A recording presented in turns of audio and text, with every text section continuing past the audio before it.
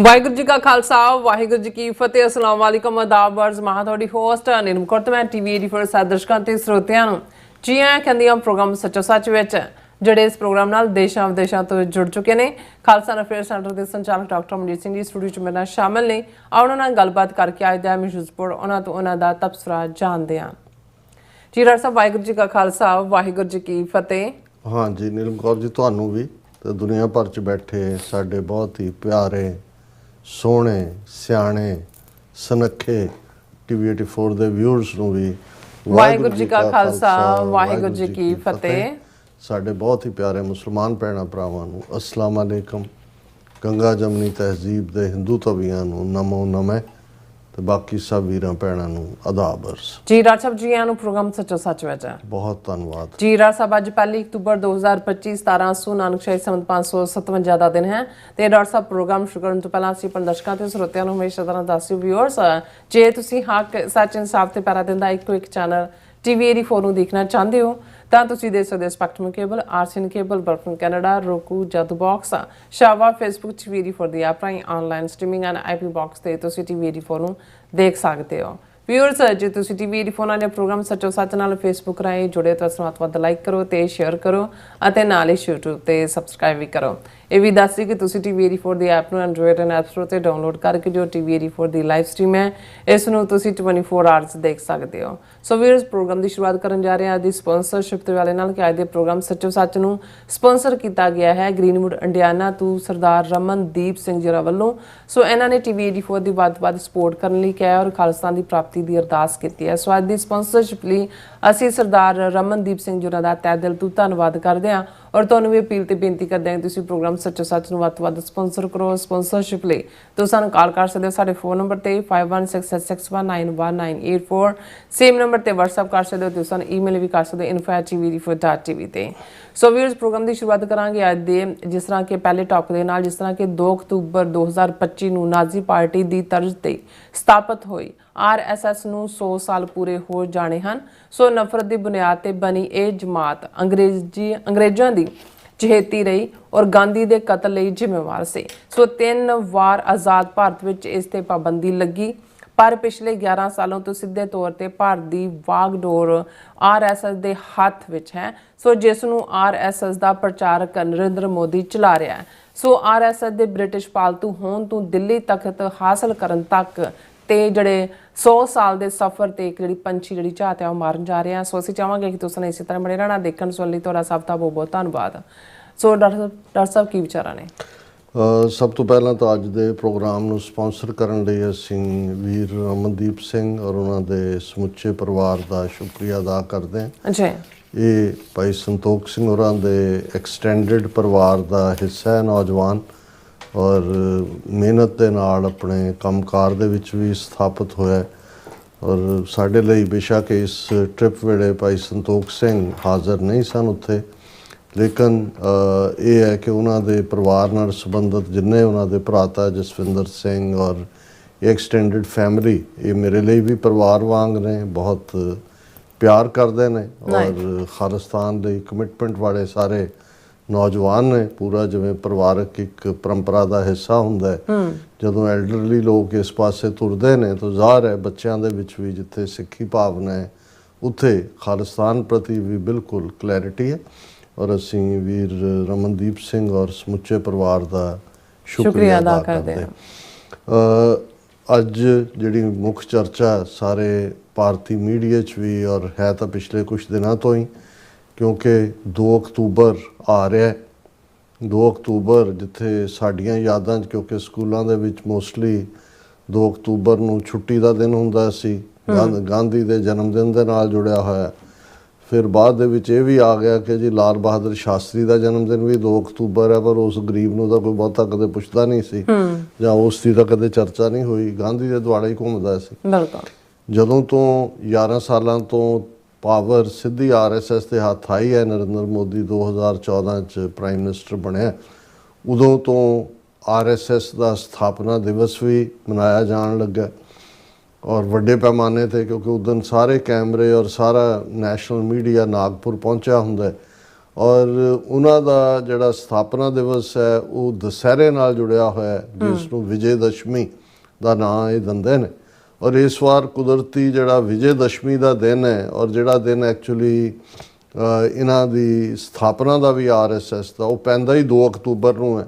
ਹੁਣ ਇਹ ਕੋਇਨਸੀਡੈਂਸ ਹੈ ਕਿ ਭਾਈ ਜਿਸ ਵਿਜੇ ਦਸ਼ਮੀ ਦੇ ਦਿਨ ਆਰਐਸਐਸ ਦੀ ਸਥਾਪਨਾ 100 ਸਾਲ ਪਹਿਲਾਂ 1925 ਚ ਹੁੰਦੀ ਹੈ, ਔਰ ਜਿਸ ਆਰਐਸਐਸ ਔਰ ਹਿੰਦੂ ਮਹਾਸਭਾ ਦਾ ਅੱਗੋਂ ਜਿਹੜਾ ਜਿਨ੍ਹਾਂ ਦੇ ਉਸ ਨਫ਼ਰਤੀ ਰੰਗ ਦੇ ਵਿੱਚ ਰੰਗਿਆ ਨਥੂਰਾਮ ਗੋਡਸੇ, ਜਿਸ ਗਾਂਧੀ ਨੂੰ ਰਾਸ਼ਟਰਪਿਤਾ ਉਹਨਾਂ ਨੇ ਬਣਾਇਆ, ਫਾਦਰ ਆਫ ਦਾ ਨੇਸ਼ਨ, ਉਸ ਦਾ ਕਾਤਲ ਨਥੂਰਾਮ ਗੋਡਸਾ ਜਿਹੜਾ ਹੈ ਉਹ ਤਾਂ ਲੇਟਰ ਔਨ 30 ਜਨਵਰੀ 1948 ਨੂੰ ਗਾਂਧੀ ਦਾ ਕਤਲ ਕਰਦਾ, ਪਰ ਵਿਜੇ ਦਸ਼ਮੀ ਤੇ 2 ਅਕਤੂਬਰ ਇਸ ਵਾਰ ਇੱਕੋ ਦਿਨ ਆਉਂਦੇ ਨੇ। ਸੋ ਹੁਣ ਇਹ ਜਿਹੜੇ ਆਰਐਸਐਸ ਦਾ ਕਾਡਰ ਹੈ ਉਹਨਾਂ ਦੇ ਲਈ ਤਾਂ ਨਥੂਰਾਮ ਗੋਡਸੇ ਹੀਰੋ ਹੈ।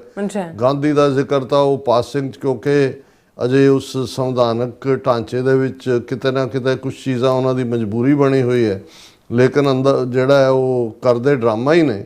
ਔਰ ਹੁਣ ਵੀ ਉਹ ਸਾਧਵੀ ਪ੍ਰਗਿਆ ਹੋਏ ਜਾਂ ਇਹਨਾਂ ਦੇ ਦੂਸਰੇ ਹੋਣ, ਉਹ ਨਥੂਰਾਮ ਗੋਡਸੇ ਨੂੰ ਸਪੈਸ਼ਲ ਟ੍ਰਿਬਿਊਟ ਦਿੰਦੇ ਨੇ, ਔਰ ਪੂਰਾ ਇੱਕ ਝਾਕੀ ਜਿਹੀ ਬਣਾ ਕੇ ਹੱਥ 'ਚ ਪਿਸਤੌਲ ਲੈ ਕੇ ਗਾਂਧੀ ਨੂੰ ਸ਼ੂਟ ਕਰਦਿਆਂ ਦਿਖਾਉਣਾ, ਜਿਹੜਾ ਅੱਜ ਕੱਲ੍ਹ ਤਾਂ ਆਰਟੀਫਿਸ਼ੀਅਲ ਇੰਟੈਲੀਜੈਂਸ ਰਾਹੀਂ ਇਹ ਹੋਰ ਵੀ ਸੌਖਾ ਹੋਇਆ। ਉਹ ਸੀਨ ਤੁਸੀਂ ਇਹਨਾਂ ਦਿਨਾਂ ਦੇ ਵਿੱਚ ਵੀ ਦੇਖੋਗੇ, ਔਰ ਉਹਨਾਂ ਦੇ ਉੱਤੇ ਕੋਈ ਰੋਕ ਟੋਕ ਨਹੀਂ ਹੁੰਦੀ, ਔਰ ਕੋਈ ਉਹਨਾਂ ਦਾ ਜਿਹੜਾ ਹੈ ਉਹ ਸੋਸ਼ਲ ਮੀਡੀਆ ਅਕਾਊਂਟ ਬੰਦ ਨਹੀਂ ਹੁੰਦੇ। ਹੁਣ ਇਸ ਪੀਰੀਅਡ 'ਚ ਇੱਕ ਗੱਲ ਦਾ ਧਿਆਨ ਰਿਹਾ ਕਿ ਦੋਨੋਂ ਹੀ ਜਿਹੜੇ ਨੇ, ਨਰਿੰਦਰ ਮੋਦੀ ਵੀ 75 ਸਾਲ ਦੀ ਉਮਰ ਕ੍ਰਾਸ ਕਰ ਗਿਆ, ਔਰ ਮੋਹਨ ਭਾਗਵਤ ਜਿਹੜਾ ਮੌਜੂਦਾ ਮੁਖੀ ਹੈ ਆਰਐਸਐਸ ਦਾ, ਉਹ ਵੀ। ਔਰ ਕੁਝ ਮਹੀਨੇ ਪਹਿਲਾਂ ਜਦੋਂ ਮੋਹਨ ਭਾਗਵਤ ਨੇ ਇਹ ਕਿਹਾ ਸੀ ਕਿ ਭਾਈ ਉਮਰ ਦੇ ਲਿਹਾਜ਼ ਨਾਲ ਇਹ ਜਿਹੜਾ ਕਿਸੇ ਨੂੰ ਉਹਨੇ ਕੋਟ ਕੀਤਾ ਸੀ, ਕਿਉਂਕਿ ਇਸੇ ਹੀ 75 ਸਾਲ ਦੇ ਉਮਰ ਦੇ ਬੈਰੀਕੇਡ ਨੂੰ ਲੈ ਕੇ ਜਿਹੜਾ ਉਹ ਮੁਰਲੀ ਮਨੋਹਰ ਜੋਸ਼ੀ ਜਿਹੜਾ ਪ੍ਰੈਜ਼ੀਡੈਂਟ ਰਿਹਾ ਭਾਰਤੀ ਜਿਹੜਾ ਬੀਜੇਪੀ ਦਾ, ਉਹਨੂੰ ਰਿਟਾਇਰ ਕੀਤਾ ਗਿਆ, ਐਲਕੇ ਅਡਵਾਨੀ ਨੂੰ ਕੀਤਾ ਗਿਆ, ਇਹਨਾਂ ਨੂੰ ਮਾਰਗਦਰਸ਼ਕ ਬਣਾ ਦਿੱਤਾ ਗਿਆ। ਔਰ ਇੱਕ ਤਵੱਕੋ ਸੀ ਕਿ ਵੀ ਇਹ ਦੋਨੋਂ ਬੁੱਢੇ ਵੀ ਪਾਸੇ ਹੋਣਗੇ, ਲੇਕਿਨ ਉਹਨੇ ਇਹ ਜਸਟੀਫਾਈ ਉਹਨੇ ਕਿਹਾ ਜੀ ਅਸੀਂ ਤਾਂ ਅਖੀਰ ਤੱਕ ਜਿਹੜਾ ਉਹ ਸਰਵ ਕਰਾਂਗੇ। ਸੋ ਮਤਲਬ ਇਹ ਹੈ ਵੀ ਇੱਕ ਸਟੇਜ ਦੇ ਉੱਤੇ ਵਿੱਚ ਵਿਚਾਲੇ ਕੁਝ ਮਹੀਨੇ ਪਹਿਲਾਂ ਇਹ ਚੱਲ ਰਿਹਾ ਸੀ ਕਿ ਵੀ ਜਿਸ ਕਿਸਮ ਦਾ ਮੋਦੀ ਦੀਆਂ ਨੀਤੀਆਂ ਨੇ ਲਿਆ ਕੇ ਫਸਾ ਦਿੱਤਾ ਹੈ, ਔਰ ਅੰਬਾਨੀ ਅਡਾਨੀ ਇਹ ਸਾਰਾ ਪਾਰਟ ਉਹ ਤਾਂ ਰਿਚ ਹੋਇਆ ਕਿਉਂਕਿ ਭਾਰਤ ਦੇ ਅਮੀਰਾਂ ਦੀ ਗਿਣਤੀ ਤਾਂ ਵਧੀ ਹੈ, ਲੇਕਿਨ ਜ਼ਿਆਦਾ ਲੋਕ ਗਰੀਬੀ ਰੇਖਾ ਤੋਂ ਥੱਲੇ ਆਏ ਨੇ, ਔਰ ਖਾਸ ਤੌਰ ਤੇ ਜਿਹੜੀ ਫੋਰਨ ਪਾਲਿਸੀ ਦਾ ਕਲੈਪਸ ਹੈ। ਸੋ ਇਹ ਵਿਦਨ ਚੱਲ ਰਿਹਾ ਸੀ ਕਿ ਵੀ ਹੋ ਸਕਦਾ ਹੈ ਆਰਐਸਐਸ ਅਪਰ ਲੈਵਲ ਤੇ ਚੇਂਜ ਆਫ ਗਾਰਡ ਕਰੇ ਕਿ ਮੋਦੀ ਨੂੰ ਪਿੱਛੇ ਹਟਣ ਲਈ ਕਹਿਣ, ਕਿਉਂਕਿ 2024 ਦੀਆਂ ਚੋਣਾਂ ਦੇ ਵਿੱਚ ਵੀ ਬੀਜੇਪੀ ਐਬਸੋਲੂਟ ਮੈਜੋਰਿਟੀ ਨਹੀਂ ਲਿਜਾ ਸਕੀ, ਜਦੋਂ ਕਿ ਦਾਅਵਾ ਉਹਨਾਂ ਦਾ 400 ਪਾਰ ਦਾ ਸੀ। ਲੇਕਿਨ ਕਿਉਂਕਿ ਆਰਐਸਐਸ ਕਿਵੇਂ ਫੈਸਲੇ ਲੈਂਦਾ ਹੈ ਇਸ ਦਾ ਆਊਟਸਾਈਡ ਦੁਨੀਆ ਨੂੰ ਕੋਈ ਪਤਾ ਨਹੀਂ ਹੈ। ਇਹਨਾਂ ਦੀ ਕਿੰਨੀ ਮੈਂਬਰਸ਼ਿਪ ਹੈ, ਹਾਲਾਂ ਮੋਦੀ ਨੇ ਲਾਲ ਕਿਲੇ ਤੋਂ ਸੰਬੋਧਨ ਹੁੰਦਿਆਂ ਕਿਹਾ ਕਿ ਜੀ ਜਿਹੜੇ ਆ ਦੁਨੀਆ ਦੀ ਸਭ ਤੋਂ ਵੱਡੀ ਐਨਜੀਓ, ਹੁਣ ਐਨਜੀਓ ਇਹ ਕਿੱਥੋਂ ਹੋ ਗਈ ਇਹਦੀ ਵੀ ਜਿਹੜੀ ਆ ਇੱਕ ਕਹਾਣੀ ਹੈ, ਲੇਕਿਨ ਇਸ ਕੋਈ ਸ਼ੱਕ ਨਹੀਂ ਹੈ ਕਿ ਇਹ ਕੋਈ ਮੈਂਬਰਸ਼ਿਪ ਨਹੀਂ ਬਣਾਉਂਦੇ। ਇਹਦੇ 'ਚ ਵੀ ਕੋਈ ਸ਼ੱਕ ਨਹੀਂ ਹੈ ਕਿ ਇਹਨਾਂ ਦੀ ਜਿਹੜੀ ਸਾਰੀ ਤਰਜ਼ੇ ਬਨਾਵਟ ਹੈ ਜਿਸ ਦੇ ਉੱਤੇ ਇਹਨਾਂ ਦਾ ਢਾਂਚਾ ਖੜਾ ਹੈ ਉਹ ਨਾਜ਼ੀ ਪਾਰਟੀ ਦੀ ਤਰਜ਼ ਤੇ ਹੈ, ਜਿਹਦੇ 'ਚ ਖੁਫੀਆਪਨ, ਔਰ ਕੱਲਾ ਇਹੀ ਨਹੀਂ ਕਿ ਵੀ ਇੱਕ ਆਰਐਸਐਸ ਜਾਂ ਉਸ ਦੀ ਬੀਜੇਪੀ ਇੱਕ ਸਿਆਸੀ ਜਮਾਤ ਹੈ, 72 ਦੇ ਕਰੀਬ ਇਹਨਾਂ ਦੀਆਂ ਹੋਰ ਸੰਸਥਾਵਾਂ ਨੇ ਅੱਡ-ਅੱਡ ਫੀਲਡਸ ਦੇ ਵਿੱਚ, ਹਰ ਫੀਲਡ ਦੇ ਵਿੱਚ, ਉਹਦੇ 'ਚ ਟਰਾਈਬਲਸ ਲੋਕਾਂ ਦੇ ਵਿੱਚ, ਸ਼ਡਿਊਲ ਕਾਸਟ ਦੇ ਵਿੱਚ, ਸਟੂਡੈਂਟਸ ਦੇ ਵਿੱਚ ਅਖਿਲ ਭਾਰਤੀ ਵਿਦਿਆਰਥੀ ਪਰਿਸ਼ਦ, ਮਜ਼ਦੂਰਾਂ ਦੇ ਵਿੱਚ ਭਾਰਤੀ ਮਜ਼ਦੂਰ ਸੰਘ, ਔਰ ਹਜ਼ਾਰਾਂ ਦੀ ਗਿਣਤੀ 'ਚ ਇਹਨਾਂ ਦੇ ਉਹ ਸੋ ਕਾਲਡ ਵਿਦਿਆਲੇ ਜਾਂ ਸਕੂਲ ਨੇ ਜਿਹੜੇ ਭਾਵੇਂ ਏਕਲਵਿਆ ਦੇ ਨਾਂ ਕੀਤੇ ਹੋਏ ਨੇ, ਜਿਹੜਾ ਕਿ ਜਿਸ ਦਾ ਅੰਗੂਠਾ ਜਿਹੜਾ ਦੁਰਯੋਧਨ ਨੇ ਮੰਗ ਲਿਆ ਸੀ ਕਿ ਭਾਈ ਇੱਕ ਜਿਹੜਾ ਉਹ ਸ਼ੂਦਰਾਂ ਦਾ ਮੁੰਡਾ ਇੰਨਾ ਚੰਗਾ ਤੀਰਅੰਦਾਜ਼ ਕਿਵੇਂ ਹੋਇਆ, ਇਹਨਾਂ ਨੇ ਸਕੂਲਾਂ ਦੇ ਨਾਂ ਏਕਲਵਿਆ ਦੇ ਨਾਂ 'ਤੇ ਰੱਖੇ ਨੇ।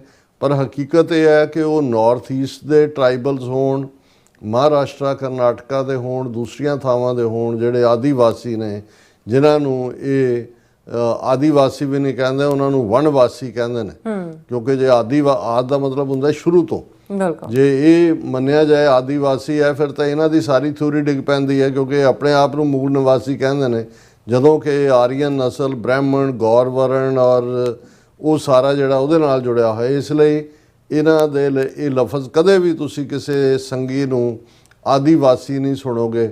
ਔਰ ਉਹਨਾਂ ਦੇ ਬੱਚਿਆਂ ਨੂੰ ਇਹ ਜ਼ਬਰਦਸਤੀ ਉਹਨਾਂ ਤੋਂ ਲਿਜਾ ਕੇ ਦੂਰ ਦੁਰਾਡੇ ਏਕਲਵਿਆ ਵਿਦਿਆਲਿਆਂ ਦੇ ਨਾਂ ਥੱਲੇ ਉਹਨਾਂ ਦੇ ਵਿੱਚ ਭਰਤੀ ਕਰਕੇ, ਬ੍ਰੇਨ ਵਾਸ਼ ਕਰਕੇ ਉਹਨਾਂ ਨੂੰ ਫੁੱਟ ਸੋਲਜਰ ਬਣਾਉਂਦੇ ਨੇ।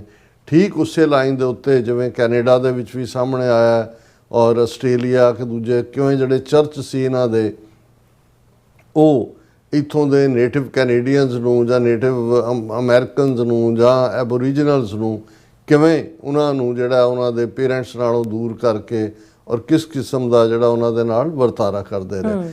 ਸੋ ਇਹ ਸਾਰੀ, ਔਰ ਇਹਨਾਂ ਦਾ ਇੰਨਾ ਵੱਡਾ ਨੈਟਵਰਕ ਹੈ, ਇੰਨਾ ਪੈਸਾ, ਕਿਉਂਕਿ 11 ਸਾਲਾਂ 'ਚ ਤਾਂ ਉਹਨਾਂ ਨੇ ਪੈਸੇ ਵਾਲੀਆਂ ਤਾਂ ਜਿਹਨਾਂ ਨੂੰ ਕਹੋ ਕਿ ਵੀ ਕਸਰਾਂ ਹੀ ਕੱਢ ਦਿੱਤੀਆਂ ਨੇ। ਲੇਕਿਨ ਇਸ ਸਭ ਦੇ ਬਾਵਜੂਦ ਕਿ ਨਾ ਇਹਨਾਂ ਦਾ ਕੋਈ ਰੈਵੋਲੂਸ਼ਨਰੀ ਇਤਿਹਾਸ ਹੈ, ਬਿਲਕੁਲ, ਔਰ ਇਹ ਜਿਵੇਂ ਅੱਜ ਦੀ ਆਵਾਜ਼ ਪ੍ਰੋਗਰਾਮ ਦੇ ਵਿੱਚ ਵੀ ਆਪਣੇ ਇੰਟਰਵਿਊ 'ਚ ਮੈਂ ਅੱਜ ਇਸ ਦੇ ਉੱਤੇ ਕਾਫੀ ਵੇਰਵੇ ਨਾਲ ਗੱਲ ਕੀਤੀ ਸੀ ਕਿ ਜਦੋਂ ਅਸੀਂ 20ਵੀਂ ਸਦੀ ਨੂੰ ਜੇ ਅਸੀਂ ਸਮਝਣਾ ਹੈ ਤਾਂ ਫਿਰ ਸਾਨੂੰ ਇਹ ਦੇਖਣਾ ਹੋਏਗਾ ਕਿ ਜਿਹੜੇ ਦੋਵੇਂ ਵੱਡੇ ਸੰਸਾਰ ਯੁੱਧ ਹੋਏ ਉਹ 20ਵੀਂ ਸਦੀ 'ਚ ਹੋਏ। ਇੱਕ 1914 ਤੋਂ 1918 ਤੱਕ ਫਸਟ ਵਰਲਡ ਵਾਰ ਹੋਇਆ, ਇੱਕ 1939 ਤੋਂ 1945 ਤੱਕ ਸੈਕੰਡ ਵਰਲਡ ਵਾਰ ਹੋਇਆ। ਫਿਰ ਜਿਹੜਾ ਨੇਸ਼ਨ ਸਟੇਟ ਦਾ ਕਨਸੈਪਟ ਭਾਵੇਂ 18th ਸੈਂਚੁਰੀ ਤੱਕ ਜਿਹੜਾ ਉਹ ਸਾਹਮਣੇ ਆ ਗਿਆ ਸੀ, ਪਰ ਸ਼ਾਇਦ ਬਹੁਤਿਆਂ ਨੂੰ ਜਦੋਂ ਅੱਜ ਅਸੀਂ ਗੱਲ ਕਰ ਰਹੇ ਹਾਂ ਇਹ ਹੈਰਾਨੀ ਹੋਏ ਕਿ 20ਵੀਂ ਸਦੀ ਤੋਂ ਪਹਿਲਾਂ ਪਾਸਪੋਰਟ ਹੀ ਨਹੀਂ ਸੀ ਹੁੰਦੇ ਕੋਈ। ਹੁਣ ਗੁਰੂ ਨਾਨਕ ਪਾਤਸ਼ਾਹ 50,000 ਮੀਲ ਦੁਨੀਆ ਦੇ ਮੇਰੇ ਖਿਆਲ ਹੈ ਉਸ ਵੇਲੇ ਦੇ ਕਿੰਨੇ ਸਾਮਰਾਜਾਂ 'ਚੋਂ ਗਏ, ਉਹਨਾਂ ਕੋਲ ਜਾਂ ਭਾਈ ਮਰਦਾਨੇ ਕੋਲ ਪਾਸਪੋਰਟ ਥੋੜ੍ਹੀ ਸੀ ਕਿ ਹੁਣ ਉਹ ਬਗਦਾਦ 'ਚ ਆ ਗਏ, ਹੁਣ ਉਹ ਕਾਬਲ 'ਚ ਆ ਗਏ, ਹੁਣ ਉਹ ਜਿਹੜੇ ਨੇ ਉਹ ਸ੍ਰੀਲੰਕਾ ਪਹੁੰਚ ਗਏ ਜਾਂ ਨੇਪਾਲ ਪਹੁੰਚ ਗਏ। ਇਸੇ ਤਰ੍ਹਾਂ ਈਵਨ ਜਿਹੜਾ ਬਰਥ ਡੇ ਲਿਖਣ ਦੀ ਲਾਈਨ ਹੈ, ਇਹ ਵੀ ਜਿਹੜੀ ਹੈ ਕਰੰਟ 20ਵੀਂ ਸਦੀ 'ਚ ਭਾਰਤ ਦੇ ਵਿੱਚ ਤਾਂ 1930 ਤੋਂ ਜਨਮ ਲਿਖਣ ਦੀ ਉਹ ਵੀ ਚੌਕੀਦਾਰ ਦੇ ਕੋਲ ਜਾ ਕੇ ਲਿਖਵਾਉਂਦੇ ਸੀ ਕਿ ਇਹੀ ਕਾਰਨ ਹੈ ਕਿ ਭਾਈ ਫੌਜਾ ਸਿੰਘ ਜਿਹੜੇ 117-18 ਸਾਲ ਦੀ ਉਮਰ ਭੋਗ ਕੇ ਐਕਸੀਡੈਂਟ ਦੇ ਵਿੱਚ ਹੀ ਮਾਰੇ ਗਏ, ਅਦਰਵਾਈਜ਼ ਸ਼ਾਇਦ ਉਹ ਹਿਊਮਨ ਹਿਸਟਰੀ ਦੇ ਸਭ ਤੋਂ ਲੰਬੀ ਉਮਰ ਵਾਲੇ ਹੁੰਦੇ। ਔਰ ਉਹਨਾਂ ਨੂੰ ਜਿਹੜਾ ਉਹਨਾਂ ਦਾ ਰਿਕਾਰਡ ਕਦੇ, ਕਿਉਂਕਿ ਹੈ ਨਹੀਂ ਸੀ ਸਕੂਲ, ਉਹ ਗਏ ਨਹੀਂ ਸੀ ਸਕੂਲ 'ਚ ਹੀ ਅੰਦਾਜ਼ਨ ਜਿਹੀ ਉਮਰ ਲਿਖੀ ਜਾਂਦੀ ਸੀ। ਸੋ ਗਿਨੀ ਬੁੱਕ ਆਫ ਰੈਕਰਡਸ ਨੇ ਉਹਨਾਂ ਨੂੰ ਨਹੀਂ ਮੰਨਿਆ ਕਿ ਜੀ ਉਹਨਾਂ ਦੀ ਉਮਰ ਇੰਨੀ ਹੈ, ਉਹਨਾਂ ਨੇ ਕਿਹਾ ਜੀ ਬਰਥਡੇ ਦਾ ਸਬੂਤ ਲਿਆਓ। ਹੁਣ ਇਹ ਮੈਂ ਇਸ ਲਈ ਕਹਿ ਰਿਹਾ ਕਿ ਜਦੋਂ ਅਸੀਂ ਅੱਜ ਦੇ ਕੰਟੈਕਸਟ ਦੇ ਵਿੱਚ ਦੇਖਣ ਦੀ ਕੋਸ਼ਿਸ਼ ਕਰਦੇ ਹਾਂ, ਔਰ ਬ੍ਰਿਟਿਸ਼ਰਸ ਜਿਨ੍ਹਾਂ ਨੇ 1757 ਦੀ ਪਲਾਸੀ ਦੀ ਲੜਾਈ ਤੋਂ ਬਾਅਦ ਬੰਗਾਲ ਦੇ ਉੱਤੇ ਕਬਜ਼ਾ ਕਰ ਲਿਆ, ਉਸ ਵੇਲੇ ਦਾ ਬੰਗਾਲ ਦਾ ਮਤਲਬ ਸੀ ਅੱਜ ਦਾ ਉੜੀਸਾ, ਬਿਹਾਰ ਸਾਰਾ, ਔਰ ਪੰਜਾਬ ਅਖੀਰਲੀ ਰਿਆਸਤ ਸੀ 1849 'ਚ ਜਿਹੜੀ ਅੰਗਰੇਜ਼ਾਂ ਨੇ ਹਥਿਆਈ। ਸੋ ਰੈਸਟ ਆਫ ਇੰਡੀਆ ਜਿਹੜਾ ਪੰਜਾਬ ਨੂੰ ਛੱਡ ਕੇ ਅੰਗਰੇਜ਼ਾਂ ਦੇ ਥੱਲੇ 200 ਸਾਲ ਤੋਂ ਸੀ, ਜਦੋਂ ਕਿ ਪੰਜਾਬ ਨੇ ਸਿਰਫ 98 ਸਾਲ ਜਿਹੜਾ ਅੰਗਰੇਜ਼ਾਂ ਦੀ ਅਧੀਨਗੀ 'ਚ ਪੰਜਾਬ ਰਿਹਾ, ਔਰ ਉਹਨਾਂ 98 ਸਾਲਾਂ 'ਚ ਵੀ ਅੰਗਰੇਜ਼ਾਂ 'ਚ ਨੱਕ ਦਾ ਦਮ ਕਰਕੇ ਰੱਖਿਆ, ਨੱਕ 'ਚ ਉਹਨਾਂ ਦੇ ਦਮ ਕਰਕੇ ਰੱਖਿਆ। ਇਹੀ ਕਾਰਨ ਹੈ ਕਿ ਜੇ ਤੁਸੀਂ ਇਹਨਾਂ 98 ਸਾਲਾਂ ਦੇ ਵਿੱਚ ਦੇਖੋ, ਉਹ ਭਾਈ ਮਹਾਰਾਜ ਸਿੰਘ ਦੀ ਬਗਾਵਤ ਹੋਏ, ਉਹ ਇੱਕਦਮ ਬਾਅਦ 1850 ਦੇ ਨੇੜੇ ਤੇੜੇ ਸ਼ੁਰੂ ਹੋ ਜਾਂਦੀ ਹੈ।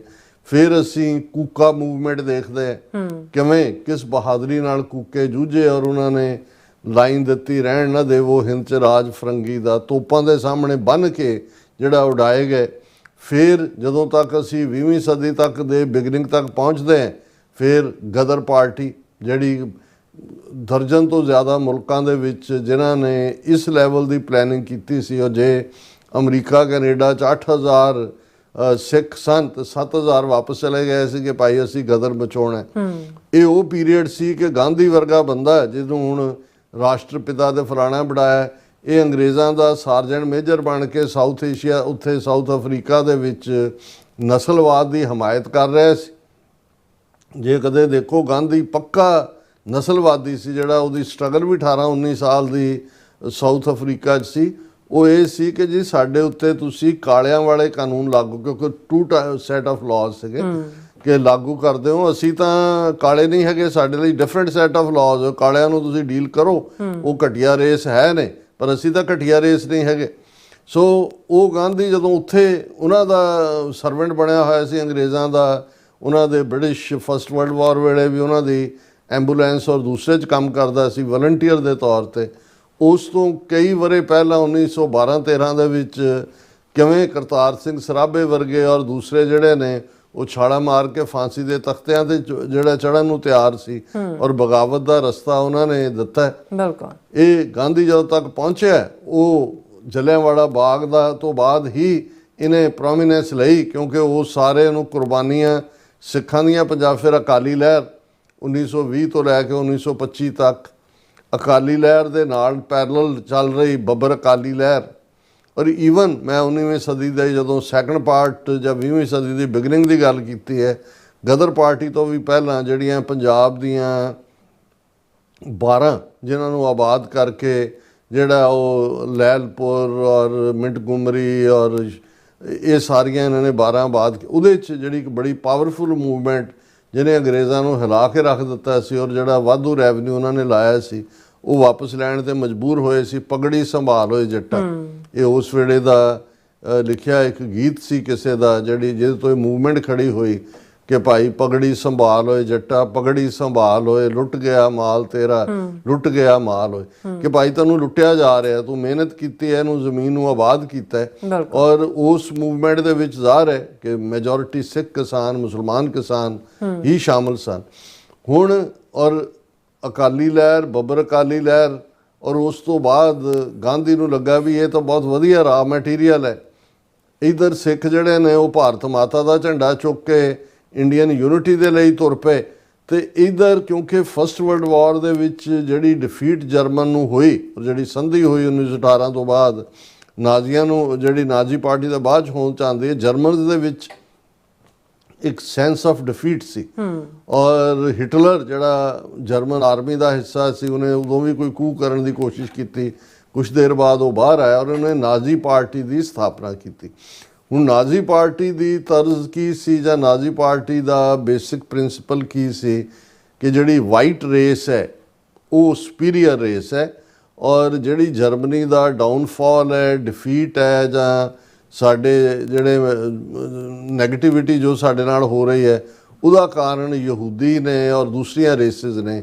ਔਰ ਉਹਨੇ ਉਸ ਦੇ ਉੱਤੇ ਹੀ ਜਿਹੜਾ ਇਸ ਪਾਰਟੀ ਨੂੰ ਫਾਊਂਡ ਕੀਤਾ। 1920ਵਿਆਂ ਦੇ ਵਿੱਚ ਨਾਜ਼ੀ ਪਾਰਟੀ ਦਾ ਜਨਮ ਹੁੰਦਾ ਹੈ, 1930ਵਿਆਂ ਦੇ ਵਿੱਚ ਉਹ ਪਾਵਰ ਹਾਸਿਲ ਕਰਦੇ ਨੇ, ਔਰ ਫਿਰ ਜੋ ਸੈਕੰਡ ਵਰਲਡ ਵਾਰ ਔਰ ਜਦੋਂ ਰਾਈਜ਼ ਇਸ ਪਾਸੇ ਨਾਜ਼ੀਆਂ ਦਾ ਹੁੰਦਾ, ਠੀਕ ਉਸੇ ਵੇਲੇ ਇਟਲੀ ਦੇ ਵਿੱਚ ਜਦੋਂ ਅਸੀਂ ਦੋ ਲਫ਼ਜ਼, ਇੱਕ ਨਾਜ਼ੀਜ਼ਮ, ਇੱਕ ਫਾਸ਼ਿਜ਼ਮ ਸੁਣਦੇ ਹਾਂ, ਫਾਸ਼ੀਵਾਦ, ਫਾਸ਼ਿਜ਼ਮ ਦਾ ਪਿਤਾਮਾ ਜਿਹੜਾ ਹੈ ਉਹ ਇਟਲੀ ਦੇ ਵਿੱਚ ਪੈਦਾ ਹੁੰਦਾ, ਮੁਸੋਲਿਨੀ, ਬਰਾਊਨ ਸ਼ਰਟਸ ਵਾਲੇ ਵੀ ਉਹਨਾਂ ਨੂੰ ਕਹਿੰਦੇ ਸੀ। ਉਹਨੇ ਫਾਸ਼ੀਵਾਦ ਦਾ ਮਤਲਬ ਕੋਈ ਤੁਹਾਡਾ ਲੋਕਤੰਤਰਿਕ ਜਾਂ ਜਮਹੂਰੀ ਜਾਂ ਕਲੈਕਟਿਵ ਫੈਸਲਿਆਂ ਦੇ ਲਈ ਕੋਈ ਸਪੇਸ ਨਹੀਂ ਹੈ, ਜਸਟ ਜਿਹੜਾ ਹੈ ਉਹ ਇੱਕ ਬੰਦੇ ਦੇ ਹੱਥ 'ਚ ਤਾਕਤ ਹੋਏ।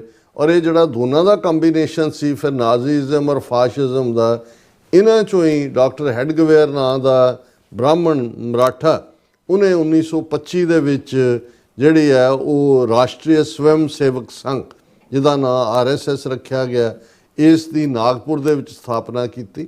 ਔਰ ਬਾਅਦ ਦੇ ਵਿੱਚ ਜਿਹੜੇ ਉਸ ਨੂੰ ਜ਼ਿਆਦਾ ਸਪਰੈਡ ਕੀਤਾ ਜਾਂ ਜ਼ਿਆਦਾ ਉਸ ਦੇ ਵਿੱਚ ਆਈਡੀਓਲੋਜੀਕਲ ਬਾਰੂਦ ਭਰਿਆ, ਉਹ ਗੋਲਵਲਕਰ, ਜਿਹਨੂੰ ਇਹ ਗੁਰੂ ਗੋਲਵਲਕਰ ਕਹਿੰਦੇ ਨੇ, ਉਹਦੀ ਕਿਤਾਬ ਬੰਚ ਆਫ ਥਾਟਸ ਹੈ। ਔਰ ਜੇ ਤੁਸੀਂ ਦੇਖੋਗੇ ਕਿ ਜਦੋਂ ਅਸੀਂ ਰਿਪੀਟਡਲੀ, ਮੈਂ ਜਿੰਨੇ ਇੰਟਰਵਿਊ ਪਿਛਲੇ ਇਹਨਾਂ ਦਿਨਾਂ ਦੇ ਵਿੱਚ ਦਿੱਤੇ ਨੇ, ਜਦੋਂ S ਜੈਸ਼ੰਕਰ ਇੱਥੇ ਆਇਆ ਜਾਂ ਪਾਕਿਸਤਾਨ ਦੇ ਸੁਨੋ ਡਿਜੀਟਲ ਰੇਡੀਓ ਦੇ ਉੱਤੇ FM ਤੇ ਜਿਹੜਾ ਅੱਜ ਹੀ ਅਪਲੋਡ ਹੋਇਆ TV 84 ਤੇ, ਮੇਰਾ 15-20 ਮਿੰਟ ਦਾ ਇੰਟਰਵਿਊ ਸੀ। ਔਰ ਜਦੋਂ ਮੈਂ ਰਿਪੀਟਡਲੀ ਇਹ ਕਹਿੰਦਾ ਕਿ ਭਾਈ ਇਹ ਜਿਹੜਾ ਅੱਜ ਜਿਨ੍ਹਾਂ ਦੇ ਕੋਲ ਹਕੂਮਤ ਹੈ ਜਾਂ RSS ਦੀ ਵਿਚਾਰਧਾਰਾ, ਇਹ ਨਾਜ਼ੀਵਾਦੀ ਹੈ, ਇਹ ਨਾਜ਼ੀ ਕਰੇਸੀ ਹੈ, ਡੈਮੋਕ੍ਰੇਸੀ ਨਹੀਂ ਹੈ, ਕਿਉਂਕਿ ਉਹਨਾਂ ਤੋਂ ਹੀ ਨਾਜ਼ੀਆਂ ਦੀਆਂ ਪਾਲਿਸੀਜ਼ ਤੋਂ ਇਨਸਪਾਇਰ ਹੋ ਕੇ, ਹਾਲਾਂ ਹਿਟਲਰ ਨਾਜ਼ੀ ਜਿਹੜਾ ਹੈ ਉਹ ਬ੍ਰਾਹਮਣ ਕਿਉਂਕਿ ਜਿਹੜਾ ਕਾਸਟ ਸਿਸਟਮ ਹੈ ਵਰਣ ਆਸ਼ਰਮ ਦੇ ਰੂਪ 3500 ਸਾਲ ਤੋਂ ਰਿਗਵੇਦ ਦੇ ਰੂਪ 'ਚ, ਜੀ ਜਿਹਦੇ 'ਚ ਪਹਿਲਾਂ ਹੀ ਬ੍ਰਾਹਮਣ ਰੇਸ ਸੁਪੀਰੀਅਰ ਹੈ ਔਰ ਬ੍ਰਾਹਮਣ ਹੀ ਆਰੀਆ ਨੇ। ਇਸੇ ਲਈ ਜਦੋਂ ਹਿਟਲਰ ਨੇ ਐਰੀਅਨ ਸੁਪੀਰੀਅਰਿਟੀ ਦੀ ਗੱਲ ਕੀਤੀ, ਉਹ ਆ ਨਹੀਂ ਕਹਿ ਸਕਦੇ, ਇਹ ਕਹਿੰਦੇ ਨੇ ਐਰੀਅਨ, ਤੇ ਜ਼ਾਹਰ ਹੈ ਉਹਨਾਂ ਦੇ ਸਾਹਮਣੇ। ਔਰ ਜਿਹੜਾ ਵਾਈਟ ਮੈਨ ਸੁਪਰ ਰੇਸ ਜਿਹਨੂੰ ਹਿਟਲਰ ਕਹਿੰਦਾ ਹੈ, ਉਹ ਉਹੀ ਹੈ ਜੋ ਉਧਰ ਬ੍ਰਾਹਮਣ ਹੈ, ਕਿ ਲੰਬਾ ਕੱਦ ਹੈ, ਗੋਰਾ ਰੰਗ ਹੈ, ਚੌੜਾ ਮੱਥਾ ਹੈ, ਔਰ ਬਾਕੀ ਜਿਹੜੇ ਨੇ ਉਹ ਇਨਫੀਰੀਅਰ ਨੇ। ਬ੍ਰਾਹਮਣ ਉੱਤੇ ਬੈਠਾ ਹੈ, ਉਹਦੇ ਕੋਲ ਰਿਲੀਜੀਅਸ, ਸੋਸ਼ਲ, ਪੋਲੀਟੀਕਲ ਸਾਰੀਆਂ ਪਾਵਰਸ ਨੇ, ਉਹ ਡਿਸਾਈਡਿੰਗ ਫੈਕਟਰ ਹੈ। ਉਹ ਇੱਕ ਮਾਈਨੋਰਿਟੀ 'ਚ ਹੁੰਦਿਆਂ ਵੀ ਮੈਜੋਰਿਟੀ 'ਤੇ ਰੂਲ ਕਰਨ ਦਾ ਹੱਕ ਰੱਖਦਾ ਹੈ, ਕਿਉਂਕਿ ਬਾਈ ਬਰਥ ਉਹ ਬ੍ਰਹਮਾ ਦੇ ਮੂੰਹ 'ਚੋਂ ਪੈਦਾ ਹੋਇਆ ਹੈ। ਬਾਕੀ ਤਾਂ ਕੋਈ ਛਾਤੀ 'ਚੋਂ ਨਿਕਲਿਆ, ਕੋਈ ਬਾਹਾਂ 'ਚੋਂ ਨਿਕਲਿਆ, ਕੋਈ ਲੱਤਾਂ 'ਚੋਂ ਨਿਕਲਿਆ, ਕੋਈ ਪੈਰਾਂ 'ਚੋਂ ਨਿਕਲਿਆ। ਸੋ ਉਸ ਲਈ ਉਹਨਾਂ ਦੀ ਕੋਈ ਵਕਤ ਨਹੀਂ, ਜਿਹੜੇ ਮੂੰਹ 'ਚੋਂ ਨਿਕਲੇ ਬ੍ਰਾਹਮਣ ਨੇ। ਔਰ ਇਹੀ ਕਾਰਨ ਹੈ ਕਿ ਬ੍ਰਾਹਮਣ ਦੇ ਉੱਤੇ ਸਵਾਲ ਨਹੀਂ ਕੀਤਾ ਜਾ ਸਕਦਾ। ਬ੍ਰਾਹਮਣ ਕੋਲ ਸਾਰੇ ਹਕੂਕ ਨੇ। ਬ੍ਰਾਹਮਣ ਦੇਵਤਾ ਹੈ, ਔਰ ਜੇ ਬ੍ਰਾਹਮਣ ਨੂੰ ਮਾਰਿਆ ਜਾਂਦਾ ਉਹ ਬ੍ਰਹਮ ਹੱਤਿਆ ਹੈ, ਔਰ ਉਸ ਦੀ ਕਿਤੇ ਵੀ ਜਿਹੜੀ ਆ ਉਹ ਮਾਫੀ ਨਹੀਂ ਮਿਲ ਸਕਦੀ। ਹੁਣ ਇਹਨਾਂ ਸਾਰਿਆਂ 'ਚੋਂ ਇਹਨੂੰ ਜੇ ਤੁਸੀਂ ਇਹ ਦੇਖੋ ਕਿ ਮਿਊਚੁਅਲੀ ਕਿਵੇਂ ਕੰਪਲੀਮੈਂਟ ਕਰਦਾ ਹੈ। ਨਾਜ਼ੀ ਆਈਡੀਓਲੋਜੀ ਜਿਹੜੀ ਰੇਸਿਜ਼ਮ ਹੈ ਖਤਰਨਾਕ ਫਾਰਮ ਦੇ ਵਿੱਚ, ਔਰ ਦੂਸਰੇ ਪਾਸੇ ਜਿਹੜਾ ਇਹਨਾਂ ਦਾ ਵਰਣ ਆਸ਼ਰਮ, ਵਰਣ ਸੰਸਕ੍ਰਿਤ ਦੇ ਵਿੱਚ ਰੰਗ ਨੂੰ ਕਹਿੰਦੇ ਨੇ, ਕਲਰ ਨੂੰ, ਕਲਰ ਬੇਸਡ ਡਿਸਟਿੰਕਸ਼ਨ। ਸੋ ਐਵੇਂ ਨਹੀਂ, ਨਾਜ਼ੀ ਜਿਹੜੇ ਨੇ ਉਹ ਬਹੁਤ ਪ੍ਰਭਾਵਿਤ ਸੀ। ਉਹਨਾਂ ਨੇ ਈਵਨ ਬਰਲਿਨ ਦੇ ਵਿੱਚ ਸੰਸਕ੍ਰਿਤ ਯੂਨੀਵਰਸਿਟੀ ਵੀ ਬਣਾਈ ਹਿਟਲਰ ਦੇ ਜ਼ਮਾਨੇ ਦੇ ਵਿੱਚ, ਔਰ ਉਹ ਬਹੁਤ ਸੌਫਟ ਕਾਰਨਰ ਰੱਖਦਾ ਸੀ। ਐਵੇਂ ਨਹੀਂ, ਸੁਭਾਸ਼ ਚੰਦਰ ਬੋਸ ਨੂੰ ਔਰ ਦੂਜਿਆਂ ਨੂੰ ਹਿਟਲਰ ਨੇ ਵੀ ਵੈਲਕਮ ਕੀਤਾ। ਰਵਿੰਦਰਨਾਥ ਟੈਗੋਰ ਵੀ ਆ ਕੇ ਜਿਹੜਾ ਹਿਟਲਰ ਨੂੰ ਮਿਲਿਆ, ਕਿਉਂਕਿ ਇਹ ਸਾਰੇ ਇੱਕ ਇਹਨਾਂ। ਔਰ ਅੱਜ ਵੀ ਜਦੋਂ ਅਸੀਂ ਵਾਈਟ ਸੁਪਰਾਮੈਸਿਸ ਦੇ ਨਾਲ ਜਾਂ ਜਿਹੜੇ ਇਹਨਾਂ ਦਾ ਅਲਾਇੰਸ ਦੇਖਦੇ ਹਾਂ RSS ਦਾ, ਤਾਂ ਫਿਰ ਇਹ ਬੇਸ਼ੱਕ ਬਹੁਤ ਕੁਝ ਪਰਦੇ ਦੇ ਪਿੱਛੇ ਹੈ, ਕਿਉਂਕਿ ਇਹ ਸਾਰੀਆਂ ਤਨਜ਼ੀਮਾਂ ਜਾਂ ਜਮਾਤਾਂ ਪਰਦੇ ਦੇ ਪਿੱਛੇ ਕੰਮ ਕਰਦੀਆਂ ਨੇ, ਲੇਕਿਨ ਬੇਸ ਉਹੀ ਹੈ।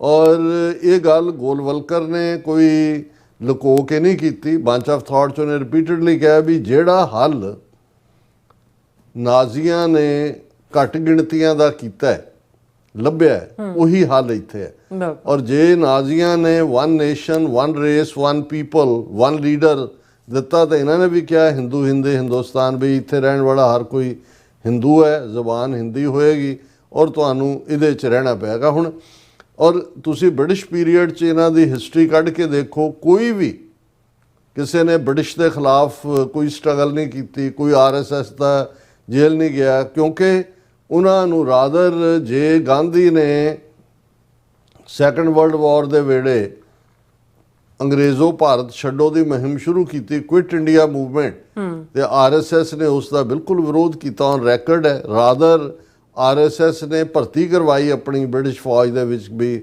ਵੱਧ ਤੋਂ ਵੱਧ ਜਿਹੜਾ ਉਹ ਸ਼ਾਮਲ ਹੋ। ਸੋ ਬ੍ਰਿਟਿਸ਼ਰਸ ਨੂੰ ਕਦੇ ਵੀ ਨਾ ਇਹਨਾਂ ਦਾ ਕੋਈ ਉਸ ਲੈਵਲ ਦਾ ਬਹੁਤਾ ਆਧਾਰ ਸੀ, ਔਰ ਕੋਈ ਵੀ। ਔਰ ਇਹੀ ਕਾਰਨ ਹੈ ਕਿ ਇਹਨਾਂ ਦੇ ਕੋਲ ਸਵਾਏ ਨਫ਼ਰਤ ਨੂੰ ਪਰੋਸਣ ਦੇ ਹੋਰ ਕੁਝ ਨਹੀਂ ਹੈ। ਇਹਨਾਂ ਦੀ ਕੋਈ ਵੀ ਹਿਸਟਰੀ ਜਿਹੜੀ ਹੈ, ਹੁਣ ਮੋਦੀ ਲਗਾਤਾਰ ਝੂਠ ਬੋਲ ਰਿਹਾ, ਮਨ ਕੀ ਬਾਤ ਦੇ ਵਿੱਚ ਵੀ, ਕੱਲ੍ਹ ਵੀ, ਔਰ ਹੁਣ ਉਹਨੇ ਜਿਹੜਾ ਇਹ 100 ਰੁਪਈਏ ਦਾ ਸਿੱਕਾ ਜਾਰੀ ਕੀਤਾ ਕੱਲ੍ਹ, ਜਿਹਦੇ 'ਤੇ ਜਿਹੜਾ ਉਹ RSS ਦੀ ਸੈਂਚਰੀ ਨੂੰ ਡਿਵੋਟ ਕੀਤਾ। ਔਰ ਇੱਕ ਪਾਸੇ RSS ਦਾ ਜਿਹੜਾ ਉਹ ਨਾਅਰਾ ਲਿਖਿਆ ਹੋਇਆ ਹੈ, ਰਾਸ਼ਟਰੀ ਸਵਾਹਾ ਇਦਾਮ ਰਾਸ਼ਟਰੀਆ ਇਦਾਮ ਨਾਮ ਆਮਾ, ਔਰ ਦੂਜੇ ਪਾਸੇ ਜਿਹੜੀ ਆ ਭਾਰਤ ਮਾਤਾ ਦੀ ਜਿਹੜੀ ਆ ਉਹ ਸ਼ੇਰ ਦੇ ਉੱਤੇ ਬੈਠਿਆਂ ਦੀ ਜਿਹੜੀ ਆ ਉਹ ਤਸਵੀਰ ਹੈ, ਔਰ ਉਸ ਨੂੰ RSS ਵਲੰਟੀਅਰ ਜਿਹੜੇ ਨੇ ਉਹ ਸਲੂਟ ਕਰ ਰਹੇ ਨੇ। ਔਰ ਮੋਦੀ ਬੜੇ ਫਖਰ ਦੇ ਨਾਲ ਕਹਿ ਰਿਹਾ ਕਿ ਵੀ ਇਹ ਪਹਿਲੀ ਵਾਰ ਹੋਇਆ ਕਿ ਇਮੇਜ ਆਫ ਭਾਰਤ ਮਾਤਾ ਕਰੰਸੀ ਦੇ ਉੱਤੇ ਆਇਆ, ਔਰ ਭਾਰਤ ਮਾਤਾ ਵਰਦ ਮੁਦਰਾ ਦੇ ਵਿੱਚ ਕਿ ਉਹ ਆਸ਼ੀਰਵਾਦ ਦੇ ਰਹੀ ਹੋਏ ਇਵੇਂ ਹੈ। ਔਰ ਸਾਹਮਣੇ ਜਿਹੜੇ ਨੇ ਸਵਿਕ ਸੰਘ ਜਿਹੜੇ ਸਵੈਮ ਸੇਵਕ ਨੇ ਉਹ ਸਲੂਟ ਕਰ ਰਹੇ ਨੇ। ਔਰ ਮੋਦੀ ਨੇ ਬੋਲਦਿਆਂ ਕਿ ਇਹ ਪਹਿਲੀ ਵਾਰ ਹੈ ਇੰਡੀਪੈਂਡੈਂਟ ਇੰਡੀਆ ਦੀ ਹਿਸਟਰੀ 'ਚ ਕਿ ਭਾਰਤ ਮਾਂ ਦਾ ਇਮੇਜ ਜਿਹੜਾ ਇੰਡੀਅਨ ਕਰੰਸੀ 'ਤੇ ਆਇਆ। ਔਰ ਉਹਨਾਂ ਨੇ ਕਿਹਾ ਕਿ ਉਹਦੇ 'ਤੇ ਅਸੀਂ RSS ਦਾ ਮੋਟੋ ਵੀ ਜਿਹੜਾ ਮੈਂ ਆਲਰੇਡੀ ਦੁਹਰਾਇਆ ਉਹ ਅਸੀਂ ਖੜਾ ਕੀਤਾ। ਹੁਣ ਦੇਖਣ ਵਾਲੀ ਗੱਲ ਇਹ ਹੈ, ਹਾਲਾਂ ਇਹਨਾਂ ਨੇ ਆਪਣੇ ਆਪ ਨੂੰ, ਮੋਦੀ ਨੇ ਜਿੱਥੇ RSS ਦੇ 100 ਸਾਲ ਦੇ ਸਫ਼ਰ ਦੇ ਗੁਣ ਗਾਏ ਕਿ ਹਰ ਮੌਕੇ 'ਤੇ RSS ਮੂਹਰੇ ਤੁਸੀਂ ਨੰਗਾ ਚਿੱਠਾ ਝੂਠ ਦੇਖੋ। ਉਹ ਕਹਿੰਦਾ ਨਵੰਬਰ 84 'ਚ ਜਦੋਂ ਸਿੱਖਾਂ ਦੇ ਉੱਤੇ ਜਿਹੜੀ ਹੈ ਉਹ ਅਟੈਕ ਹੋਏ, ਜਾਂ ਦੂਜੇ ਆਰਐਸਐਸ ਵਾਲਿਆਂ ਨੇ ਆਪਣੇ ਘਰਾਂ ਦੇ ਦਰਵਾਜ਼ੇ ਖੋਲ੍ਹ ਦਿੱਤੇ, ਉਹਨਾਂ ਨੇ ਸਿੱਖਾਂ ਨੂੰ ਪ੍ਰੋਟੈਕਟ ਕੀਤਾ। ਹਾਲਾਂ 90 ਤੋਂ ਜ਼ਿਆਦਾ ਕੇਸ ਆਰਐਸਐਸ ਦੇ ਨਾਲ ਸੰਬੰਧਿਤ ਲੋਕਾਂ ਦੇ ਉੱਤੇ ਸੀ। ਜਦੋਂ ਵਾਜਪਾਈ ਦੀ ਦੂਸਰੀ ਵਾਰ ਗਵਰਨਮੈਂਟ ਬਣੀ, ਉਹ ਸਾਰੇ ਕੇਸ ਵਾਪਸ ਲੈ ਲਏ ਗਏ। ਔਰ ਇਹਨਾਂ ਦਾ ਵਿਚਾਰਕ ਆਈਡੀਆਲੋਗ ਨਾਨਾ ਜੀ ਦੇਸ਼ਮੁਖ, ਜਿਸ ਨੂੰ ਭਾਰਤ ਰਤਨ ਦਾ ਅਵਾਰਡ ਦਿੱਤਾ ਹੈ ਮੋਦੀ ਨੇ, ਉਹਨੇ 9 ਨਵੰਬਰ 1984 ਨੂੰ ਇੱਕ ਛੋਟਾ ਜਿਹਾ ਕਿਤਾਬਚਾ ਜਿਹੜਾ ਸਾਰੇ ਐਮਪੀਜ਼ ਨੂੰ ਭੇਜਿਆ ਗਿਆ ਔਰ ਪ੍ਰੈਸ ਨੂੰ ਦਿੱਤਾ ਗਿਆ, ਉਹਦੇ 'ਚ ਉਹਨੇ ਕਿਹਾ ਕਿ ਸਿੱਖਾਂ ਨਾਲ ਜੋ ਹੋਇਆ ਇਹ ਡਿਜ਼ਰਵ ਕਰਦੇ ਸੀ, ਇਹ ਹਿੰਦੂਆਂ ਦੇ ਫੋਲਡ 'ਚੋਂ ਨਿਕਲ ਕੇ ਆਪਣੀ ਆਜ਼ਾਦ ਆਇਡੈਂਟੀਟੀ ਦੇਣਾ ਚਾਹੁੰਦੇ ਸੀ, ਇਹ ਹੁਣ ਚੁੱਪ ਕਰਕੇ ਬਹਿ ਜਾਣ, ਇਹਨਾਂ ਨੂੰ ਸਬਕ ਸਿਖਾ ਦਿੱਤਾ ਗਿਆ। ਲੇਕਿਨ ਮੋਦੀ ਜਿਹੜਾ ਉਹ ਬੇਸ਼ਰਮੀ ਦੇ ਨਾਲ ਕਹਿ ਰਿਹਾ ਜੀ ਆਰਐਸਐਸ ਨੇ ਤੇ ਸਿੱਖਾਂ ਨੂੰ ਬਚਾਇਆ। ਔਰ ਤੁਸੀਂ ਉਸ ਦੇ ਨਾਲ ਬੜਿਆ ਜਿਹੜਾ ਝੂਠ, ਉਹ ਇਹ ਕਹਿੰਦਾ ਜੀ ਆ ਜਦੋਂ ਹੁਣ ਪੰਜਾਬ 'ਚ ਹੜ੍ਹ ਆਏ ਨੇ, ਸਭ ਤੋਂ ਮੂਹਰੇ ਆਰਐਸਐਸ ਦੇ ਵਲੰਟੀਅਰ ਪਹੁੰਚੇ। ਹੁਣ ਕੋਈ ਸੋਸ਼ਲ ਮੀਡੀਆ ਪੋਸਟ, ਕੋਈ ਉਹਨਾਂ ਦੀ ਬਿਆਨਬਾਜ਼ੀ ਹੁਣ ਠੀਕ ਹੈ ਕਿ ਹੁਣ ਜਦੋਂ ਕਿ ਇੱਕ ਮਾਹੌਲ ਬਣਿਆ, ਅੱਜ ਰਾਮਦੇਵ ਜਿਹੜਾ ਹੈ ਉਹ ਸ਼੍ਰੋਮਣੀ ਕਮੇਟੀ ਦੇ ਡੈਲੀਗੇਸ਼ਨ ਨੂੰ ਮਿਲਿਆ, 1 ਕਰੋੜ ਰੁਪਈਆ ਮੈਂ ਦੇ ਰਿਹਾ, ਉਹਨਾਂ ਨੂੰ ਇਹ ਲੱਗਦਾ ਕਿ ਬਈ ਇਹ ਤਾਂ ਈਵਨ ਇਹਨਾਂ ਦਾ 1 ਕਰੋੜ ਦਿੱਤਾ, ਉਹ ਸੀ ਵੀ ਯੂਪੀ ਰਾਜਸਥਾਨ ਦੇ ਜਿਹੜੇ ਹਿਜੜੇ ਨੇ ਖੁਸਰੇ, ਉਹਨਾਂ ਨੇ ਇਕੱਠੇ ਹੋ ਕੇ 50 ਲੱਖ ਰੁਪਈਆ ਵਿਚਾਰਿਆਂ ਨੇ ਇਕੱਠਾ ਕੀਤਾ ਵੀ ਅਸੀਂ ਪੰਜਾਬ ਦੇ ਹੜ੍ਹ ਪੀੜਤਾਂ ਦੇ ਲਈ ਕਰ ਰਹੇ ਹਾਂ। 3000 ਤੋਂ ਜ਼ਿਆਦਾ ਮਸੀਤਾਂ ਨਾਰਥ ਇੰਡੀਆ ਦੀਆਂ, ਉਹ ਮੁਸਲਮਾਨ ਆਏ ਵੀ ਨੇ ਔਰ ਉਹਨਾਂ ਨੇ ਕਰੋੜਾਂ ਰੁਪਏ ਜਿਹੜੇ ਨੇ ਉਹ ਡੋਨੇਟ ਕੀਤੇ। ਜਾਟ ਉਹ ਵੈਸਟਰਨ ਯੂਪੀ ਦੇ ਹੋਣ, ਉਹ ਮੇਵਾਤ ਹਰਿਆਣੇ 'ਚੋਂ ਜਦੋਂ ਸਿੱਖ ਮੇਵਾਤ 'ਚ ਮਦਦ ਲਈ ਗਏ ਸੀ, ਉਹ ਮਦਦ ਦੇ ਲਈ ਆਏ ਨੇ। ਔਰ ਕਿਤੇ ਆਰਐਸਐਸ ਤੱਕ ਹੀ ਜਿਨ੍ਹਾਂ ਦੀ ਹਕੂਮਤ ਹੈ, ਈਵਨ ਆ ਜਿਹੜਾ ਪੰਜਾਬ ਅਸੈਂਬਲੀ ਨੇ ਮਤਾ ਕੀਤਾ ਇਹਨਾਂ ਨੂੰ ਕੰਡੈਮ ਕਰਦੇ ਆ ਸੈਂਟਰ ਨੂੰ ਕਿ ਭਾਈ ਸਾਨੂੰ ਬਿਲਕੁਲ ਜਿਹੜਾ ਉਹ ਛੱਡ ਦਿੱਤਾ ਕਰ ਲਗਾ। ਜਿਹੜਾ 1500 ਕਰੋੜ ਕਰੂਅਲ ਜੋਕ ਕਰਕੇ ਮੋਦੀ ਗਿਆ, ਉਹਦਾ ਵੀ ਇੱਕ ਪੈਸਾ ਵੀ ਅਜੇ ਤੱਕ ਨਹੀਂ ਆਇਆ। ਸੋ ਇਹ ਜ਼ਖਮਾਂ ਤੇ ਲੂਣ ਛਿੜਕਣ ਵਾਲੀ ਗੱਲ ਹੈ। ਔਰ ਇਹ ਠੀਕ ਕਾਂਗਰਸ ਨੇ ਇਸ ਦੇ ਉੱਤੇ ਜੋ ਆਰਐਸਐਸ ਦੇ ਗੁਣ ਗਾਇਨ ਮੋਦੀ ਕਰ ਰਿਹਾ ਹੈ, ਔਰ ਆਉਣ ਵਾਲੇ ਦਿਨਾਂ 'ਚ ਆ 2 ਅਕਤੂਬਰ ਕੱਲ੍ਹ ਹੈ, ਕੱਲ੍ਹ ਜਿਵੇਂ ਮੈਂ ਕਿਹਾ ਵੀ ਮੋਹਨ ਭਾਗਵਤ ਐਡਰੈਸ ਕਰੇਗਾ, ਭਾਰਤ ਭਰ ਦੇ ਵਿੱਚ ਜਿਹੜੇ ਨੇ ਹਥਿਆਰ ਲੈ ਕੇ ਇਹ ਮਾਰਚ ਕਰਨਗੇ ਜਾਂ ਦੂਜੇ। ਕਾਂਗਰਸ ਨੇ ਬਿਲਕੁਲ ਠੀਕ ਇਹ ਸਵਾਲ ਕੀਤਾ, ਉਹਨਾਂ ਨੇ ਕਿਹਾ ਵੀ ਜਰਾ ਜਿਸ ਪਟੇਲ ਦੇ ਤੁਸੀਂ ਬੜਾ ਸਰਦਾਰ ਵੱਲਭ ਭਾਈ ਪਟੇਲ ਕਰਕੇ ਸਭ ਤੋਂ ਉੱਚੀ ਮੂਰਤੀ ਬਣਾਈ ਹੈ, ਵੀ ਉਸ ਦੇ ਹੀ ਜਿਹੜੇ ਹੈ ਉਹ ਵਿਚਾਰ ਦੇਖ ਲਓ ਵੀ ਉਹਨੇ ਗਾਂਧੀ ਦੇ ਮਰਡਰ ਤੋਂ ਬਾਅਦ ਆਰਐਸਐਸ ਤੇ ਬੈਨ ਲਾ ਦਿੱਤਾ ਸੀ, ਔਰ ਸਾਵਰਕਰ ਨੂੰ ਵੀ, ਔਰ ਸਾਵਰਕਰ ਹਿੰਦੂ ਮਹਾਸਭਾ ਦਾ ਪ੍ਰਧਾਨ ਸੀ, ਔਰ ਗੋਲਵਲਕਰ ਵੀ ਇਸ ਦੇ ਵਿੱਚ ਜਿਹੜਾ ਉਹਨੂੰ ਕੀਤਾ ਸੀ। ਹਾਲਾਂ ਬਾਅਦ 'ਚ ਪ੍ਰੋਪਰ ਐਵੀਡੈਂਸ ਨਾ ਹੋਣ ਕਰਕੇ ਸਾਵਰਕਰ ਆਫ ਦਾ ਹੁੱਕ ਹੋਇਆ। ਔਰ ਉਹਦੇ 'ਚ ਪਟੇਲ ਨੂੰ ਉਹਨਾਂ ਨੇ ਕੋਟ ਕੀਤਾ ਕਿ ਭਾਈ, ਉਹਨਾਂ ਨੇ ਕਿਹਾ ਵੀ ਸਾਡੀਆਂ ਰਿਪੋਰਟਸ, ਕਿਉਂਕਿ ਪਟੇਲ ਹੋਮ ਮਿਨਿਸਟਰ ਸੀ ਜਦੋਂ ਗਾਂਧੀ ਦਾ ਮਰਡਰ ਹੋਇਆ, ਉਹਨਾਂ ਨੇ ਕਿਹਾ ਸਾਡੀਆਂ ਰਿਪੋਰਟਸ ਇਹ ਕਨਫਰਮ ਕਰਦੀਆਂ ਨੇ ਕਿ ਇਹ ਦੋਨੋਂ ਹੀ ਜਿਹੜੀਆਂ ਬਾਡੀਜ਼ ਨੇ ਆਰਐਸਐਸ ਔਰ ਹਿੰਦੂ ਮਹਾਸਭਾ, ਇਹਨਾਂ ਦੀ ਬਦੌਲਤ, ਖਾਸ ਤੌਰ ਤੇ ਆਰਐਸਐਸ ਦੀ ਬਦੌਲਤ ਮੁਲਕ ਦੇ ਵਿੱਚ ਜਿਹੜਾ ਬੜਾ ਨਫ਼ਰਤ ਭਰਿਆ ਮਾਹੌਲ ਬਣਿਆ, ਜਿਹਦਾ ਵਿਕਟਮ ਗਾਂਧੀ ਬਣਿਆ। ਔਰ ਇਹਨਾਂ ਦੀਆਂ ਜਿਹੜੀਆਂ ਐਕਟੀਵਿਟੀਜ਼ ਨੇ ਰੁਕ ਨਹੀਂ ਰਹੀਆਂ, ਔਰ ਇਹ ਹੈਵ ਨਾਟ ਡਾਈ ਡਾਊਨ, ਔਰ ਇਹ ਜਿਹੜੇ ਨੇ ਅੱਗੇ ਨਾਲੋਂ ਵੀ ਜ਼ਿਆਦਾ ਨਫ਼ਰਤ ਦੇ ਨਾਲ ਭਰਿਆ ਹੋਇਆ ਪ੍ਰਚਾਰ ਕਰ ਰਹੇ ਨੇ। ਫਿਰ ਇਹੀ ਸਵਾਲ ਜਦੋਂ ਇਹਨਾਂ ਨੂੰ ਪੁੱਛਿਆ ਜਾਂਦਾ ਹੈ, ਹੁਣ ਸਾਵਰਕਰ 12 ਵਾਰ ਮਾਫੀ ਮੰਗ ਕੇ ਮਾਫੀ ਦੇ ਲੈਟਰ ਕਾਲੇ ਪਾਣੀ 'ਚੋਂ ਬਾਹਰ ਨਿਕਲਿਆ ਸੀ, ਗੋਲਵਲਕਰ ਔਰ ਬਾਕੀ ਸਾਰਾ ਇਹਨਾਂ ਦਾ ਲਾਣਾ, ਇਹ ਵੀ ਮਾਫੀਨਾਮੇ ਲਈ ਮਸ਼ਹੂਰ ਨੇ। ਐਮਰਜੈਂਸੀ ਦੇ ਵੇਲੇ ਇੰਦਰਾ ਗਾਂਧੀ ਨੇ ਪਾਬੰਦੀ ਲਾਈ ਆਰਐਸਐਸ ਤੇ, ਆਰਐਸਐਸ ਮੁਖੀ ਜੇਲ੍ਹ 'ਚੋਂ ਜਿਹੜਾ ਮਾਫੀ ਲੈਟਰ ਕਰਕੇ ਜੀ ਤੂੰ ਦੁਰਗ ਹੈ ਔਰ ਤੂੰ ਬਹੁਤ ਚੰਗਾ ਕੰਮ ਕਰ ਰਹੀ ਹੈ, ਬਾਹਰ ਨਿਕਲੇ। ਸੋ ਤੁਸੀਂ ਇਹਨਾਂ ਸਾਰਿਆਂ ਦਾ ਦੇਖੋ, ਲੇਕਿਨ ਇਨ ਦਾ ਐਂਡ ਆਫ ਦਾ ਡੇ ਗੱਲ ਇਹ ਹੀ ਹੈ ਕਿ ਜਿਨ੍ਹਾਂ ਦੇ ਕੋਲ ਪਾਵਰ ਆ ਜਾਂਦੀ ਹੈ, ਫਿਰ ਨੈਰੇਟਿਵ ਉਹਨਾਂ ਦਾ ਚੱਲਦਾ ਹੈ। ਜਿਵੇਂ ਉਹ ਅਫਰੀਕਨ ਪ੍ਰੋਵਰਬ ਹੈ, ਅਖਾਣ ਹੈ ਕਿ ਭਾਈ ਸ਼ੇਰ ਔਰ ਸ਼ਿਕਾਰੀ ਦੀ ਲੜਾਈ ਦੇ ਵਿੱਚ ਜੇ ਸ਼ੇਰ ਜਿੱਤ ਜਾਂਦਾ ਤੇ ਫਿਰ ਜਿਹੜਾ ਨੈਰੇਟਿਵ ਹੈ ਉਹ ਸ਼ੇਰ ਦਾ ਹੋਣਾ ਸੀ, ਫਿਰ ਸ਼ਿਕਾਰੀ ਦਾ ਨਹੀਂ ਸੀ ਹੋਣਾ। ਪਰ ਕਿਉਂਕਿ ਸ਼ਿਕਾਰੀ ਕੋਲ ਬੰਦੂਕ ਹੈ, ਉੱਚੇ ਮਚਾਨ ਤੋਂ ਸ਼ੇਰ ਦੇ ਨਾਲ ਉਤਰ ਕੇ ਦਾ ਕੋਈ ਮੁਕਾਬਲਾ ਨਹੀਂ ਕਰਦਾ, ਹੱਥੋਂ ਹੱਥ ਜਾਂ ਤਲਵਾਰ ਦੇ ਨਾਲ, ਗੋਲੀ ਦੇ ਨਾਲ ਕਰਦਾ। ਇਸ ਲਈ ਉਹ ਆਪਣੇ ਨਿਸ਼ਾਨੇ ਦੀ ਤਾਰੀਫ ਵਾਲੀ ਜਿਹੜੀ ਆ ਕਹਾਣੀ ਜਾਂ ਨੈਰੇਟਿਵ ਬਿਆਨ ਕਰੇਗਾ। ਇਹੀ ਹਾਲ ਸਾਡਾ। ਇੱਕ ਪਾਸੇ ਅਸੀਂ ਜਦੋਂ ਅੰਗਰੇਜ਼ਾਂ ਨੂੰ ਬਾਹਰ ਕੱਢਣ ਦੀ ਲਾਈਨ ਹੈ ਤੇ ਅਸੀਂ 98 ਸਾਲਾਂ ਦੇ ਆਪਣਾ ਇਤਿਹਾਸ ਸੁਣਾਉਂਦੇ ਕਿ ਜੀ ਦੇਖੋ ਇੰਨੇ ਫਾਂਸੀਆਂ ਤੇ ਚੜ੍ਹੇ, 108 93 ਸਿੱਖ, 3000 ਕਾਲੇ ਪਾਣੀ ਗਏ, 2500 ਸਿੱਖ, ਕਿੰਨਿਆਂ ਦੀਆਂ ਜਦਾਤਾਂ ਕੁਰਕ, ਕਿੰਨੇ ਫਲਾਣਾ, ਪਰ ਇਹਦਾ ਐਂਡ ਆਫ ਦਾ ਡੇ ਬਾਜ਼ੀ ਲੈ ਗਏ ਭਾਨੇ ਸ਼ਾਹ ਹੋਰੀ, ਅਸੀਂ ਤੁਹਾਨੂੰ ਬਣਾਉਣ ਦੇ ਯਾਰ ਹੀ ਰਹੇ। ਅੱਜ ਨੈਰੇਟਿਵ ਨਾ ਤੁਹਾਡਾ ਉਸ ਇਤਿਹਾਸ ਦੇ ਵਿੱਚ ਕਿਤੇ ਜ਼ਿਕਰ ਹੁੰਦਾ ਜੋ ਜਿਨ੍ਹਾਂ ਦੇ ਕੋਲ ਪਾਵਰ ਹੈ ਉਹ ਛਾਪ ਰਹੇ ਨੇ, ਤਾਂ ਜੋ 78 ਸਾਲਾਂ 'ਚ ਸਾਡੇ ਨਾਲ ਹੋ ਰਿਹਾ ਹੈ ਔਰ ਜਿਹੜੇ ਕਰਨ ਵਾਲੇ ਨੇ ਕਿਸ ਹੱਦ ਤੱਕ ਜਾ ਕੇ ਉਹਨਾਂ ਨੇ ਚਾਣਕਿਆ ਨੀਤੀ ਦੇ ਚਾਰੋਂ ਹਥਿਆਰ ਸਾਮ ਦਾਮ ਦੰਡ ਭੇਦ ਲਾਗੂ ਕੀਤੇ ਹੋਏ ਨੇ।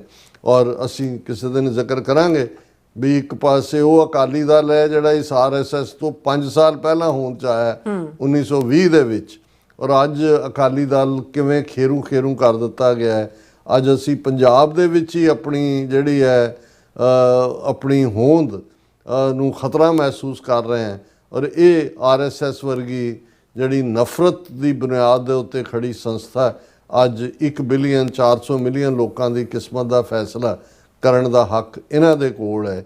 ਇਹ ਹੁਣ ਇਹਦੇ ਲਈ ਕੌਣ ਜ਼ਿੰਮੇਵਾਰ ਹੈ ਔਰ ਇਹ ਸਾਰਾ ਪਾਰਟ ਕਿਵੇਂ ਬਦਲਿਆ ਜਾ ਸਕਦਾ ਹੈ, ਇਹ ਜਿਹੜਾ ਇੱਕ ਚਰਚਾ ਦਾ ਵਿਸ਼ਾ ਹਮੇਸ਼ਾ ਰਹੇਗਾ। ਜੀ ਰਾਜਾ ਤੁਹਾਡਾ ਬਹੁਤ ਬਹੁਤ ਸ਼ੁਕਰੀਆ। ਸੋ ਇੱਥੇ ਲੈਣੇ ਬ੍ਰੇਕ, ਔਰ ਬ੍ਰੇਕ ਤੇ ਜਾਣ ਤੋਂ ਪਹਿਲਾਂ ਅਸੀਂ ਆਪਣੇ ਦਰਸ਼ਕਾਂ ਤੇ ਸਰੋਤਿਆਂ ਨੂੰ ਅਪੀਲ ਦੀ ਬੇਨਤੀ ਕਰਦੇ ਹਾਂ।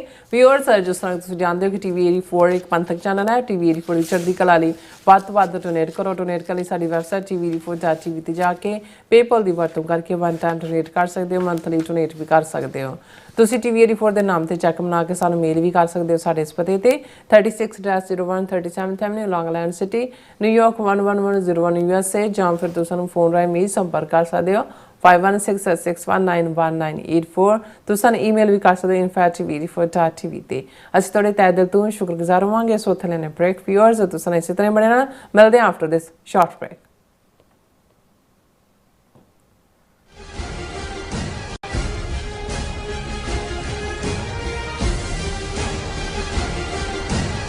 ਜਿਹੜਾ ਹੜ੍ਹ ਆਇਆ ਸੀਗਾ ਗੁਰਦੁਆਰਾ ਸ੍ਰੀ ਕਰਤਾਰਪੁਰ ਸਾਹਿਬ ਦੇ ਵਿੱਚ, ਬਹੁਤ ਹੀ ਤਬਾਹੀ ਮਚਾਈ ਹੈ ਉਸ ਹੜ੍ਹ ਨੇ।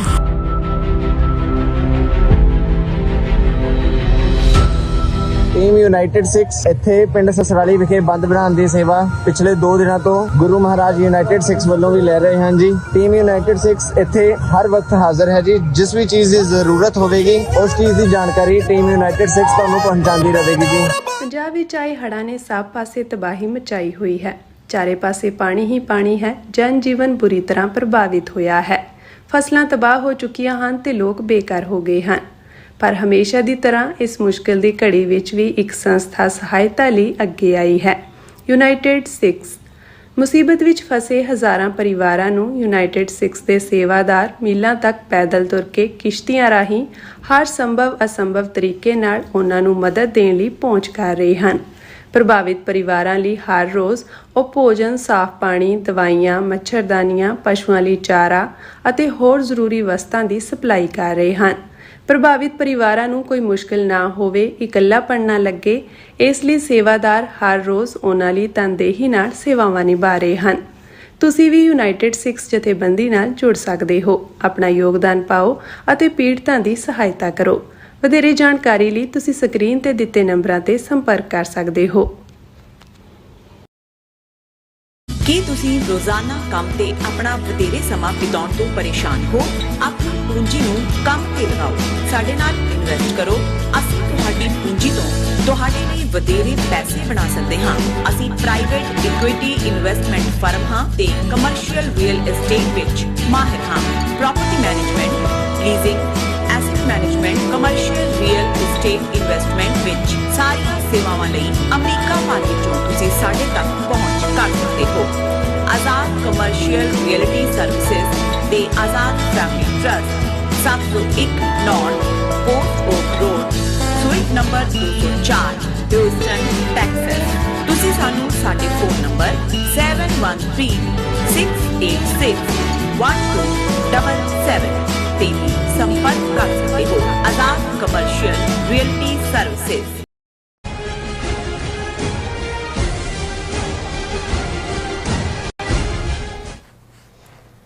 Viewers, welcome back to programme. So viewers, ਗੱਲਬਾਤ ਕਰਨ ਜਾ ਰਹੇ ਕਿ ਪਿਛਲੇ ਦਿਨ UK ਵਿੱਚ ਲੰਡਨ ਦੇ ਟੈਵਿਸਟੋਕ ਕੇਅਰ ਵਿੱਚ ਜਿਹੜੀ ਸਥਾਪਿਤ ਗਾਂਧੀ ਦੇ ਬੁੱਤ ਤੇ ਕੁਝ ਗ੍ਰੈਫਿਟੀ ਲਿਖੀ ਮਿਲੀ ਹੈ, ਜਿਸ ਦੀ ਬ੍ਰਿਟਿਸ਼ ਪੁਲਿਸ ਵੱਲੋਂ ਜਾਂਚ ਕੀਤੀ ਗਈ ਹੈ।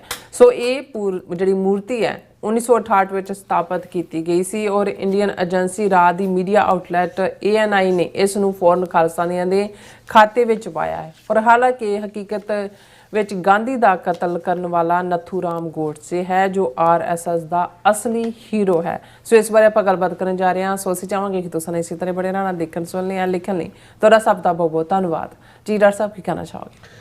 ਦੇਖੋ, ਇਸ ਵੇਲੇ ਕਿਉਂਕਿ ਇੰਡੀਆ ਟਰਾਂਸਨੈਸ਼ਨਲ ਰਿਪਰੈਸ਼ਨ ਦੇ ਲਈ ਅਕਾਊਂਟੇਬਲ ਠਹਿਰਾਇਆ ਜਾ ਰਿਹਾ ਹੈ।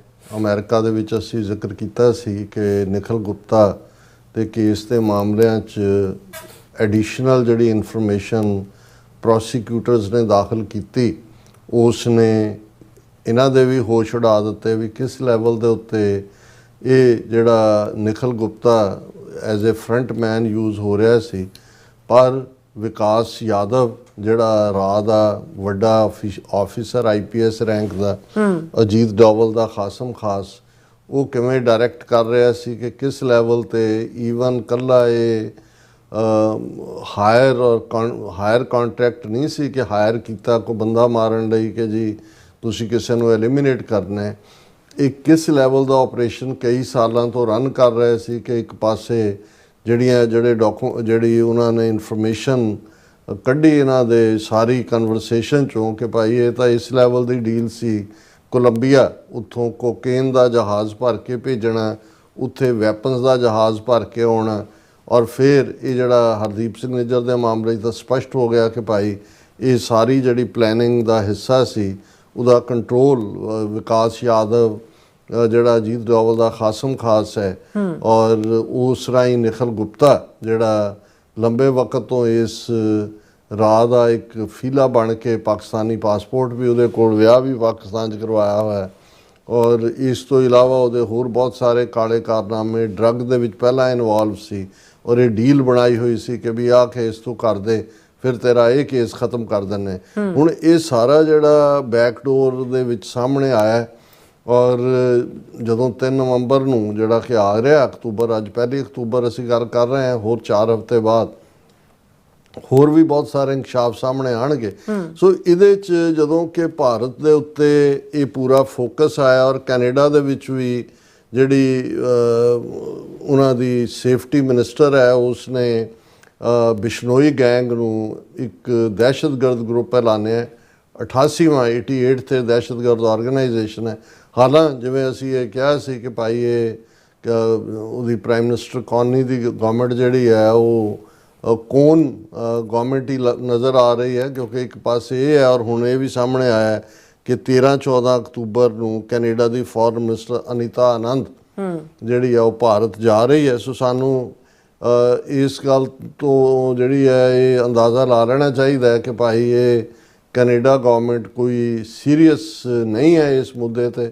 ਜੋ ਜਸਟਿਨ ਟਰੂਡੋ ਨੇ ਜਿੰਨਾ ਸਟੈਂਡ ਲੈ ਲਿਆ, ਹੁਣ ਇਹਨਾਂ ਨੇ ਪੈਰ ਪਿੱਛੇ ਖਿੱਚੇ ਨੇ, ਔਰ ਇਸ ਸਾਰੇ ਦੇ ਚਲਦਿਆਂ ਇਹਦੇ 'ਚ ਕੋਈ ਦੋ ਰਾਵਾਂ ਨਹੀਂ ਨੇ ਕਿ ਭਾਰਤ ਦਾ ਐਜ਼ ਏ ਰੋਗ ਸਟੇਟ ਦੁਨੀਆ ਦੇ ਸਾਹਮਣੇ ਉਹਨਾਂ ਦਾ ਭੱਦਾ ਚਿਹਰਾ ਜਿਹੜਾ ਉਹ ਬੇਨਕਾਬ ਹੋ ਰਿਹਾ, ਔਰ ਖਾਲਿਸਤਾਨੀ ਐਕਟਿਵਿਜ਼ਮ ਦੀ ਗੱਲ ਉਹ ਖਾਲਿਸਤਾਨ ਰੈਫਰੈਂਡਮ ਦੇ ਹਵਾਲੇ ਨਾਲ ਹੋਏ, ਜਾਂ ਹੁਣ S ਜੈ ਸ਼ੰਕਰ ਦੀ UN ਫੇਰੀ ਦੇ ਦੌਰਾਨ ਜਿਵੇਂ ਸਿੱਖਾਂ ਨੇ ਸੋਲੀਡੈਰਿਟੀ ਦਾ ਕਸ਼ਮੀਰੀਆਂ ਦੇ ਨਾਲ ਮੁਜ਼ਾਹਰਾ ਕੀਤਾ ਹੈ, ਉਸ 'ਚੋਂ ਅਸੀਂ ਇਹ ਵੀ ਦੇਖ ਸਕਦੇ ਹਾਂ ਕਿ ਇਹਨਾਂ ਨੇ ਫੌਰਨ ਬਾਅਦ ਹੁਣ ਜਿਹੜਾ ਆਜ਼ਾਦ ਕਸ਼ਮੀਰ ਹੈ ਜਿਸ ਦੇ ਵਿੱਚ ਮੁਜ਼ੱਫਰਾਬਾਦ, ਰਾਵਲਾਕੋਟ, ਮੀਰਪੁਰ ਇਹ ਸਾਰੇ ਏਰੀਆ ਨੇ, ਉੱਥੇ ਇਸ ਵੇਲੇ ਗੜਬੜ ਚੱਲ ਰਹੀ ਹੈ।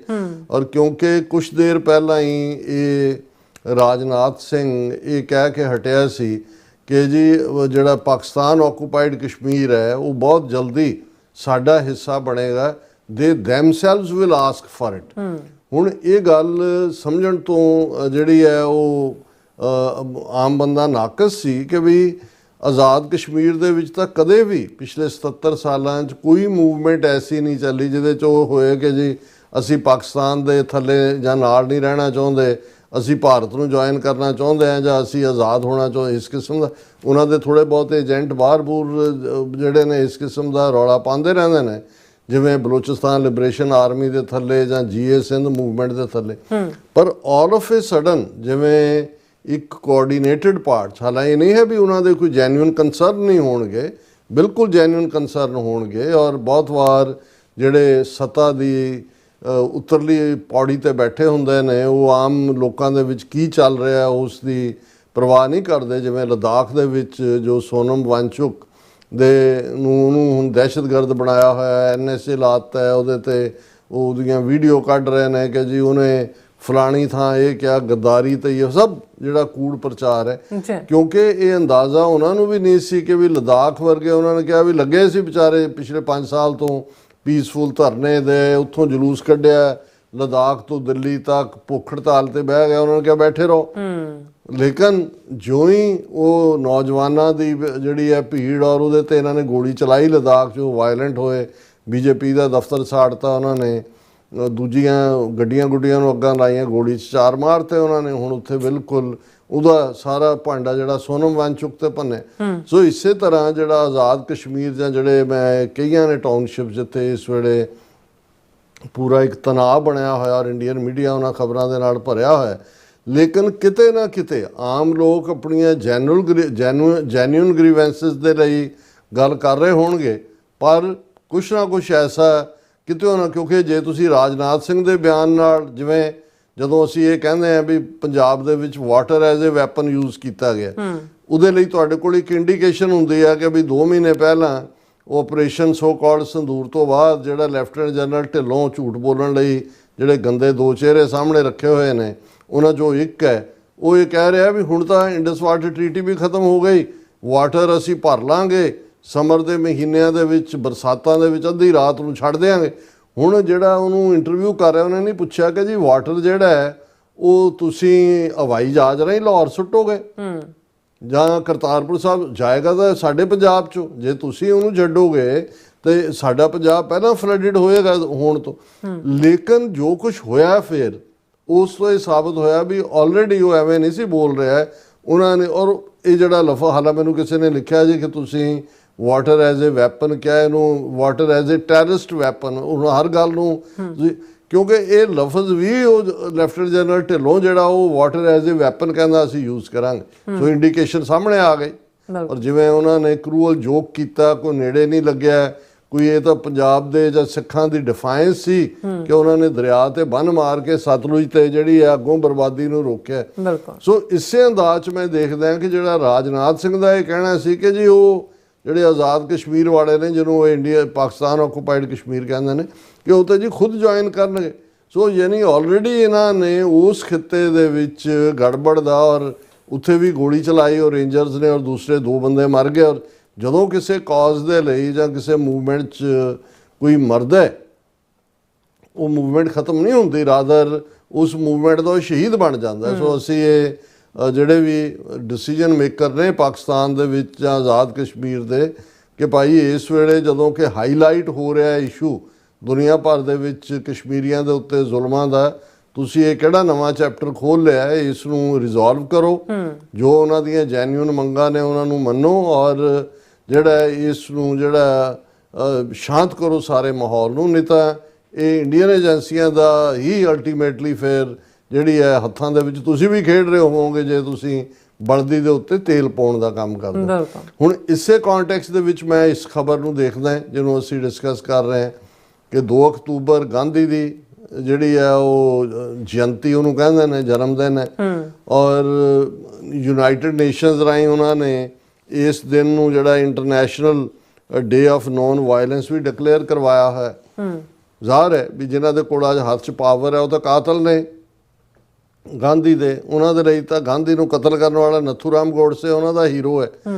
ਲੇਕਿਨ ਉਹਨਾਂ ਨੂੰ ਇਹ ਪਤਾ ਹੈ ਕਿ ਵੀ ਜਦੋਂ ਵੀ ਬਾਹਰਲੇ ਹਵਾਲੇ ਨਾਲ, ਖਾਸ ਤੌਰ ਤੇ 5 ਆਈਜ਼ ਕੰਟਰੀਜ਼ ਦੇ ਕੋਈ ਐਕਟੀਵਿਟੀ ਜਿਹੜੀ ਹੈ ਉਹ ਇਸ ਕਿਸਮ ਦੀ ਕਰ ਦਿਓ ਜਿਹੜੀ ਫਿਰ ਖਾਲਿਸਤਾਨੀਆਂ ਦੇ ਖਾਤੇ 'ਚ ਪਾ ਦਿਓ। ਹੁਣ ਗਾਂਧੀ ਨੇ ਲਾਅ ਦੀ ਡਿਗਰੀ ਜਿਹੜੀ ਹੈ ਉੱਥੋਂ ਹੀ ਕੀਤੀ, ਜਿਹੜਾ ਯੂਨੀਵਰਸਿਟੀ ਕਾਲਜ ਸੀ ਜਿਹੜੇ ਚੌਂਕ ਦੇ ਵਿੱਚ 1968 ਦੇ ਵਿੱਚ ਉਹਦਾ ਬੁੱਤ ਲਾਇਆ ਗਿਆ। ਇਹ ਟੈਵੀ ਸਟਾਕ ਸਕੁਆਇਰ ਲੰਡਨ ਦੇ ਵਿੱਚ ਹੈ। ਔਰ ਇਸ ਨੂੰ ਅਨਵੇਲ ਕੀਤਾ ਗਿਆ। ਇਸ ਗਾਂਧੀ ਦਾ ਬੁੱਤ ਹੈ ਜਿੱਥੇ ਕਿ ਉਹ ਚੌਕੜੀ ਮਾਰ ਕੇ ਬੈਠਾ ਹੈ ਜਿਹੜੀ ਭਗਤੀ ਮੁਦਰਾ ਦੇ ਵਿੱਚ। ਔਰ ਖਬਰ ਜਿਹੜੀ ਹੁਣ ਤੁਸੀਂ ਦੋ ਡਿਫਰੈਂਟ ਸੋਰਸਿਸ ਦੀਆਂ ਖਬਰਾਂ ਨੇ, ਇੱਕ PTI ਨੇ ਲਾਈ ਹੈ ਜਿਹੜੀ ਨਿਊਜ਼ ਏਜੰਸੀ ਹੈ, ਜ਼ਾਹਰ ਹੈ ਉਹ Indian government the information and broadcasting ministry ਦੇ ਥੱਲੇ ਹੈ, ਇੱਕ ANI ਨੇ ਲਾਈ ਹੈ। ਹੁਣ ANI ਰਾਹ ਦੀ ਆਊਟਫਿਟ ਹੈ ਔਰ ਇਹ ਦੋਨੋਂ ਹੀ, ਇੱਕ ANI ਵੀ ਔਰ IAS ਕਰਕੇ ਇੱਕ ਹੋਰ ਹੈ ਜਿਹੜੀ ਕਿ ਬਿਲਕੁਲ ਰਾਹ ਦੀਆਂ ਸਟੋਰੀਜ਼ ਪਿਕ ਕਰਦੀਆਂ ਨੇ। ਹੁਣ ਜਿਹੜੀ ANI ਦੀ ਸਟੋਰੀ ਹੈ, Indian high commission in London strongly condemns vandalism of Mahatma Gandhi statue at Tavistock Square. ਹੁਣ ਪਹਿਲੀ ਗੱਲ ਤਾਂ ਇਹਦੇ 'ਚ ਇਹ ਵੀ ਨਹੀਂ ਲਿਖਿਆ ਹੋਇਆ ਵੀ ਕੀ ਵੈਂਡਲਾਈਜ਼ ਹੋਇਆ, ਤੋੜ ਭੰਨ ਤਾਂ ਨਹੀਂ ਹੋਈ। ਇਹੀ ਹੈ ਕਿਉਂਕਿ ਜਦੋਂ ਤੁਸੀਂ ਖਬਰ ਦੇ ਅੰਦਰ ਦੇਖਦੇ ਹੋ ਕਿ ਵੀ ਉੱਥੇ ਉਹਦੇ ਤੇ ਬੁੱਤ ਦੇ ਉੱਤੇ ਕੋਈ ਗ੍ਰੈਫਿਟੀ ਹੈ। ਹੁਣ ਗ੍ਰੈਫਿਟੀ UK ਦੇ ਵਿੱਚ ਇਸ ਵੇਲੇ ਫੁੱਲ ਫਲੈਜਡ ਰੇਸਿਸਟ ਮੂਵਮੈਂਟ ਵੀ ਖੜੀ ਹੈ ਕਿ ਕੱਢੋ ਬਾਹਰ ਬਾਕੀਆਂ ਨੂੰ। 1 ਲੱਖ ਤੋਂ 1 ਲੱਖ 1.25 ਲੱਖ ਬੰਦਾ ਜਿਹੜਾ ਉਹ ਲੰਡਨ ਦੇ ਵਿੱਚ ਇਕੱਠਾ ਹੋਇਆ ਸੀ ਪਿਛਲੇ ਦਿਨਾਂ। ਜਿਹੜੀ ਮੂਵਮੈਂਟ ਇਸ ਵੇਲੇ ਸਾਰੇ ਯੂਰਪ ਦੇ ਵਿੱਚ ਹੀ ਚੱਲ ਰਹੀ ਹੈ। ਅੱਛਾ, ਕੀ ਉਹਨਾਂ 'ਚੋਂ ਕੋਈ ਹੋ ਸਕਦਾ, ਕਿਉਂਕਿ ਜੇ ਤਾਂ ਲਫ਼ਜ਼ ਹੋਣ, ਪਰ ਮੈਨੂੰ ਇਹ ਕੋਈ ਹੈਰਾਨੀ ਨਹੀਂ ਹੋਏਗੀ ਕਿ ਜੇ ਖਾਲਿਸਤਾਨ ਜ਼ਿੰਦਾਬਾਦ ਵੀ ਲਿਖਿਆ ਹੋਇਆ ਉਹ ਵੀ ਇਹ ਲਿਖ ਸਕਦਾ, ਕਿਉਂਕਿ ਇਸ ਵੇਲੇ ਸਿੱਖਾਂ ਨੂੰ ਕੋਈ ਵੀ ਐਸਾ ਐਕਟ ਜਿਹੜਾ ਉਹ ਨਾ ਸਿੱਖਾਂ ਨੇ ਕਦੇ ਪਹਿਲਾਂ ਕੀਤੇ ਤਾਂ ਆਪਣੇ ਮੰਦਰਾਂ 'ਚ ਆਪਣੇ ਦੇਵਤਿਆਂ ਦੇ ਉੱਤੇ ਖਾਲਿਸਤਾਨ ਜ਼ਿੰਦਾਬਾਦ ਲਿਖ ਕੇ ਸਿੱਖਾਂ ਦੇ ਖਾਤੇ 'ਚ ਪਾਉਂਦੇ ਰਹੇ ਨੇ। ਜੋ ਆਸਟ੍ਰੇਲੀਆ ਦੇ ਕੇਸ ਸਾਹਮਣੇ ਆਏ ਜਾਂ ਜੋ ਕੈਨੇਡਾ ਅਮਰੀਕਾ 'ਚ ਵੀ ਇਹੀ ਕੰਮ ਕਰਦੇ ਰਹੇ ਨੇ। ਹੁਣ ਉਹਨਾਂ ਦਾ ਇਹੀ ਕਹਿਣਾ ਕਿ ਜੀ ਸ਼ੇਮਫੁਲ ਐਕਟ ਆਫ ਵੈਂਡਲਿਜ਼ਮ। ਪਹਿਲੀ ਗੱਲ, ਜੇ ਗ੍ਰੈਫਿਟੀ ਜਾਂ ਦੂਜਾ ਲਿਖਿਆ, ਵੈਂਡਲਿਜ਼ਮ ਦੇ ਵਿੱਚ ਤਾਂ ਭੰਨ ਤੋੜ ਵੀ ਆਉਂਦੀ ਹੈ। ਫਿਰ ਇਹਨਾਂ ਨੂੰ ਕਿੱਥੋਂ ਸੁਪਨਾ ਆ ਗਿਆ ਕਿ ਭਾਈ ਇਹ ਖਾਲਿਸਤਾਨੀਆਂ ਨੇ ਕੀਤਾ ਹੋਏਗਾ, ਕਿਉਂਕਿ ਪਹਿਲਾਂ ਤਾਂ ਉਹਨਾਂ ਨੇ violent act on idea of non violence, ਤੁਸੀਂ ਸਭ ਤੋਂ ਵਾਇਲੈਂਟ ਘਟੀਆ ਲੋਕ ਹੋ, ਹਿੰਸਕ ਲੋਕ। ਔਰ ਉਹਨਾਂ ਨੇ ਕਿਹਾ ਜੀ ਇਹ ਗਾਂਧੀ ਜਯੰਤੀ ਤੋਂ 3 ਦਿਨ ਪਹਿਲਾਂ ਇਹ ਵਾਕਿਆ ਹੋਣਾ ਦੱਸਦਾ ਹੈ ਔਰ ਲੋਕਲ ਅਥਾਰਟੀਜ਼ ਤੱਕ ਅਸੀਂ ਪਹੁੰਚ ਕੀਤੀ ਹੈ। ਹੁਣ ਇੰਨੇ ਕੁ ਤੱਕ ਤਾਂ ਠੀਕ ਹੈ। ਹੁਣ ਇਹਨੂੰ ਕਿਵੇਂ ਖਾਲਿਸਤਾਨ ਦੇ ਨਾਲ ਜੋੜਨ ਦੀ ਕੋਸ਼ਿਸ਼ ਕੀਤੀ NI ਨੇ। ਅਰਲੀਅਰ ਦਿਸ ਈਅਰ ਇਨ ਮਾਰਚ, ਹੁਣ ਗੱਲ ਖਬਰ ਦੀ ਹੋ ਰਹੀ ਹੈ ਸਤੰਬਰ ਦੇ 27-28 ਨੂੰ, ਉਹ ਕਹਿ ਰਹੇ ਨੇ March pro Khalistani protester staged a demonstration during external affairs minister S Jaishankar visit to United Kingdom near the Chatham House. ਹੁਣ ਇਹ ਇਵੇਂ ਹੀ ਹੈ ਜਿਵੇਂ ਤੁਸੀਂ ਐਪਲਸ ਔਰ ਔਰੇਂਜਸ ਉਹਨਾਂ ਨੂੰ ਮਿਲਾ ਕੇ ਗੱਲ ਕਰ ਰਹੇ ਹੋ, ਪਰ ਕਿਉਂਕਿ ਖਾਤੇ 'ਚ ਖਾਲਿਸਤਾਨੀਆਂ ਦੇ ਪਾਣਾ, ਉਹਨਾਂ ਨੇ ਕਹਿਣਾ ਵੀ ਉਦੋਂ ਵੀ ਜਦੋਂ ਮਾਰਚ ਦੇ ਵਿੱਚ ਜਿਹੜਾ S ਜੈਸ਼ੰਕਰ ਆਇਆ ਸੀ ਉਦੋਂ ਖਾਲਿਸਤਾਨੀਆਂ ਨੇ ਝੰਡੇ ਫੜ ਕੇ ਉਹਨੂੰ ਗੱਡੀ ਦੇ ਸਾਹਮਣੇ ਆ ਕੇ ਖਲੋ ਗਏ ਸੀ ਔਰ ਨਾਅਰੇ ਲਾਏ ਸੀ। ਔਰ ਇਹ ਜਿਹੜੀ UK ਦੇ ਵਿੱਚ ਫਰੀडम ਆਫ ਐਕਸਪ੍ਰੈਸ਼ਨ ਹੈ ਇਸ ਦੀ ਗਲਤ ਵਰਤੋਂ ਹੈ ਔਰ ਅੰਗਰੇਜ਼ਾਂ ਦੀ ਜਿਹੜੀ ਮਿਸਟਰ ਸਟਾਈਮਰ ਦੀ ਸਰਕਾਰ ਹੈ ਉਹਨਾਂ ਨੂੰ ਨੱਥ ਨਹੀਂ ਪਾ ਰਹੀ।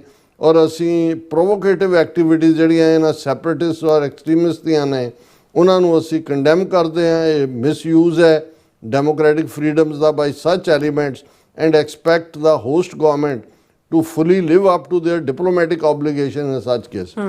ਹੁਣ ਕੋਈ ਲਾਗਾ ਦੇਗਾ ਨਹੀਂ ਇਸ ਘਟਨਾ ਦਾ। ਔਰ ਹਾਲਾਂਕਿ ਜਿਹੜੀ PTI ਦੀ ਖਬਰ ਹੈ ਉਹ ਐਜ਼ ਏ ਖਬਰ ਹੀ ਹੈ, ਉਹਦੇ 'ਚੋਂ ਖਾਲਿਸਤਾਨੀ ਐਲੀਮੈਂਟ ਨਹੀਂ ਹੈ। ਉਹਦੇ 'ਚ ਉਹੀ ਹੈ Gandhi statue in London vandalised, Indian mission strongly condemns violent act. ਔਰ ਉਹਦੇ 'ਚ ਬਿਲਕੁਲ ਉਸ ਖਬਰ ਨੂੰ ਇਵੇਂ ਹੀ ਕਿ ਜੀ 1968 ਦੇ ਵਿੱਚ ਅਨਵੇਲ ਹੋਇਆ ਸੀ ਯੂਨੀਵਰਸਿਟੀ ਕਾਲਜ ਲੰਡਨ ਜਿੱਥੇ ਗਾਂਧੀ ਪੜ੍ਹਿਆ, ਉਹਦੇ ਬਿਲਕੁਲ ਨੇੜੇ ਚੌਂਕ 'ਚ ਹੈ। ਔਰ ਇਹ 3 ਦਿਨ ਪਹਿਲਾਂ ਹੋਇਆ ਜਦੋਂ ਕਿ international day of non violence ਜਿਹੜਾ ਯੂਨਾਈਟਿਡ ਨੇਸ਼ਨਸ ਨੇ ਐਲਾਨਿਆ ਹੋਇਆ। ਇਹ ਇਕੱਲਾ ਵੈਂਡਲਿਜ਼ਮ ਨਹੀਂ ਹੈ ਪਰ ਇਹ ਵਾਇਲੈਂਟ ਐਕਟ ਹੈ ਨਾਨ ਵਾਇਲੈਂਸ ਦੇ ਸਿਧਾਂਤ ਦੇ ਉੱਤੇ। ਔਰ ਲੋਕਲ ਅਥਾਰਟੀਜ਼ ਨੂੰ ਇਹ ਕਿਹਾ ਕਿ ਜੀ ਇਹਦੀ ਪੜਤਾਲ ਕਰੋ। ਇੱਥੇ ਬੁੱਤਾਂ ਨੂੰ ਤੋੜਨਾ, ਉਹਨਾਂ ਦੇ ਉੱਤੇ ਕੁਝ ਲਿਖਣਾ, ਜਾਂ ਆਮ ਜਿਹੜਾ ਪੀਸਫੁਲ ਪ੍ਰੋਟੈਸਟ ਦਾ ਵੀ ਇੱਕ ਤਰੀਕਾ ਹੁੰਦਾ ਹੈ। ਹਾਲਾਂਕਿ ਕੋਈ ਕਨਫਰਮ ਨਹੀਂ ਹੈ, ਕੋਈ ਕਿਸੇ ਸਿੱਖ ਨੂੰ ਉਹਨਾਂ ਨੇ ਚਾਰਜ ਨਹੀਂ ਕੀਤਾ ਕਿ ਜੀ ਤੁਸੀਂ ਇਹ ਕੀਤਾ, ਲੇਕਿਨ ਇਹਨਾਂ ਨੇ ਕਿਉਂਕਿ ਉਹ ਮਾਹੌਲ ਬਣਾਉਣਾ ਚਾਹੁੰਦੇ ਨੇ ਇਸ ਵੇਲੇ ਨਿਸ਼ਾਨੇ 'ਤੇ ਨੇ, ਖੁਦ ਜੋ ਕੁਛ ਕੀਤਾ ਕਰ ਰਹੇ ਨੇ ਲਗਾਤਾਰਤਾ ਦੇ ਨਾਲ। ਸੋ ਅਸੀਂ ਸਮਝਦੇ ਹਾਂ ਕਿ ਸਾਨੂੰ ਵੀ ਇਸ ਗੱਲ ਦਾ ਬਹੁਤ ਧਿਆਨ ਰੱਖਣਾ ਹੋਏਗਾ ਕਿ ਇਹ ਇਸ ਕਿਸਮ ਦੇ ਜਿਹੜੇ ਕਾਰੇ ਨੇ, ਜਿਵੇਂ ਜਦੋਂ ਅਸੀਂ ਜ਼ਿਕਰ ਕੀਤਾ ਥਰਸਡੇ ਦੇ ਪ੍ਰੋਗਰਾਮ, ਫਰਾਈਡੇ ਦੇ ਪ੍ਰੋਗਰਾਮ ਦੇ ਵਿੱਚ, ਫਰਾਈਡੇ ਜਾਂ ਮੰਡੇ ਦੇ ਪ੍ਰੋਗਰਾਮ ਇਹ ਡੇ ਅਰਲੀ ਹੈ ਕਿ ਵੀ ਇਹ ਕਿਵੇਂ ਜਿਹੜੇ ਉਹ ਰੋਡ ਤੇ ਸੋ ਕਾਲਡ ਰਾਜਪੂਤ ਹਰਿਆਣੇ ਰਾਜਸਥਾਨ ਦੇ ਬਿਸ਼ਨੋਈ ਇਹ ਸਾਰੇ ਫਰੀਮੌਂਟ ਦੇ ਗੁਰਦੁਆਰਾ ਡਾਕਟਰਾਂ ਦੇ ਗੁਰਦੁਆਰੇ 'ਚ ਇਕੱਠੇ ਹੋ ਕੇ ਕਰਨਗੇ। ਚਲੋ ਇਸ ਦਾ ਨੋਟਿਸ ਬਾਕੀ ਪੰਜਾਬੀ ਜਿਹੜੇ ਪ੍ਰੋ ਪੰਥ ਸਿੱਖ ਚੈਨਲ ਨੇ ਉਹਨਾਂ ਨੇ ਵੀ ਲਿਆ, ਉਹ ਗੁਰਦੁਆਰੇ ਵਾਲੇ ਤਾਂ ਦੌੜ ਗਏ, ਉੱਥੇ ਫਿਰ ਉਹ ਮੀਟਿੰਗ ਨਹੀਂ ਹੋਣ ਦਿੱਤੀ ਗਈ। ਲੇਕਿਨ ਅਸੀਂ ਇਹ ਦੇਖਦੇ ਹਾਂ ਵੀ ਇਹ ਕਿਤੇ ਨਾ ਕਿਤੇ ਸਰਕਾਰਾਂ ਨਾਲ ਟਕਰਾਅ ਦੀ ਲਾਈਨ ਦੇ ਵਿੱਚ ਵੀ ਉਸ ਕਿਸਮ ਦਾ ਗੁਰਦੁਆਰਿਆਂ ਨੂੰ ਵਰਤਣਾ ਚਾਹੁੰਦੇ ਨੇ, ਪਰ ਦੂਸਰੇ ਪਾਸੇ ਬਦਨਾਮੀ ਦੇਣ ਦੇ ਲਈ ਪੂਰੀ ਤਰ੍ਹਾਂ ਦੇ ਨਾਲ ਵੀ ਇਸ ਕਿਸਮ ਦੀਆਂ ਹਰਕਤਾਂ ਜਿਹੜੀਆਂ ਨੇ ਕਰ ਰਹੇ ਨੇ, ਔਰ ਮੀਡੀਆ ਰਾਹੀਂ ਫਿਰ ਐਂਟੀ ਸਿੱਖ ਔਰ ਐਂਟੀ ਖਾਲਿਸਤਾਨ ਔਰ ਐਂਟੀ ਖਾਲਿਸਤਾਨੀ ਨੈਰੇਟਿਵ ਵੀ ਬਿਲਡ ਕਰਦੇ ਨੇ। ਜੀ ਰਾਜ ਸਾਹਿਬ, ਤੁਹਾਡਾ ਬਹੁਤ ਬਹੁਤ ਸ਼ੁਕਰੀਆ। ਸੋ ਲੈਣਾ ਬ੍ਰੇਕ ਵਿਊਅਰਸ ਦੋਸਤਾਂ ਨੇ ਇਸੇ ਤਰ੍ਹਾਂ ਹੀ ਬਣੇ ਰਹਿਣਾ। ਮਿਲਦੇ ਹਾਂ ਆਫਟਰ ਦਿਸ ਸ਼ਾਰਟ ਬ੍ਰੇਕ।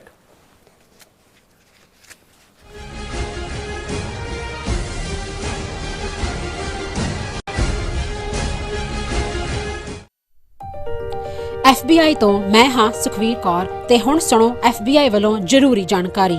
ਸਾਡੇ ਦੇਸ਼ ਅਮਰੀਕਾ ਵਿੱਚ ਬਾਹਰਲੇ ਦੇਸ਼ਾਂ ਦੀਆਂ ਸਰਕਾਰਾਂ ਵੱਲੋਂ ਅੰਤਰਰਾਸ਼ਟਰੀ ਦਬਾਅ ਪਾਇਆ ਜਾ ਰਿਹਾ ਹੈ। ਇਸ ਨੂੰ ਰੋਕਣ ਲਈ FBI ਨੂੰ ਤੁਹਾਡੇ ਸਹਿਯੋਗ ਦੀ ਲੋੜ ਹੈ। ਵਿਦੇਸ਼ੀ ਸਰਕਾਰਾਂ ਜਾਂ ਉਹਨਾਂ ਦੇ ਮੁਲਾਜ਼ਮਾਂ ਜਾਂ ਮੁਖਬਰਾਂ ਵੱਲੋਂ ਅਮਰੀਕਾ ਵਿੱਚ ਵਸਦੇ ਕਿਸੇ ਵੀ ਇਨਸਾਨ ਨਾਲ ਕੀਤੇ ਜਾ ਰਹੇ ਅੰਤਰਰਾਸ਼ਟਰੀ ਦਬਾਅ ਦੀਆਂ ਕੁਝ ਕਿਸਮਾਂ ਇਹ ਨੇ: ਨਿਗਰਾਨੀ ਰੱਖਣੀ, ਪਿੱਛਾ ਕਰਨਾ, ਤੰਗ ਪਰੇਸ਼ਾਨ ਕਰਨਾ, ਅਗਵਾ ਕਰਨ ਦੀ ਕੋਸ਼ਿਸ਼ ਜਾਂ ਉਸ ਤੇ ਸਰੀਰਕ ਹਮਲਾ ਕਰਨਾ, ਅਤੇ ਧਮਕੀਆਂ ਤੇ ਡਰਾਵੇ ਰਾਹੀਂ ਜ਼ਬਰਦਸਤੀ ਕਿਸੇ ਭਾਈਚਾਰੇ ਜਾਂ ਵਿਅਕਤੀਆਂ ਬਾਰੇ ਜਾਣਕਾਰੀ ਇਕੱਠੀ ਕਰਨ ਦੀ ਕੋਸ਼ਿਸ਼ ਕਰਨੀ, ਕਿਸੇ ਨੂੰ ਉਸ ਦੇ ਮੂਲ ਦੇਸ਼ ਨੂੰ ਮੁੜਨ ਲਈ ਮਜਬੂਰ ਕਰਨਾ ਜਾਂ ਮੂਲ ਦੇਸ਼ ਵਿੱਚ ਵਸਦੇ ਉਸ ਦੇ ਰਿਸ਼ਤੇਦਾਰਾਂ ਨੂੰ ਡਰਾਉਣਾ ਜਾਂ ਹਿਰਾਸਤ ਵਿੱਚ ਲੈਣਾ, ਕਿਸੇ ਦੇ ਕੰਪਿਊਟਰ ਜਾਂ ਫੋਨ ਨੂੰ ਹੈਕ ਕਰਕੇ ਉਸ ਦੀ ਨਿੱਜਤਾ ਤੇ ਹਮਲਾ ਕਰਨਾ ਜਾਂ ਉਸ ਬਾਰੇ ਇੰਟਰਨੈਟ ਤੇ ਕੂੜ ਪ੍ਰਚਾਰ ਕਰਨਾ, ਕਿਸੇ ਦੀਆਂ ਵਿੱਤੀ ਜਾਇਦਾਦਾਂ ਨੂੰ ਜ਼ਬਤ ਕਰਨਾ। ਜੇ ਤੁਹਾਨੂੰ ਲੱਗਦਾ ਹੈ ਕਿ ਤੁਸੀਂ ਅੰਤਰਰਾਸ਼ਟਰੀ ਦਬਾਅ ਦੇ ਸ਼ਿਕਾਰ ਹੋ ਤਾਂ FBI ਨੂੰ ਹੁਣੇ ਕਾਲ ਕਰੋ 1-800-CALL-FBI ਜਾਂ 1-800-225-5324 ਤੇ ਸੰਪਰਕ ਕਰੋ। ਤੇ ਜੇ ਤੁਹਾਡੇ ਲਈ ਅੰਗਰੇਜ਼ੀ ਵਿੱਚ ਗੱਲ ਕਰਨਾ ਮੁਸ਼ਕਲ ਹੈ ਤਾਂ ਤੁਸੀਂ ਪੰਜਾਬੀ ਵਿੱਚ ਗੱਲ ਕਰਨ ਲਈ ਕਹਿ ਸਕਦੇ ਹੋ, ਜਾਂ FBI ਦੀ ਵੈਬਸਾਈਟ tips.fbi.gov ਤੇ ਆਪਣੀ ਸ਼ਿਕਾਇਤ ਦਰਜ ਕਰਾਓ। ਹੋਰ ਜਾਣਕਾਰੀ ਲਈ ਦੇਖੋ fbi.gov/TNR। ਜੇਕਰ ਤੁਸੀਂ ਤੁਰੰਤ ਸਰੀਰਕ ਖਤਰੇ ਵਿੱਚ ਹੋ ਤਾਂ 911 ਤੇ ਕਾਲ ਕਰੋ। FBI ਵੱਲੋਂ ਤੁਹਾਡੀ ਰਿਪੋਰਟ ਕਦੀ ਵੀ ਕਿਸੇ ਵਿਦੇਸ਼ੀ ਸਰਕਾਰ ਨਾਲ ਸਾਂਝੀ ਨਹੀਂ ਕੀਤੀ ਜਾਵੇਗੀ। FBI ਦਾ ਮਨੋਰਥ ਅਮਰੀਕਾ ਵਿੱਚ ਵਸਦੇ ਲੋਕਾਂ ਦੀ ਰੱਖਿਆ ਕਰਨਾ ਅਤੇ ਯੂਨਾਈਟਿਡ ਸਟੇਟਸ ਦੇ ਸੰਵਿਧਾਨ ਨੂੰ ਕਾਇਮ ਰੱਖਣਾ ਹੈ।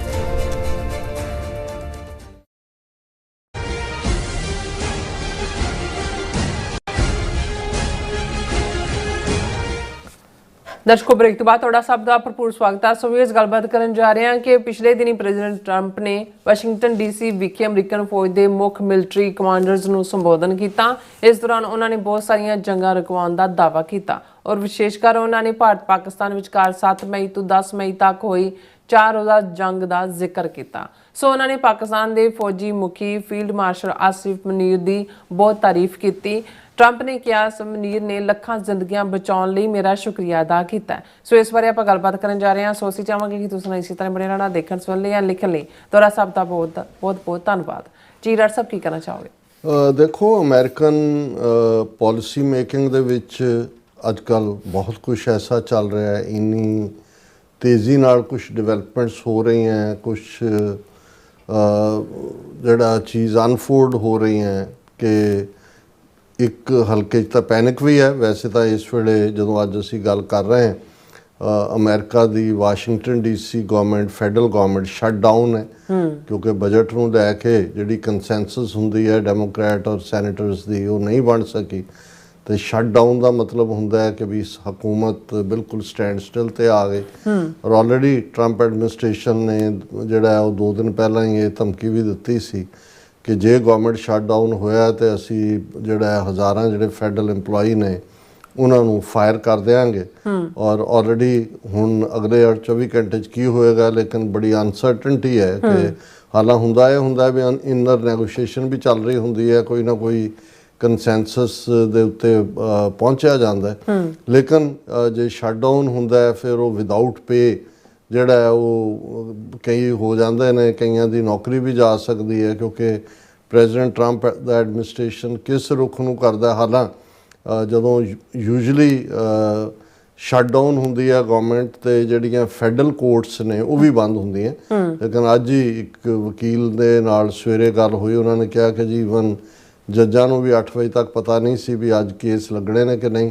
ਪਰ 7:30 ਵਜੇ ਆਇਆ ਕਿ ਵੀ ਤੁਸੀਂ ਐਜ਼ ਯੂਜੂਅਲ ਜਿਹੜਾ ਆਪਣਾ ਐਕਟੀਵਿਟੀ ਕਰੋ। ਸੋ ਇਹ ਵੀ ਇੱਕ ਕਨਫਿਊਜ਼ਨ ਸੀ। ਸੋ ਫੈਡਰਲ ਕੋਰਟ ਅੱਜ ਖੁੱਲ੍ਹੇ ਸੀ, ਅਦਰਵਾਈਜ਼ ਸ਼ਟ ਆਊਨ ਦਾ ਮਤਲਬ ਹੁੰਦਾ ਵੀ ਹਰ ਫੈਡਰਲ ਅਦਾਰਾ ਜਿਹੜਾ ਬੰਦ ਹੁੰਦਾ ਉਸ ਦੀ ਐਕਟੀਵਿਟੀ, ਔਰ ਫਿਰ ਇਹਦਾ ਮਤਲਬ ਇਹ ਹੁੰਦਾ ਵੀ ਔਰ ਇਹ ਬੜਾ ਕ੍ਰਾਈਸਿਸ ਦਾ ਪੀਰੀਅਡ ਹੁੰਦਾ। ਸੋ ਇੱਕ ਪਾਸੇ ਤਾਂ ਇਹ ਚੱਲ ਰਿਹਾ, ਹਾਲਾਂ ਜਦੋਂ ਨੈਤਨਯਾਹੂ ਇੱਥੇ ਆਇਆ ਉਸ ਤੋਂ ਪਹਿਲਾਂ UN ਜਨਰਲ ਅਸੈਂਬਲੀ ਦੇ ਸੈਸ਼ਨ ਵੇਲੇ ਖਾਸ ਤੌਰ 'ਤੇ 8 ਇਸਲਾਮਿਕ ਮੁਲਕਾਂ ਦੇ ਪ੍ਰੈਜ਼ੀਡੈਂਟਸ ਪ੍ਰਾਈਮ ਮਿਨਿਸਟਰਸ ਦੇ ਨਾਲ ਪ੍ਰੈਜ਼ੀਡੈਂਟ ਟਰੰਪ ਦੀ ਜਿਹੜੀ ਖਾਸ ਮੀਟਿੰਗ, ਜਿਹੜੀ ਗਜ਼ਾ ਪਲਾਨ ਜਿਹੜੀ ਬਾਅਦ ਦੇ ਵਿੱਚ 20 ਨੁਕਾਤੀ ਗਜ਼ਾ ਪਲਾਨ ਸਾਹਮਣੇ ਆਈ, ਉਹਨੂੰ ਲੈ ਕੇ ਵੀ ਜਿਹੜੀਆਂ ਨੇ ਬਹੁਤ ਸਾਰੀਆਂ ਜਿਹੜੀਆਂ ਨੇ ਕਿਆਸਰ ਆਈਆਂ ਨੇ ਕਿ ਵੀ ਕੀ ਹੋਏਗਾ। ਹਮਾਸ ਦੇ ਵਿਹੜੇ ਦੇ ਵਿੱਚ ਹੁਣ ਬਾਲ ਸੁੱਟਿਆ ਹੋਇਆ, ਹਮਾਸ ਨੇ ਕਿਵੇਂ ਰਿਐਕਟ ਕਰਨਾ, ਉਹਨੂੰ ਟਾਈਮ ਦਿੱਤਾ ਜਾ ਰਿਹਾ ਹੈ ਕਿ ਭਾਈ 3 ਦਿਨ ਦੇ ਵਿੱਚ ਜਾਂ ਦੂਜਾ ਕਰੋ, ਅਦਰਵਾਈਜ਼ ਜਿਵੇਂ ਟਰੰਪ ਨੇ ਕਿਹਾ ਵੀ ਫਿਰ ਜਿਹੜੀ ਹੈ ਬਹੁਤ ਤਬਾਹੀ ਹੋਏਗੀ। ਇਹ ਵੀ ਇੱਕ ਪੁਸ਼ ਚੱਲ ਰਿਹਾ ਕਿਉਂਕਿ ਜੇ ਮਿਡਲ ਈਸਟ ਦੇ ਵਿੱਚ ਜਿਹੜਾ ਸੀਜ਼ ਫਾਇਰ ਹੋ ਜਾਂਦਾ ਹੈ ਔਰ ਅੱਗੋਂ ਜਿਹੜੀ 20 ਨੁਕਾਤੀ ਪ੍ਰੋਗਰਾਮ ਹੈ ਉਸ ਦਾ ਅਮਲ ਦਰਾਮਦ ਸ਼ੁਰੂ ਹੋ ਜਾਂਦਾ ਹੈ, ਤੇ ਪ੍ਰੈਜ਼ੀਡੈਂਟ ਟਰੰਪ ਨੂੰ ਇਹ ਆਸ ਹੈ ਵੀ ਉਹਨਾਂ ਨੂੰ ਨੋਬਲ ਪੀਸ ਪ੍ਰਾਈਜ਼ ਮਿਲਣ ਦੇ ਚਾਂਸ ਵੱਧ ਜਾਂਦੇ ਨੇ ਕਿਉਂਕਿ 10 ਅਕਤੂਬਰ ਨੂੰ ਜਿਹੜੀ ਨੋਬਲ ਕਮੇਟੀ ਹੈ ਜਿਹੜੀ ਇਹ ਪ੍ਰਾਈਜ਼ ਡਿਸਾਈਡ ਕਰਦੀ ਹੈ ਉਹਨਾਂ ਨੇ ਕਰਨਾ। ਹਾਲਾਂ ਮੈਨੂੰ ਨਹੀਂ ਲੱਗਦਾ, ਹਾਲਾਂ ਨੋਮੀਨੇਸ਼ਨ ਤਾਂ ਕੀਤੀ ਹੈ, ਪਾਕਿਸਤਾਨ ਨੇ ਕੀਤੀ ਹੈ, ਇਜ਼ਰਾਈਲ ਨੇ ਕੀਤੀ ਹੈ, ਪਰ ਮੈਨੂੰ ਨਹੀਂ ਲੱਗਦਾ ਕਿ ਵੀ ਜਿਹੜੀ ਹੈ ਉਹ ਜਿਹੜੇ ਫੈਸਲੇ ਲੈਂਦੇ ਨੇ ਉਹ ਇਵੇਂ ਕੋਈ ਕੈਂਪੇਨ ਕਰ ਰਿਹਾ ਹੋਏ ਕਿ ਵੀ ਤੁਸੀਂ ਸਾਨੂੰ ਇਹ ਦਿਓ, ਤਾਂ ਇਵੇਂ ਨਹੀਂ ਹੁੰਦਾ, ਉਹਦੇ ਕੋਈ ਚਾਂਸ ਨਹੀਂ ਨੇ। ਲੇਕਿਨ ਕੁਝ ਹਲਕਿਆਂ ਵੱਲੋਂ ਇਹ ਵੀ ਕਿਹਾ ਜਾ ਰਿਹਾ ਕਿ ਵੀ ਇਹ ਜਿਹੜਾ ਕੁਇਕਲੀ 20 ਪੁਆਇੰਟ ਪਲਾਨ ਨੂੰ ਲਾਗੂ ਕਰਨ ਦੀ ਲਾਈਨ ਹੈ, ਇਸ ਦਾ ਇੱਕ ਕਾਰਨ ਇਹ ਵੀ ਹੈ ਕਿ ਵੀ ਉਸ ਤੋਂ ਪਹਿਲਾਂ ਜੇ ਹੋ ਜਾਂਦਾ ਤਾਂ ਬਹੁਤ ਵੱਡੀ ਗੱਲ ਹੋਏਗੀ। ਹਾਲਾਂਕਿ ਆਲਰੇਡੀ ਉੱਥੇ 78-80 ਹਜ਼ਾਰ ਬੇਗੁਨਾਹ ਲੋਕ ਮਾਰੇ ਜਾ ਚੁੱਕੇ ਨੇ ਔਰ ਇਹ ਸਾਰਾ ਜੋ ਚੱਲ ਰਿਹਾ ਹੈ, ਨੈਤਨਯਾਹੂ ਨੇ ਕੋਈ ਉੱਥੇ ਹਮਲੇ ਬੰਦ ਨਹੀਂ ਕੀਤੇ ਗਜ਼ਾ ਤੇ, ਅੱਜ ਵੀ ਕਿੰਨੇ ਬੇਗੁਨਾਹ ਮਾਰੇ ਗਏ। ਜਿਹੜਾ ਇੱਕ ਏਡ ਲੈ ਕੇ ਯੂਰਪ ਚੋਂ ਗਿਆ ਪੂਰਾ ਇੱਕ ਹਿੱਸਾ ਫਲੋਟਿਲਾ ਕੇ ਕੀ ਉਹਦੇ ਲਈ ਲਫ਼ਜ਼ ਹੈ, ਉਹਨਾਂ ਦੇ ਉੱਤੇ ਵੀ ਜਿਹੜਾ ਅਟੈਕ ਹੋਣੇ ਸ਼ੁਰੂ ਹੋ ਗਏ ਨੇ, ਜਿਸ ਦੇ ਵਿੱਚ ਬਹੁਤ ਸਾਰੇ NGOs ਔਰ ਪੀਸਫੁਲ ਲੋਕ ਨੇ।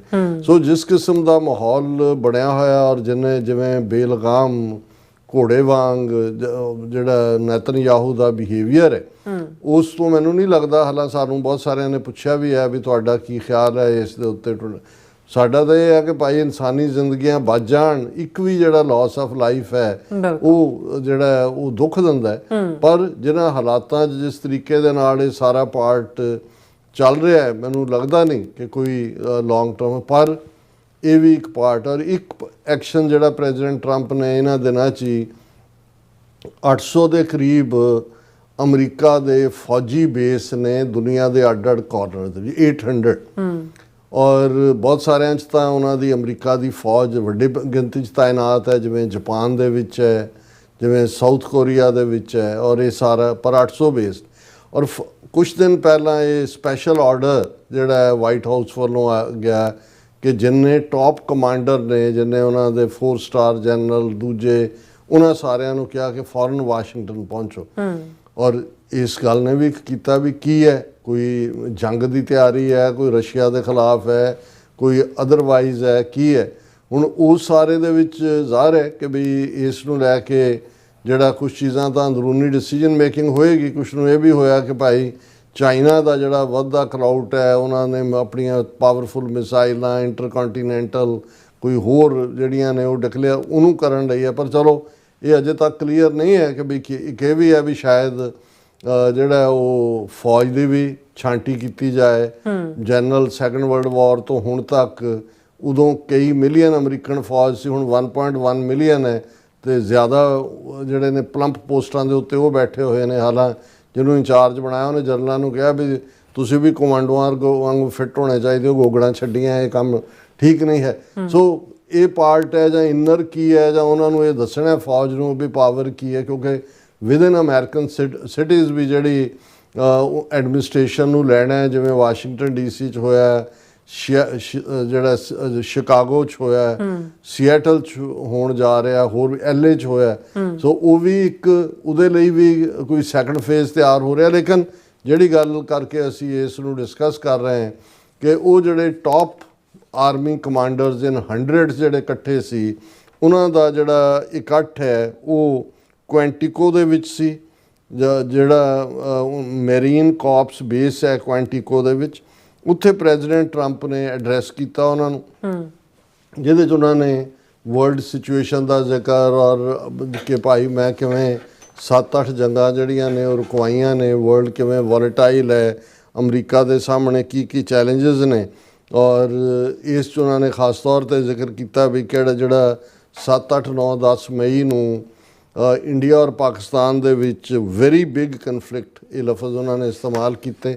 ਸੋ ਉਹਦੇ 'ਚ ਉਹਨਾਂ ਨੇ ਕਿਹਾ ਕਿ ਵੀ ਮੈਂ ਜਿਹੜਾ ਇਸ ਪੀਰੀਅਡ ਦੇ ਵਿੱਚ ਆਈ ਹੈਵ ਸੈਟਲਡ ਸੋ ਮੈਨੀ ਵਾਰ ਸਿੰਸ ਵੀ ਆਰ ਹੀਅਰ, ਕਿ 8-9 ਮਹੀਨੇ ਹੋ ਗਏ ਨੇ ਕਿੰਨੀਆਂ ਮੈਂ ਜੰਗਾਂ ਰੋਕੀਆਂ 9 ਮਹੀਨਿਆਂ ਦੇ ਵਿੱਚ। ਔਰ ਇਹਦੇ 'ਚ ਜਿਹੜੀਆਂ ਨੇ ਆਈ ਹੈਵ ਸੈਟਲਡ 7। ਉਹਨਾਂ ਨੇ ਕਿਹਾ ਵੀ ਜਿਹੜਾ ਕੱਲ੍ਹ, ਕਿਉਂਕਿ ਇਹ ਜਿਹੜੀ ਗਜ਼ਾ ਪਲਾਨ ਤੋਂ ਬਾਅਦ ਉਹਨਾਂ ਦੀ ਇਹ ਸਟੇਟਮੈਂਟ ਹੈ ਜਿਹੜੀ ਉਹਨਾਂ ਨੇ ਮਿਲਟਰੀ ਕਮਾਂਡਰਸ ਨੂੰ ਦਿੱਤੀ। ਉਹਨਾਂ ਨੇ ਕਿਹਾ ਵੀ ਜੇ ਇਹ ਵੀ ਸੈਟਲ ਹੋ ਜਾਂਦੀ ਹੈ ਸਭ ਤੋਂ ਵੱਡੀ ਹੋਏਗੀ, ਪਰ ਹੁਣ ਤੱਕ ਜਿਹੜੀ ਸਭ ਤੋਂ ਜਿਹੜੀ ਖਤਰਨਾਕ ਜੰਗ ਮੈਂ ਸੈਟਲ ਕਰਵਾਈ ਜਾਂ ਰੁਕਵਾਈ ਜਾਂ ਜੰਗਬੰਦੀ ਕਰਵਾਈ, ਉਹਦੇ ਨੇ ਕਿਹਾ ਪਾਕਿਸਤਾਨ ਐਂਡ ਇੰਡੀਆ ਜਿਹੜੇ ਕਿ both nuclear powers, I settle that. ਔਰ ਇਹ ਉਹਨਾਂ ਨੇ ਕੁਐਂਟੀਕੋ ਦੇ ਵਿੱਚ ਮਿਲਟਰੀ ਕਮਾਂਡਰਸ ਨੂੰ ਐਡਰੈਸ ਕਰਦਿਆਂ ਕਿਹਾ ਕਿ ਭਾਈ ਇਹ ਮੈਂ ਕੀਤਾ। ਔਰ ਬੇਸ਼ੱਕ ਉਹਨਾਂ ਦੇ ਬਹੁਤ ਸਾਰਿਆਂ ਨੇ ਮੀਡੀਆ ਨੇ ਉਹਨਾਂ ਦਾ ਜਿਹੜਾ ਦੂਸਰਾ ਪਾਰਟ ਹੈ ਇਸ ਦੌਰਾਨ ਡੀਟੇਲ ਦੇ ਵਿੱਚ ਉਹਨਾਂ ਨੇ ਸਿਰਫ ਜੰਗ ਸੈਟਲ ਕਰਨ ਤੱਕ ਹੀ ਨਹੀਂ ਕਿਹਾ, ਉਹਨਾਂ ਨੇ ਇਹ ਵੀ ਕਿਹਾ ਕਿ ਭਾਈ ਜਦੋਂ ਹੁਣ ਜਿਹੜਾ ਗ੍ਰੇਟ ਮੈਨ awesome Munir field marshal Pakistan ਦੇ, ਉਹ ਸ਼ਾਹਬਾਜ਼ ਸ਼ਰੀਫ ਦੇ ਨਾਲ ਮੈਨੂੰ ਮਿਲਣ ਆਏ ਤੇ ਉਹਨਾਂ ਨੇ ਮੈਨੂੰ ਜੋ ਕਿਹਾ, ਉਹਨੇ ਮੈਨੂੰ ਜਿਹੜਾ ਉਹ ਹੰਬਲ ਕੀਤਾ। ਉਹਨਾਂ ਨੇ ਆਸਮ ਮੁਨੀਰ ਨੇ ਮੈਨੂੰ ਕਿਹਾ ਕਿ ਤੁਸੀਂ ਲੱਖਾਂ ਜ਼ਿੰਦਗੀਆਂ ਬਚਾਈਆਂ ਨੇ ਔਰ ਜੇ ਤੁਸੀਂ ਇਹ ਜੰਗ ਨੂੰ ਨਾ ਰੁਕਵਾਉਂਦੇ ਤਾਂ ਲੱਖਾਂ ਜ਼ਿੰਦਗੀਆਂ ਦਾ ਜ਼ਿਆ ਹੋਣਾ ਸੀ। ਫਿਰ ਉਹਨਾਂ ਨੇ ਕਿਹਾ ਕਿ ਜੀ ਇਹ ਜਿਹੜੇ ਪਰਮਾਣੂ ਹਥਿਆਰਾਂ ਨਾਲ ਲੈਸ ਦੋਵੇਂ ਤਾਕਤਾਂ ਭਾਰਤ ਤੇ ਪਾਕਿਸਤਾਨ, ਉਹਨਾਂ ਦੇ ਵਿੱਚ ਬਹੁਤ ਖਤਰਨਾਕ ਜੰਗ ਸੀ।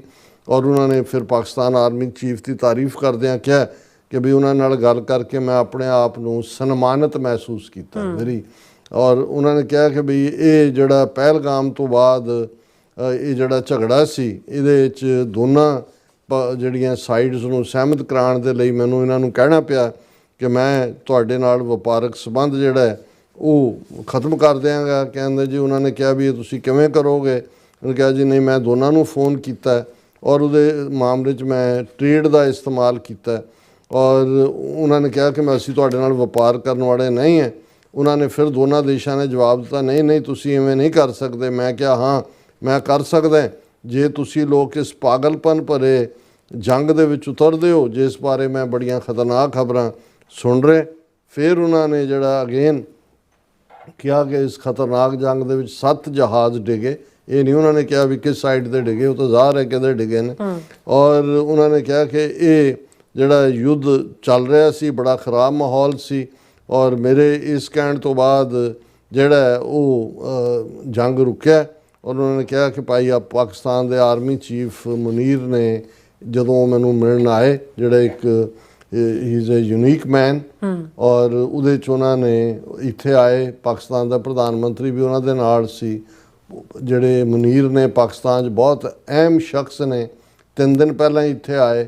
ਉਹਨਾਂ ਨੇ ਕਿਹਾ ਮੈਨੂੰ ਕਿ ਭਾਈ ਤੁਸੀਂ ਲੱਖਾਂ ਜਾਨਾਂ ਬਚਾਈਆਂ ਨੇ, ਤੁਸੀਂ ਇਸ ਜੰਗ ਨੂੰ ਅੱਗੇ ਜਾਣ ਤੋਂ ਰੋਕ ਦਿੱਤਾ ਔਰ ਇਹ ਜੰਗ ਬਹੁਤ ਬੁਰਾ ਹੋਣਾ ਸੀ ਔਰ ਇਹ ਬੜਾ ਭਿਆਨਕ ਹੋਣਾ ਸੀ। ਔਰ ਉਹਨਾਂ ਨੇ ਕਿਹਾ ਕਿ ਇਹ ਜਦੋਂ ਉਹਨਾਂ ਨੇ ਕਿਹਾ, ਆਸਮ ਮੁਨੀਰ ਨੇ, white house the chief of staff ਸੂਜ਼ੀ ਵਾਇਲਸ ਵੀ ਉਸ ਬੈਠਕ 'ਚ ਮੌਜੂਦ ਸੀ ਔਰ ਉਹਨਾਂ ਨੇ ਕਿਹਾ ਕਿ ਭਾਈ ਇਹ ਸਾਨੂੰ ਜਿਹੜਾ ਹੈ ਇਸ ਦੇ ਉੱਤੇ ਮਾਣ ਹੈ ਕਿ ਮੈਂ ਇਵੇਂ ਕੀਤਾ। ਇਹ ਉਹਨਾਂ ਨੇ 50ਵੀਂ ਵਾਰ ਇਹ ਦਾਅਵਾ ਕੀਤਾ ਕਿ ਜਿਹੜਾ ਇਹ ਜੰਗ ਮੈਂ ਰੁਕਵਾਇਆ। ਲੇਕਿਨ ਇਹ ਤਾਂ ਚਲੋ ਦਾਅਵਾ ਆਪਣੀ ਥਾਂ, ਨੋਬਲ ਪੀਸ ਪ੍ਰਾਈਜ਼ ਦੀ ਤਵੱਕੋ ਆਪਣੀ ਥਾਂ, ਪਰ ਐਸਾ ਪਾਕਿਸਤਾਨ ਦੇ field marshal army chief awesome Munir ਨੇ ਕੀ ਧੂੜਿਆ ਹੈ ਟਰੰਪ ਦੇ ਉੱਤੇ ਕਿ ਹਰ ਮੌਕੇ ਦੇ ਉੱਤੇ ਜਿਹੜਾ ਇਹਦੇ ਤੋਂ ਇੱਕ ਗੱਲ ਤਾਂ ਜ਼ਾਹਰ ਹੈ ਕਿ ਪਾਕਿਸਤਾਨ ਦੀ ਫੌਜੀ ਇੰਪੋਰਟੈਂਸ ਔਰ ਇਹਦੇ 'ਚ ਜਿਹੜਾ 4 ਰੋਜ਼ਾ ਜੰਗ ਹੈ 7, 8, 9, 10 ਮਈ ਦਾ ਮਿਸਾਈਲ ਔਰ ਡਰੋਨ ਜੰਗ, ਉਹਨੇ ਬਹੁਤ ਵੱਡਾ ਰੋਲ ਅਦਾ ਕੀਤਾ ਔਰ ਪਾਕਿਸਤਾਨ ਦਾ ਰੁਤਬਾ ਬੜਾ ਵੱਡਾ ਹੋਇਆ। ਔਰ ਇਹੀ ਨਹੀਂ, ਈਵਨ ਜੇ ਗਜ਼ਾ ਪਲਾਨ ਜਿਹੜੀ ਆ ਉਹ ਸਕਸੈਸਫੁਲ ਹੁੰਦੀ ਹੈ ਤੇ ਪਾਕਿਸਤਾਨ ਨੇ ਕਮਿਟ ਵੀ ਕੀਤਾ ਹੋਏਗਾ ਵੀ ਪਾਕਿਸਤਾਨ ਵੀ ਆਪਣੀ ਫੌਜ ਜਿਹੜੀ ਫਿਰ ਪੀਸਫੁਲ ਆਰਮੀ ਜਿਹੜਾ ਫॉर ਪੀਸ ਹੋਏਗੀ ਉਹਦੇ ਵਿੱਚ ਇੰਡੋਨੇਸ਼ੀਆ, ਪਾਕਿਸਤਾਨ, ਇਜਿਪਟ, ਟਰਕੀ ਸਾਰੇ ਹੀ ਜੁਆਇਨ ਕਰਨਗੇ। ਸੋ ਇਹ ਵੀ ਜਿਹੜਾ ਟਰੰਪ ਨੇ, ਔਰ ਇਹੀ ਕਾਰਨ ਹੈ ਕਿ ਜਿਹੜੀ ਟਰੰਪ ਦੀ ਗਜ਼ਾ 20 ਪੁਆਇੰਟ ਗਜ਼ਾ ਪਲਾਨ ਹੈ ਜਿਹਨਾਂ ਮੁਲਕਾਂ ਨੇ ਸਭ ਤੋਂ ਪਹਿਲਾਂ ਵੈਲਕਮ ਕੀਤਾ, ਉਹਦੇ ਵਿੱਚ ਸਾਊਦੀ ਅਰੇਬੀਆ ਵੀ ਔਰ ਪਾਕਿਸਤਾਨ ਵੀ ਹੈ। ਔਰ ਇਹਦੇ 'ਚ ਵੀ ਕੋਈ ਦੋ ਰਾਵਾਂ ਨਹੀਂ ਕਿ ਜੇ ਸਾਊਦੀ ਅਰੇਬੀਆ ਔਰ ਪਾਕਿਸਤਾਨ ਨੇ ਮਿਊਚੁਅਲ ਡਿਫੈਂਸ ਪੈਕਟ ਕੀਤਾ ਹੈ ਤੇ ਇਹ ਵੀ ਅਮਰੀਕਾ ਦੀ ਮਰਜ਼ੀ ਦੇ ਨਾਲ ਹੀ ਕੀਤਾ ਹੋਏਗਾ। ਅੱਜ ਈਵਨ ਐਗਜ਼ੈਕਟਿਵ ਆਰਡਰ ਰਾਹੀਂ ਪ੍ਰੈਜ਼ੀਡੈਂਟ ਟਰੰਪ ਨੇ ਕੁਵੈਤ ਦੇ ਨਾਲ ਵੀ ਜਿਹੜਾ ਉਹ ਆਪਣਾ ਵਾਅਦਾ ਦੁਹਰਾਇਆ ਕਿ ਵੀ ਅਸੀਂ ਤੁਹਾਨੂੰ ਹਰ ਹਾਲਤ ਦੇ ਵਿੱਚ ਡਿਫੈਂਡ ਕਰਾਂਗੇ, ਕਿਉਂਕਿ ਆਲਰੇਡੀ ਜਿਹੜਾ ਉਹ ਬ੍ਰੀਚ ਹੋਇਆ ਐਗਰੀਮੈਂਟ ਜਦੋਂ ਇਜ਼ਰਾਈਲ ਨੇ ਹਮਲਾ ਕੀਤਾ। ਅਮਰੀਕਾ ਦੀ ਫੌਜ ਵੀ ਉੱਥੇ 10,000 ਬੈਠੀ ਹੋਈ ਹੈ। ਔਰ ਇਸ ਤੋਂ ਜਿਹੜਾ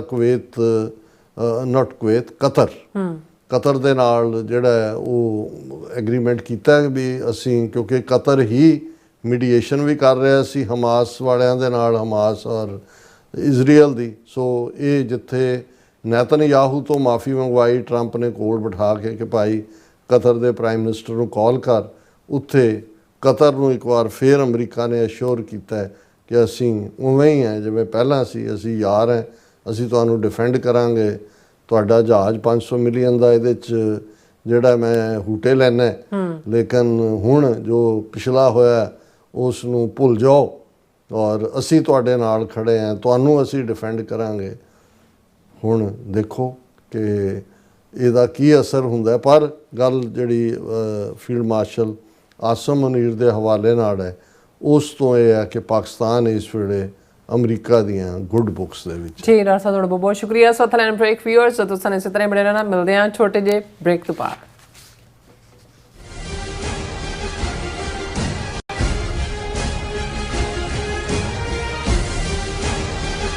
ਅਮਰੀਕਾ ਵਿੱਚ ਰਹਿ ਰਹੇ ਹੋ ਅਤੇ ਡਰਾਈਵਿੰਗ ਲਾਇਸੈਂਸ ਲੈਣਾ ਚਾਹੁੰਦੇ ਹੋ ਤੇ ਲੱਭ ਰਹੇ ਹੋ ਇੱਕ ਤਜਰਬੇਕਾਰ ਡਰਾਈਵਿੰਗ ਸਕੂਲ, ਤਾਂ ਤੁਹਾਡੇ ਲਈ ਹੈ ਵੱਡੀ ਖੁਸ਼ਖਬਰੀ। ਕੈਲੀਫੋਰਨੀਆ ਦਾ ਸਟਾਕਟਨ ਟਰੱਕ ਡਰਾਈਵਿੰਗ ਸਕੂਲ ਤੁਹਾਨੂੰ ਦੇਵੇਗਾ ਡਰਾਈਵਿੰਗ ਸਿਖਲਾਈ ਅਤੇ ਡਰਾਈਵਿੰਗ ਦੌਰਾਨ ਪੇਸ਼ ਆਉਂਦੀਆਂ ਮੁਸ਼ਕਲਾਂ ਨਾਲ ਨਜਿੱਠਣ ਦੀ ਸਿਖਲਾਈ। 25 ਸਾਲ ਤੋਂ ਵੀ ਵੱਧ ਦੇ ਤਜਰਬੇ ਨਾਲ ਤੁਹਾਨੂੰ ਮਿਲੇਗੀ ਡਰਾਈਵਿੰਗ ਨਾਲ ਸੰਬੰਧਿਤ ਹਰ ਤਰ੍ਹਾਂ ਦੀ ਸਿਖਲਾਈ, ਉਹ ਵੀ ਵਾਜਿਬ ਕੀਮਤ ਵਿੱਚ। ਫਿਰ ਦੇਰ ਕਿਸ ਗੱਲ ਦੀ, ਅੱਜ ਹੀ ਸੰਪਰਕ ਕਰੋ 2097883308 ਜਾਂ ਫਿਰ 2093139919 ਨੰਬਰਾਂ ਤੇ ਅਤੇ ਪਾਓ ਆਪਣਾ driving licence.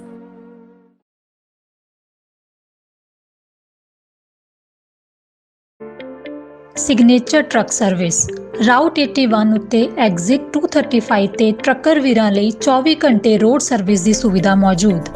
Heavy duty repair, oil change, ਪੁਰਾਣੇ ਅਤੇ ਨਵੇਂ tyre, computer diagnostic, DPF cleaning, brake service ਜਾਂ ਰਸਤੇ ਵਿੱਚ ਆਈ ਹਰ ਤਰ੍ਹਾਂ ਦੀ ਰਿਪੇਅਰ ਪ੍ਰੋਫੈਸ਼ਨਲ ਟੀਮ ਵੱਲੋਂ ਕੀਤੀ ਜਾਂਦੀ ਹੈ। ਬ੍ਰੇਕਫਾਸਟ, ਲੰਚ ਅਤੇ ਡਿਨਰ ਲਈ ਪੰਜਾਬੀ ਢਾਬੇ ਦਾ ਆਨੰਦ ਵੀ ਮਾਣੋ। ਡਰਾਈਵਰ ਅਤੇ ਟਰੱਕ ਆਪਰੇਟਰ ਵੀਰ ਡਿਸਪੈਚ ਦੀ ਸਰਵਿਸ ਲਈ ਸਾਡੇ ਨਾਲ ਸੰਪਰਕ ਕਰਨ। Signature truck service 58 triangle drive, Weyers Cave, Virginia.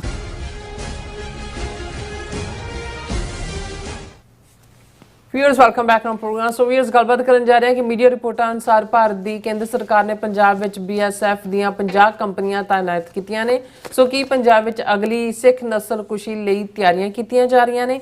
ਇਸ ਬਾਰੇ ਆਪਾਂ ਗੱਲਬਾਤ ਕਰਨ ਜਾ ਰਹੇ ਹਾਂ। ਸੋ ਅਸੀਂ ਚਾਹਾਂਗੇ ਕਿ ਤੁਸੀਂ ਇਸੇ ਤਰ੍ਹਾਂ ਬਣੇ ਰਹਿਣਾ। ਦੇਖਣ, ਸੁਣਨ ਲਈ, ਲਿਖਣ ਲਈ ਤੁਹਾਡਾ ਸਭ ਦਾ ਬਹੁਤ ਬਹੁਤ ਧੰਨਵਾਦ। ਜੀ ਡਾਕਟਰ ਸਾਹਿਬ, ਕੀ ਕਹਿਣਾ ਚਾਹੋਗੇ? ਦੇਖੋ, ਬਹੁਤ ਕੁਛ ਅੰਡਰ ਦਾ ਕਵਰ ਚੱਲ ਰਿਹਾ ਹੈ, ਕੁਛ ਸਾਹਮਣੇ ਆਉਂਦਾ ਹੈ।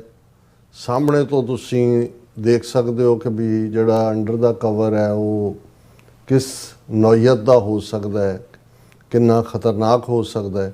ਹਾਲਾਂ ਜਦੋਂ ਪਿਛਲੇ ਦਿਨਾਂ 'ਚ ਪੰਜਾਬ ਅਸੈਂਬਲੀ ਦਾ ਸਪੈਸ਼ਲ ਸੈਸ਼ਨ ਫਲੱਡਸ ਨੂੰ ਲੈ ਕੇ ਸੱਦਿਆ ਗਿਆ, ਪੰਜਾਬ ਦੇ ਕਰੰਟ ਚੈਲੰਜਸ, ਉਦੋਂ ਹੀ ਪ੍ਰਵਾਸੀਆਂ ਦਾ ਇਸ਼ੂ ਵੀ ਸਾਹਮਣੇ ਆਇਆ ਕਿ ਕਿਵੇਂ ਕ੍ਰਿਮੀਨਲਸ ਜਿਹੜੇ ਨੇ ਉਹ ਪੰਜਾਬ ਦਾ ਮਾਹੌਲ ਜਿਹੜਾ ਖ਼ਰਾਬ ਕਰ ਰਹੇ ਨੇ। ਉਦੋਂ ਵੀ ਉਸ ਦੇ ਉੱਤੇ ਰਾਮ ਰੌਲਾ ਪਿਆ, ਪਿੰਡਾਂ ਨੇ, ਪੰਚਾਇਤਾਂ ਨੇ ਮਤੇ ਵੀ ਕੀਤੇ, ਪਰ ਉਹ ਸਾਰਾ ਕਨਫਿਊਜ਼ਨ ਹੁਣ ਤੁਹਾਨੂੰ ਸਾਰਾ ਕੁਝ ਗਾਇਬ ਨਜ਼ਰ ਆਉਂਦਾ ਹੈ। ਸੋ ਉਹ ਇਵੇਂ ਲੱਗਦਾ ਹੁੰਦਾ ਹੈ ਜਿਵੇਂ ਟਾਈਮ ਟੂ ਟਾਈਮ ਉਹ ਜਿਵੇਂ ਮਿੱਟੀ ਦੇ ਜਿਵੇਂ ਉਹਦੇ 'ਚ ਜਿਹੜਾ ਖੜਾ ਪਾਣੀ ਹੈ ਉਹਦੇ 'ਚ ਕੋਈ ਟੀਮ ਸੁੱਟਦਾ, ਉਹਦੇ 'ਚ ਰਿਪਲਸ ਹੁੰਦੇ ਨੇ ਪਾਣੀ ਦੇ, ਔਰ ਫਿਰ ਉਹ ਬੰਦਾ ਉਸ ਨੂੰ ਇੰਜੋਏ ਕਰ ਰਿਹਾ ਹੁੰਦਾ, ਜਦੋਂ ਪਾਣੀ ਸ਼ਾਂਤ ਹੁੰਦਾ ਉਹ ਤੇ ਫਿਰ ਦੇਖਦਾ ਹੈ। ਟੈਸਟਿੰਗ ਦਾ ਵਾਟਰ ਵੀ ਹੈ ਤੇ ਜਸਟ ਫॉर ਪਲੇਜ਼ਰ ਵੀ ਹੈ। ਲੇਕਿਨ ਅਸੀਂ ਕਿਉਂਕਿ ਇੱਕ ਤੋਂ ਬਾਅਦ ਇੱਕ ਨਸਲਕੁਸ਼ੀ ਚੋਂ ਨਿਕਲੇ ਆ ਪਿਛਲੇ 41 ਸਾਲਾਂ ਤੋਂ ਇਨ ਪਾਰਟਿਕੂਲਰ, ਤਾਂ ਸਾਡੇ ਲਈ ਜਿਹੜੀ ਕੋਈ ਵੀ ਇੰਡੀਕੇਸ਼ਨ ਜਾਂ ਕੋਈ ਵੀ ਸੰਕੇਤ ਕਿਸੇ ਪਾਸਿਓਂ ਆਉਂਦਾ ਹੈ, ਇੱਕਦਮ ਕੰਨ ਖੜੇ ਹੋ ਜਾਣੇ ਚਾਹੀਦੇ ਨੇ ਕਿ ਭਾਈ ਇਸ ਸਾਰੇ ਦੇ ਬਿਹਾਈਂਡ ਕੀ ਹੈ।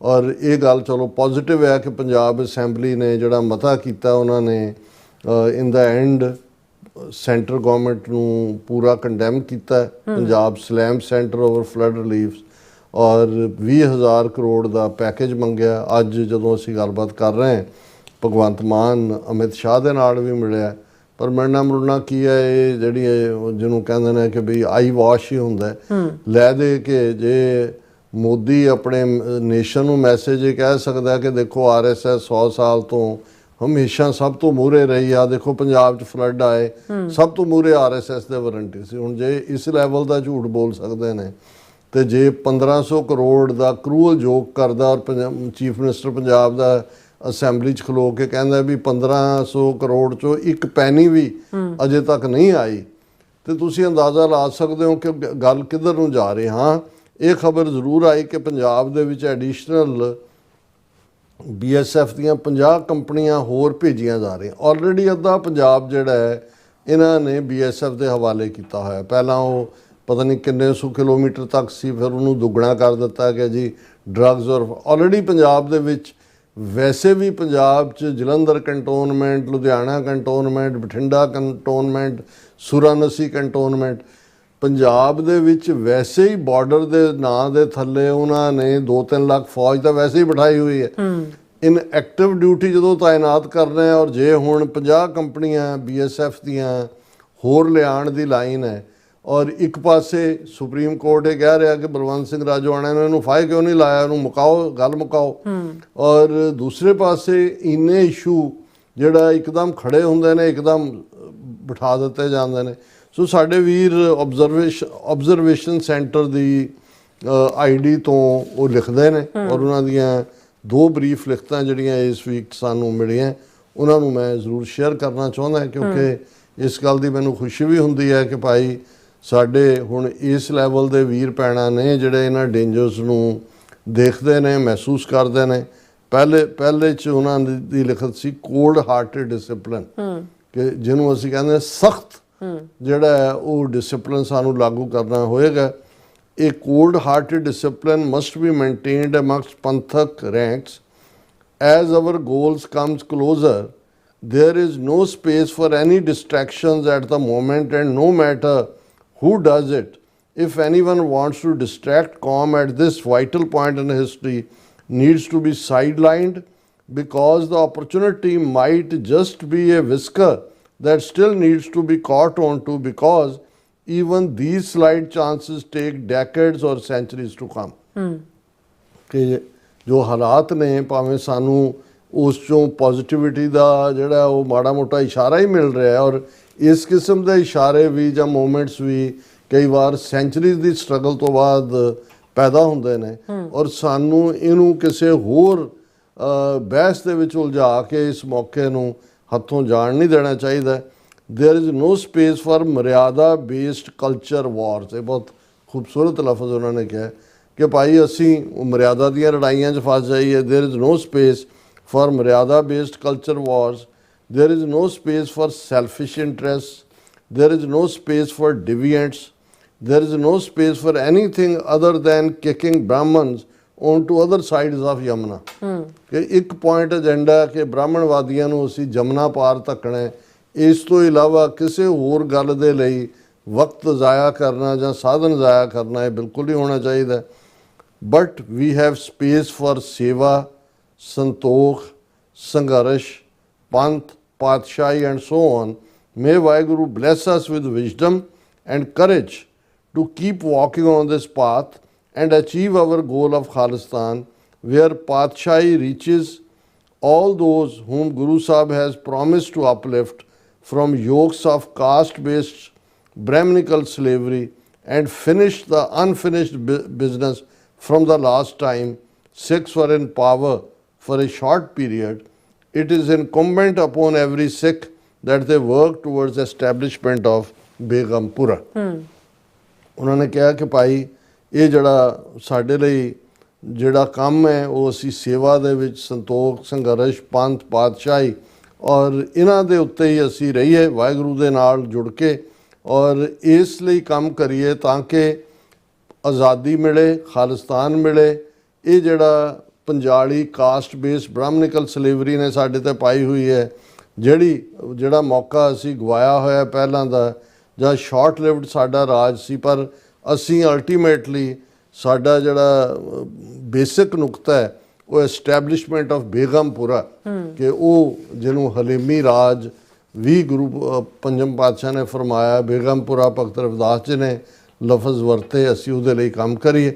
ਔਰ ਨਾਲ ਦੀ ਨਾਲ ਉਹਨਾਂ ਨੇ ਦੂਸਰੀ ਈਮੇਲ ਜਿਹੜੀ ਸਾਨੂੰ ਲਿਖੀ ਉਹਨਾਂ ਨੇ ਕਿਹਾ ਕਿ Hindutva invaders have sent 50 companies of BSF to Punjab which signals that they are about to hang Bhai Balwant Singh Rajwana and after that most likely will provoke a riot through Purbiya invaders in Punjab, so then use force to arrest, kill Sikh leadership and arrest, kill Sikh youth in Indian occupied Punjab. Sikhs need to have contingency plans ready for any such situation because Indian state after failed war with Pakistan in May are irking to blame it all on the Sikhs as well as change demographics of Punjab as soon as possible. May Vaheguru keep Panth under his protection and bless us with freedom. कि भाई 50 कंपनियां उन्होंने भेजन का फैसला लिया। उन्होंने कहा ये पॉसीबल ही है कि भी भाई बलवंत सिंह राजोआणा नूं फांसी उन्होंने देनी होए ਪੂਰਬੀਆਂ ਨੂੰ ਐਜ਼ ਏ ਟੂਲ ਯੂਜ਼ ਕਰਨ ਸਿੱਖਾਂ 'ਤੇ ਹਮਲੇ ਕਰਵਾਉਣ ਲਈ ਔਰ ਉਸ ਕਨਫਲਿਕਟ ਦੇ ਵਿੱਚ ਸਿੱਖ ਲੀਡਰਸ਼ਿਪ ਔਰ ਸਿੱਖ ਯੂਥ ਦਾ ਜਿਹੜਾ ਹੈ ਉਹ ਨਸਲਕੁਸ਼ੀ ਕਰਨ।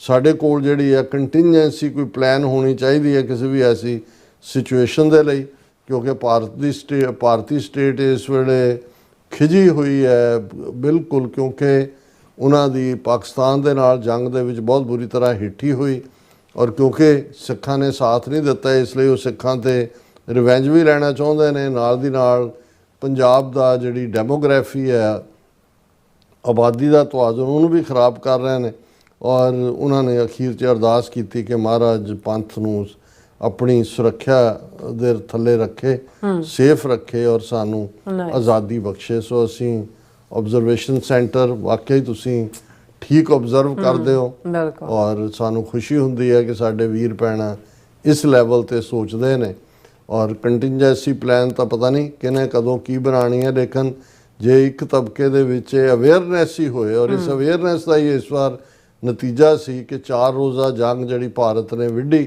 ਪਾਕਿਸਤਾਨ ਦੇ ਖਿਲਾਫ ਉਹਦੇ 'ਚ ਸਿੱਖ ਧਿਰ ਨਹੀਂ ਬਣੇ ਇਹ ਕਿਉਂਕਿ ਇਸ ਤੋਂ ਪਹਿਲਾਂ ਇਸ ਬਾਰੇ ਅਵੇਅਰਨੈਸ ਪੈਦਾ ਹੋਈ ਸੀ।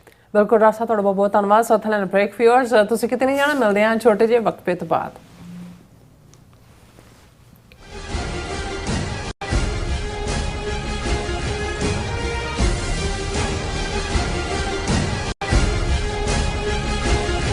ਕੀ ਤੁਸੀਂ ਆਪਣੇ ਟੈਕਸਿਸ ਨੂੰ ਲੈ ਕੇ ਚਿੰਤਤ ਹੋ? ਤੁਸੀਂ ਆਪਣੀ ਕਮਾਈ ਲਈ ਮਿਹਨਤ ਕਰਦੇ ਹੋ ਭਾਵੇਂ ਤੁਸੀਂ ਨੌਕਰੀ ਵਿੱਚ ਹੋਵੋ ਜਾਂ ਆਪਣਾ ਬਿਜ਼ਨਸ ਚਲਾਉਂਦੇ ਹੋ। ਜਦੋਂ ਟੈਕਸ ਭਰਨ ਦਾ ਸਮਾਂ ਆਉਂਦਾ ਤਾਂ ਤੁਹਾਨੂੰ ਇੱਕ ਭਰੋਸੇਯੋਗ ਟੈਕਸ ਅਕਾਊਂਟੈਂਟ ਦੀ ਲੋੜ ਹੈ ਜੋ ਟੈਕਸ ਬੈਲੈਂਸ ਦਾ ਤੁਹਾਡੇ ਪੱਖ ਵਿੱਚ ਜਾਣਾ ਯਕੀਨੀ ਬਣਾਵੇ। ਸਿਆਟਲ ਦੀ ਜਾਣੀ ਪਹਿਚਾਣੀ company accurate accountants and taxes ਤੁਹਾਡੀ ਸੇਵਾ ਵਿੱਚ ਹਾਜ਼ਰ ਹੈ। ਅਸੀਂ ਹਰ ਤਰ੍ਹਾਂ ਦੇ ਟੈਕਸ ਭਰਨ ਵਿੱਚ ਤੁਹਾਡੀ ਮਦਦ ਕਰਾਂਗੇ। ਟੈਕਸ ਸੰਬੰਧੀ ਕਿਸੇ ਵੀ ਤਰ੍ਹਾਂ ਦੇ ਸਵਾਲ ਲਈ ਅੱਜ ਹੀ ਸਾਡੇ ਤੱਕ ਪਹੁੰਚ ਕਰੋ। Accurate accountants and Texas. ਜਿਹੜਾ ਹੜ੍ਹ ਆਇਆ ਸੀਗਾ ਗੁਰਦੁਆਰਾ ਸ੍ਰੀ ਕਰਤਾਰਪੁਰ ਸਾਹਿਬ ਦੇ ਵਿੱਚ ਬਹੁਤ ਹੀ ਤਬਾਹੀ ਮਚਾਈ ਹੈ ਉਸ ਹੜ੍ਹ ਨੇ।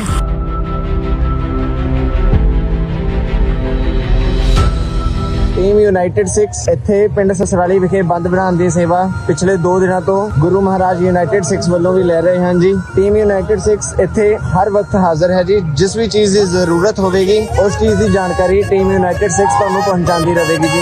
ਪੰਜਾਬ ਵਿੱਚ ਆਏ ਹੜ੍ਹਾਂ ਨੇ ਸਭ ਪਾਸੇ ਤਬਾਹੀ ਮਚਾਈ ਹੋਈ ਹੈ। ਚਾਰੇ ਪਾਸੇ ਪਾਣੀ ਹੀ ਪਾਣੀ ਹੈ। ਜਨ ਜੀਵਨ ਬੁਰੀ ਤਰ੍ਹਾਂ ਪ੍ਰਭਾਵਿਤ ਹੋਇਆ ਹੈ। ਫਸਲਾਂ ਤਬਾਹ ਹੋ ਚੁੱਕੀਆਂ ਹਨ ਤੇ ਲੋਕ ਬੇਘਰ ਹੋ ਗਏ ਹਨ। ਪਰ ਹਮੇਸ਼ਾ ਦੀ ਤਰ੍ਹਾਂ ਇਸ ਮੁਸ਼ਕਿਲ ਦੀ ਘੜੀ ਵਿੱਚ ਵੀ ਇੱਕ ਸੰਸਥਾ ਸਹਾਇਤਾ ਲਈ ਅੱਗੇ ਆਈ ਹੈ, ਯੂਨਾਈਟਿਡ ਸਿੱਖਸ।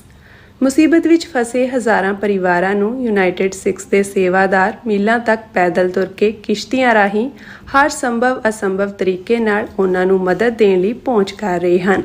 ਪ੍ਰਭਾਵਿਤ ਪਰਿਵਾਰਾਂ ਲਈ ਹਰ ਰੋਜ਼ ਉਹ ਭੋਜਨ, ਸਾਫ਼ ਪਾਣੀ, ਦਵਾਈਆਂ, ਮੱਛਰਦਾਨੀਆਂ, ਪਸ਼ੂਆਂ ਲਈ ਚਾਰਾ ਅਤੇ ਹੋਰ ਜ਼ਰੂਰੀ ਵਸਤਾਂ ਦੀ ਸਪਲਾਈ ਕਰ ਰਹੇ ਹਨ। ਪ੍ਰਭਾਵਿਤ ਪਰਿਵਾਰਾਂ ਨੂੰ ਕੋਈ ਮੁਸ਼ਕਲ ਨਾ ਹੋਵੇ, ਇਕੱਲਾਪਣ ਨਾ ਲੱਗੇ, ਇਸ ਲਈ ਸੇਵਾਦਾਰ ਹਰ ਰੋਜ਼ ਉਹਨਾਂ ਲਈ ਤਨਦੇਹੀ ਨਾਲ ਸੇਵਾਵਾਂ ਨਿਭਾ ਰਹੇ ਹਨ। ਤੁਸੀਂ ਵੀ ਯੂਨਾਈਟਿਡ ਸਿਕਸ ਜਥੇਬੰਦੀ ਨਾਲ ਜੁੜ ਸਕਦੇ ਹੋ। ਆਪਣਾ ਯੋਗਦਾਨ ਪਾਓ ਅਤੇ ਪੀੜਤਾਂ ਦੀ ਸਹਾਇਤਾ ਕਰੋ। ਵਧੇਰੇ ਜਾਣਕਾਰੀ ਲਈ ਤੁਸੀਂ ਸਕਰੀਨ ਤੇ ਦਿੱਤੇ ਨੰਬਰਾਂ ਤੇ ਸੰਪਰਕ ਕਰ ਸਕਦੇ ਹੋ।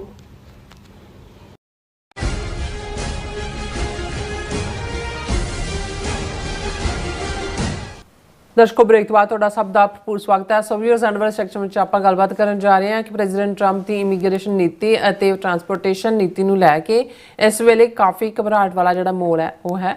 ਸੋ ਕਿਉਂਕਿ ਆਪਣੇ ਵੀ ਤਾਜ਼ਾ ਬਹੁਤ ਸਾਰੇ ਜਿਹੜੇ ਨੌਜਵਾਨ ਨੇ ਉਹਨਾਂ ਦੇ ਭਵਿੱਖ ਤੇ ਇਸ ਦਾ ਅਸਰ ਹੋਵੇਗਾ ਔਰ ਇਹਨਾਂ ਪ੍ਰਤੀ ਸਾਡੀ ਜਿਹੜੀ ਪਹੁੰਚ ਹੈ ਹਮਦਰਦੀ ਵਾਲੀ ਹੋਣੀ ਚਾਹੀਦੀ ਹੈ, ਨਾ ਕਿ ਦੁਰਕਾਰਨ ਵਾਲੀ। ਕਾਨੂੰਨ ਦੇ ਦਾਇਰੇ ਵਿੱਚ ਰਹਿੰਦਿਆਂ ਇਹਨਾਂ ਦੀ ਕਮਿਊਨਿਟੀ ਦੀ ਵੱਲੋਂ ਜਿਹੜੀ ਹੈ ਵੱਧ ਤੋਂ ਵੱਧ ਮਦਦ ਕਰਨੀ ਬਣਦੀ ਹੈ। ਸੋ ਇਸ ਬਾਰੇ ਆਪਾਂ ਗੱਲਬਾਤ ਕਰਨ ਜਾ ਰਹੇ ਹਾਂ ਔਰ ਨਾਲ ਜਿਹੜੇ ਤੁਹਾਡੇ ਮੈਸੇਜ ਨੇ ਉਹ ਵੀ ਆਪਾਂ ਸ਼ੇਅਰ ਕਰਾਂਗੇ। ਸੋ ਅਸੀਂ ਚਾਹਾਂਗੇ ਕਿ ਤੁਸੀਂ ਇਸੇ ਤਰ੍ਹਾਂ ਬਣੇ ਰਹਿਣਾ। ਦੇਖਣ ਸੁਣ ਲਈ ਲਿਖਣ ਲਈ ਤੁਹਾਡਾ ਸਭ ਦਾ ਬਹੁਤ ਬਹੁਤ ਸ਼ੁਕਰੀਆ। ਜੀ ਰਾਜ ਸਾਹਿਬ, ਕੀ ਕਹਿਣਾ ਚਾਹੋਗੇ? ਦੇਖੋ, ਟਰੰਪ ਐਡਮਿਨਿਸਟ੍ਰੇਸ਼ਨ ਦੀਆਂ ਜਿਹੜੀਆਂ ਨੀਤੀਆਂ ਨੇ, ਇੱਕ ਪਾਸੇ ਜਦੋਂ ਅਸੀਂ ਭਾਰਤ ਦੇ ਹਵਾਲੇ ਨਾਲ ਅਮਰੀਕਨਾਂ ਦਾ ਬਾਹਮ ਰੋੜਨਾ ਭਾਰਤ ਦੀ ਦੇਖਦੇ ਹਾਂ, ਉਹ ਬੇਸ਼ੱਕ ਅਜੇ ਤੱਕ ਟਰਾਂਸਨੈਸ਼ਨਲ ਰਿਪਰੈਸ਼ਨ ਦੇ ਮੁੱਦੇ ਦੇ ਉੱਤੇ ਕੋਈ ਫੈਡਰਲ ਲੈਵਲ ਦੀ ਗੱਲ ਨਹੀਂ ਹੋਈ, ਲੇਕਿਨ ਕਿਉਂਕਿ ਟਰਾਇਲ ਦੇ ਵਿੱਚ ਕੇਸ ਹੈ, ਸੋ ਅਸੀਂ ਹੋਪ ਕਰਦੇ ਹਾਂ ਕਿ ਉਸ ਦੇ ਵਿੱਚ ਭਾਰਤ ਹੋਰ ਐਕਸਪੋਜ਼ ਹੋਏਗਾ। ਲੇਕਿਨ ਜਿਵੇਂ ਟਰੰਪ ਨੇ 25% ਟੈਰਿਫ, ਫਿਰ 25% ਪਨਿਸ਼ਮੈਂਟ ਯੂਕਰੇਨ ਵਾਰ ਨੂੰ ਫਿਊਲ ਕਰਨ ਦੇ ਲਈ ਲਾਈ, H1B ਵੀਜ਼ੇ ਜਿਹੜੇ ਆਲਮੋਸਟ 72% ਪਿਛਲੇ ਸਾਲ 'ਚ ਭਾਰਤੀਆਂ ਨੂੰ ਮਿਲੇ ਸੀ, ਉਹਨਾਂ ਨੂੰ ਜਿਹੜਾ ਔਰ ਉਹਦੇ 'ਚ ਬਹੁਤ ਜ਼ਿਆਦਾ ਕਰਪਸ਼ਨ ਔਰ ਉਹ ਆਪਣੇ ਸਾਰੇ ਜਿਹੜੇ ਨੇ ਉਸ ਕਿਸਮ ਦੇ ਲੋਕ ਹੀ ਭਰਤੀ ਕਰ ਰਹੇ ਸੀ, ਉਸ ਵੱਲ ਉਹਨਾਂ ਦਾ ਧਿਆਨ ਗਿਆ। ਪਿਛਲੀ ਇਨਵੈਸਟੀਗੇਸ਼ਨ ਹੋਏਗੀ, ਅੱਗੋਂ ਦੇ ਲਈ ਉਹਨਾਂ ਨੇ $1 ਲੱਖ ਦੀ ਫੀਸ ਵੀ ਲਾ ਦਿੱਤੀ ਔਰ ਜਿਹੜਾ ਹੈ ਉਸ ਸਕਰੀਨਿੰਗ ਪ੍ਰੋਸੈਸ ਵੀ ਟਫ ਕੀਤੀ। ਇਹ ਸਾਰੀਆਂ ਨੀਤੀਆਂ ਨੇ ਜਿਨ੍ਹਾਂ ਨੂੰ ਅਸੀਂ ਹਮਾਇਤ ਦਿੰਦੇ ਹਾਂ, ਰਾਦਰ ਅਸੀਂ ਰੀਜੋਇਸ ਵੀ ਕਰਦੇ ਹਾਂ ਕਿ ਭਾਈ ਇਹ ਜਿਹੜਾ ਭਾਰਤ ਜਿਹਨੇ ਇਹ ਸਮਝਣ ਲੱਗ ਗਿਆ ਸੀ ਕਿ ਅਸੀਂ ਵਿਸ਼ਵ ਗੁਰੂ ਹਾਂ, ਇਹਨਾਂ ਨੂੰ ਟਿਕਾਣੇ 'ਤੇ ਲਿਆਂਦਾ।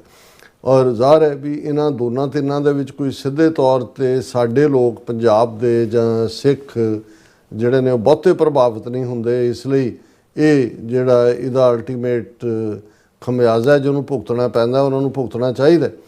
ਪਰ ਜਿਹੜੀਆਂ ਦੂਸਰੇ ਪਾਸੇ ਡੋਮੈਸਟਿਕ ਨੀਤੀਆਂ ਨੇ ਜਿਨ੍ਹਾਂ ਦੇ ਵਿੱਚ ਜ਼ਾਹਰ ਹੈ ਜਦੋਂ ਪ੍ਰੈਜ਼ੀਡੈਂਟ ਟਰੰਪ ਜਿਹੜੇ ਨੇ ਉਹ ਇਲੀਗਲ ਇਮੀਗ੍ਰੈਂਟਸ ਦੀ ਗੱਲ ਕਰਦੇ ਨੇ ਤੇ ਉਹਨਾਂ ਦੀ ਗਿਣਤੀ ਜਿਹੜੀ ਹੈ ਉਹ 20 ਮਿਲੀਅਨ ਤੋਂ ਵੀ ਜਿਹੜਾ ਹੈ ਉਹ ਜ਼ਿਆਦਾ ਦੱਸਣ ਤੱਕ ਜਾਂਦੇ ਨੇ। ਹਾਲਾਂਕਿ 13, 14, 15 ਮਿਲੀਅਨ ਦਾ ਜ਼ਿਕਰ ਹੁੰਦਾ ਕਿ ਕਿੰਨਾ ਹੈ, ਪਰ ਕਿੰਨੇ ਵੀ ਹੋਣ ਇਹਦੇ 'ਚ ਕੋਈ ਸ਼ੱਕ ਨਹੀਂ ਹੈ ਕਿ ਜਿਹੜੀ ਪਾਸਟ ਐਡਮਿਨਿਸਟ੍ਰੇਸ਼ਨਸ ਦੀ ਬਿਲਕੁਲ ਨਾਕਾਮੀ ਨੂੰ ਕਿਹਾ ਜਾ ਸਕਦਾ, ਕਿਉਂਕਿ ਬਹੁਤ ਵੱਡੀ ਗਿਣਤੀ ਦੇ ਵਿੱਚ ਜਿਹੜੇ ਇੱਥੇ ਇਲੀਗਲ ਨੇ ਉਹ ਸਾਊਥ ਅਮਰੀਕਾ ਤੋਂ ਜਿਹੜੇ ਨੇ ਚੰਗੇ ਰੁਜ਼ਗਾਰ ਦੀ ਭਾਲ ਦੇ ਵਿੱਚ ਵੀ, ਔਰ ਕੁਛ ਇਹਨਾਂ ਦਾ ਵੀ ਇੱਕ ਸਟੇਜ ਦੇ ਉੱਤੇ ਇੰਟਰਸਟ ਸੀ ਜਦੋਂ ਇਹਨਾਂ ਨੇ ਸਾਊਥ ਅਮਰੀਕਨ ਇਲੀਗਲਸ ਨੂੰ ਆਉਣ ਦਿੱਤਾ, ਕਿਉਂਕਿ ਇਹ ਇਸ ਘਬਰਾਹਟ 'ਚ ਵੀ ਸਨ ਕਿ ਜੀ ਜਿਹੜੇ ਕਾਲੀ ਮਾਈਨੋਰਿਟੀ ਹੈ ਉਹ ਨਾਲ ਨਹੀਂ ਲੱਗਦੀ, ਔਰ ਜਿਹੜੇ ਸਾਊਥ ਹੁਣ ਇਸ ਵੇਲੇ ਗੋਰਿਆਂ ਤੋਂ ਬਾਅਦ ਕਾਲੇ ਨੰਬਰ 2 ਤੇ ਨਹੀਂ ਨੇ ਮਾਈਨੋਰਿਟੀ 'ਚ ਲਤੀਨੋ ਨੇ ਜਿਹੜੇ ਕੈਥੋਲਿਕ ਸੀ, ਧਾਰਮਿਕ ਸੀ। ਸੋ ਇਹ ਵੀ ਇੱਕ ਰੀਜ਼ਨ ਸੀ ਪਿਛਲੇ ਐਡਮਿਨਿਸਟ੍ਰੇਸ਼ਨ ਦਾ ਕਿ ਕਾਫੀ ਵੱਡੀ ਜਿਹੜੀ ਇਲੀਗਲ ਲੋਕ ਆਏ ਉਹ ਇਹਨਾਂ ਕੈਥੋਲਿਕ ਮੁਲਕਾਂ 'ਚੋਂ ਆਏ ਜਿਹੜੇ ਲਤੀਨੋ ਮੂਲ ਦੇ ਨੇ।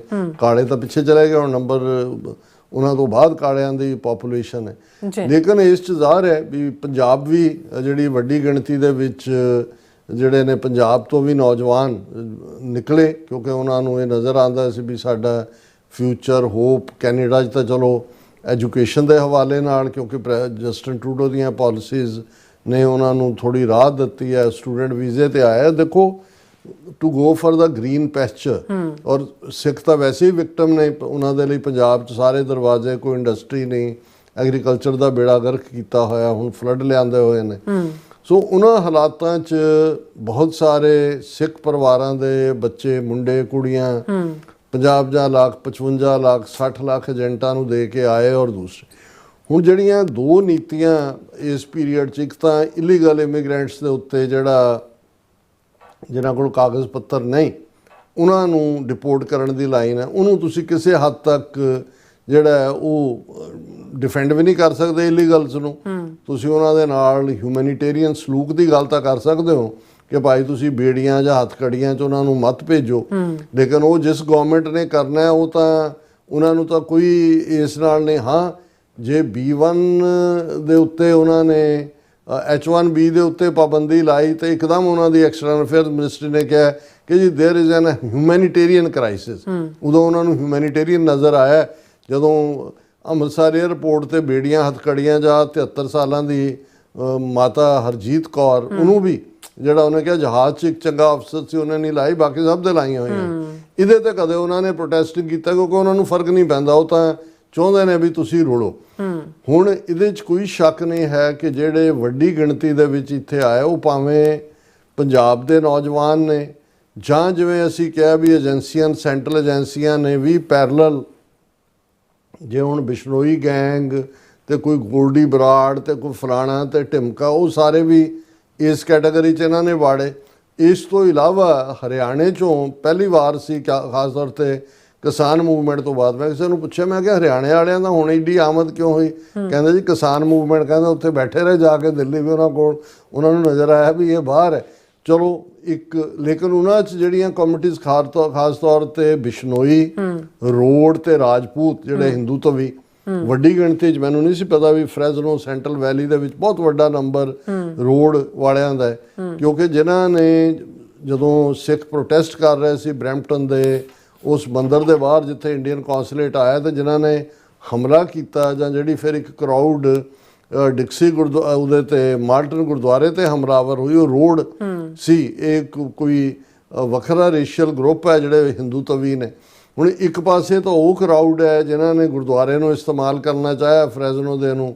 ਅਸੀਂ ਇਸ ਦੇ ਉੱਤੇ ਇੱਕ ਸੈਗਮੈਂਟ ਕੀਤਾ ਸੀ ਕਿ ਵੀ ਗੁਰਦੁਆਰੇ ਲਾਓ ਨਾ, ਔਰ ਉਹ ਗੁਰਦੁਆਰੇ ਨੇ ਜਿਹੜਾ ਉਹ ਕੈਂਸਲ ਕਰ ਦਿੱਤਾ। ਹੋ ਸਕਦਾ ਉਹਨਾਂ ਤੋਂ ਪੁੱਛ ਕੇ ਵੀ ਨਾ ਕੀਤਾ, ਰੱਖਿਆ ਹੋਏ, ਵੈਸੇ ਹੀ ਰੱਖਿਆ ਹੋਏ।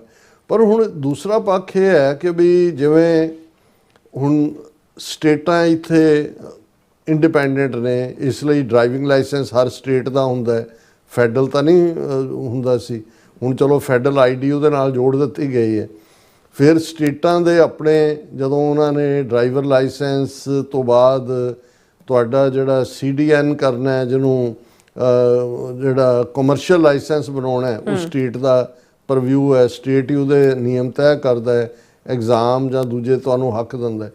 ਹੁਣ ਕੀ ਹੋਇਆ, 3-4 ਦਿਨ ਪਹਿਲਾਂ ਫੈਡਰਲ ਗਵਰਨਮੈਂਟ ਨੇ ਐਮਰਜੈਂਸੀ ਇੱਕ ਕਲੌਜ਼ ਨੂੰ ਇਸਤੇਮਾਲ ਕਰਕੇ ਕਿ ਜੀ ਜਿਹੜੀ ਐਮਰਜੈਂਸੀ ਪਾਵਰ 'ਚ ਫੈਡਰਲ ਦੇ ਕੋਲ ਹੁੰਦੀਆਂ ਨੇ, ਉਹਨਾਂ ਨੇ ਇਹ ਆਰਡਰ ਕੱਢ ਦਿੱਤਾ ਹੈ ਕਿ ਭਾਈ ਜਿਹੜੇ ਡੋਮਿਸਾਈਲ ਨੇ ਉਹਨਾਂ ਨੂੰ ਹੀ ਹੱਕ ਹੈ। ਹੁਣ ਡੋਮਿਸਾਈਲ ਦੇ ਵਿੱਚ ਗ੍ਰੀਨ ਕਾਰਡ ਹੈ ਤੇ ਜਾਂ ਸਿਟੀਜ਼ਨ ਨੇ।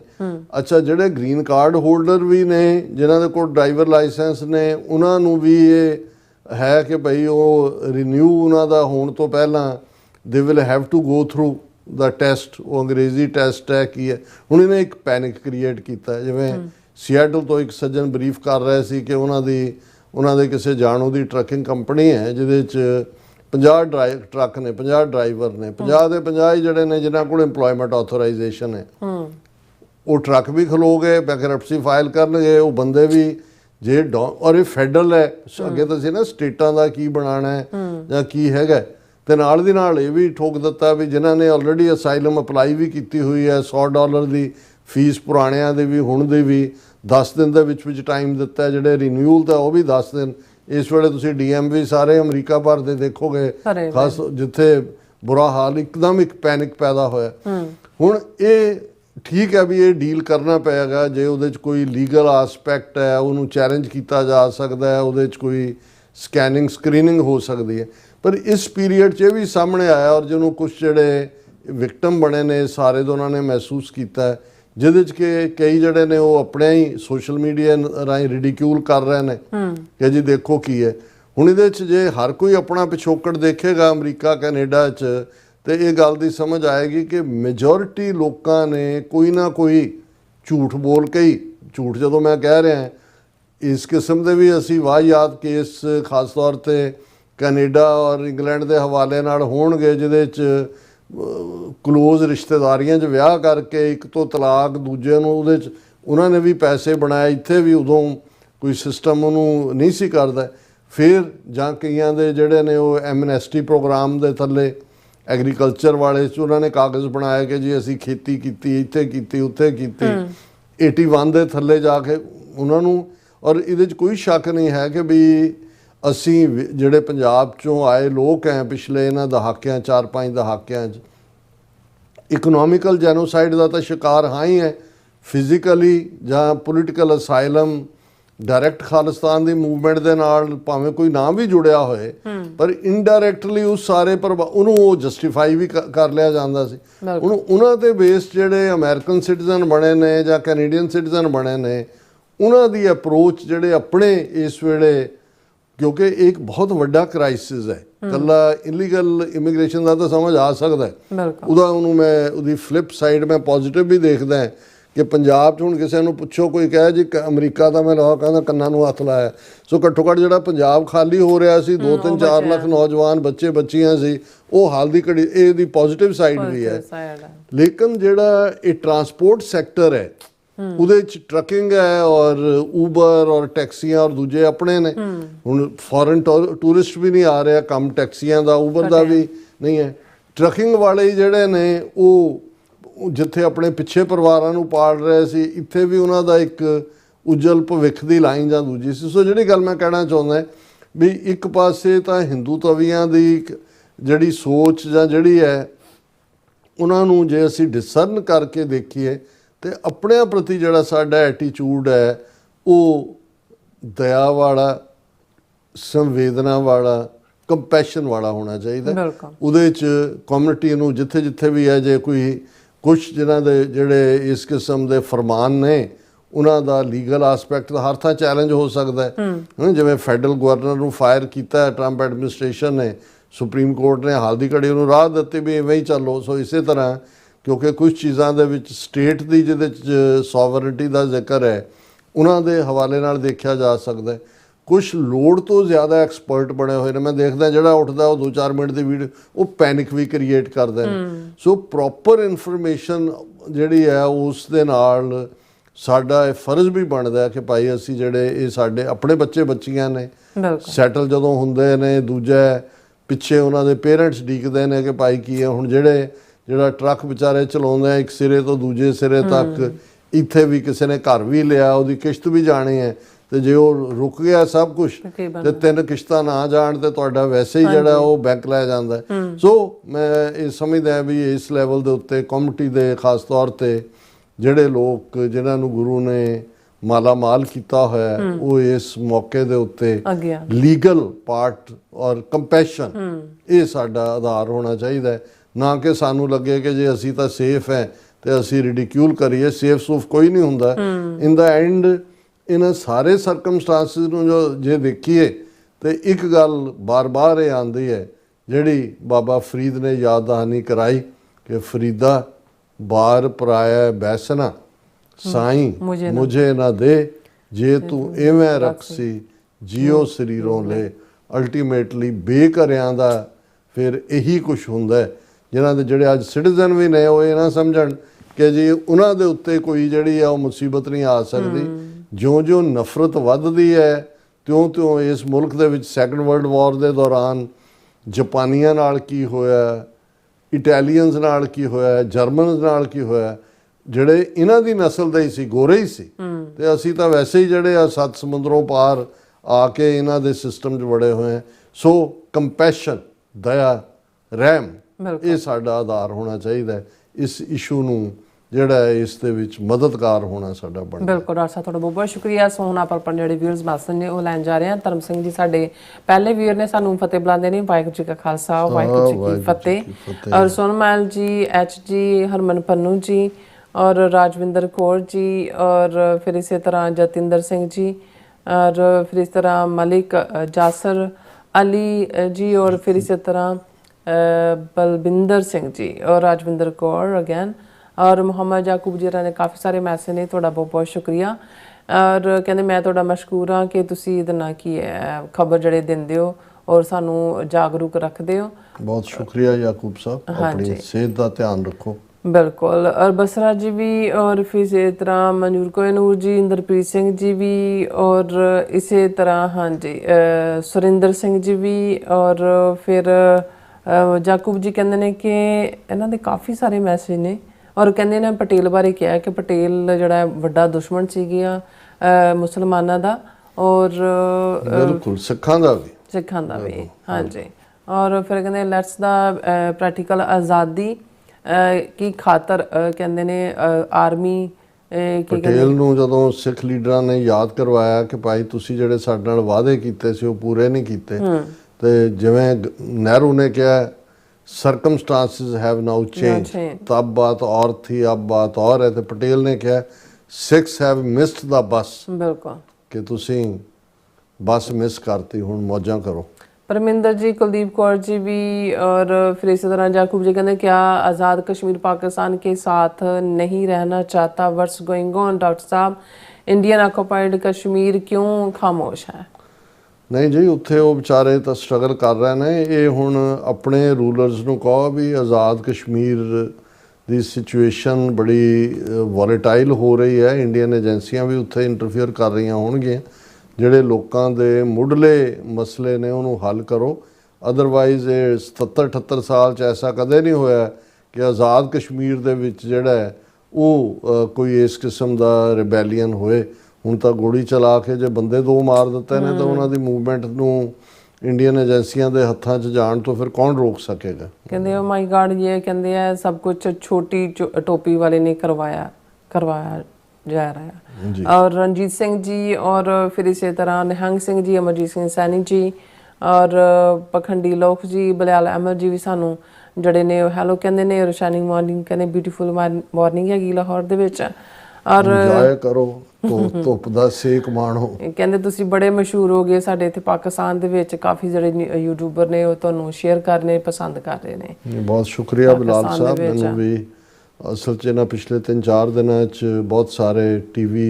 ਚੈਨਲਸ ਦੇ ਨਾਲ ਵੀ ਗੱਲਬਾਤ ਹੋਈ ਹੈ ਔਰ ਜ਼ਾਹਰ ਹੈ ਕਿ ਪ੍ਰੋਟੈਸਟ ਦੇ ਪੀਰੀਅਡ 'ਚ ਵੀ ਮੈਂ ਵੀ ਇੰਜੋਏ ਕਰਦਾ ਹਾਂ ਜਦੋਂ ਖਾਸ ਤੌਰ 'ਤੇ ਇੱਕ ਹਮਦਰਦੀ ਵਾਲਾ ਵਰਤਾਰਾ ਜਿਹੜੇ ਪਾਕਿਸਤਾਨ ਦੇ ਰਿਪੋਰਟਰਸ ਨੇ ਜਾਂ ਯੂਟਿਊਬਰਸ ਨੇ ਉਹ ਸਿੱਖਾਂ ਪ੍ਰਤੀ ਰੱਖਦੇ ਨੇ ਕਮਲਜੀਤ ਸਿੰਘ ਨੇ all Sikhs should understand one thing and save in their mind that whatever your enemy says it's actual opposite like Modi's recent statement that RSS saved Sikhs in 1984 and helped in flood ਇਹਨਾਂ ਨੇ ਤਾਂ ਝੂਠ ਦੀਆਂ ਹੱਦ ਬੰਨੇ ਸਾਰੇ ਟੱਪੇ ਹੋਏ ਨੇ ਹਾਂਜੀ ਕਾਮ ਪਟਲ ਜੀ ਜਿਹੜੇ ਨੇ ਉਹ ਕਹਿੰਦੇ ਖਾਲਸਾ ਜ਼ਿੰਦਾਬਾਦ current Khalistan movement is a peaceful and democratic struggle. Sikhs should be prepared to strike when the iron is hot and it's getting hot these days.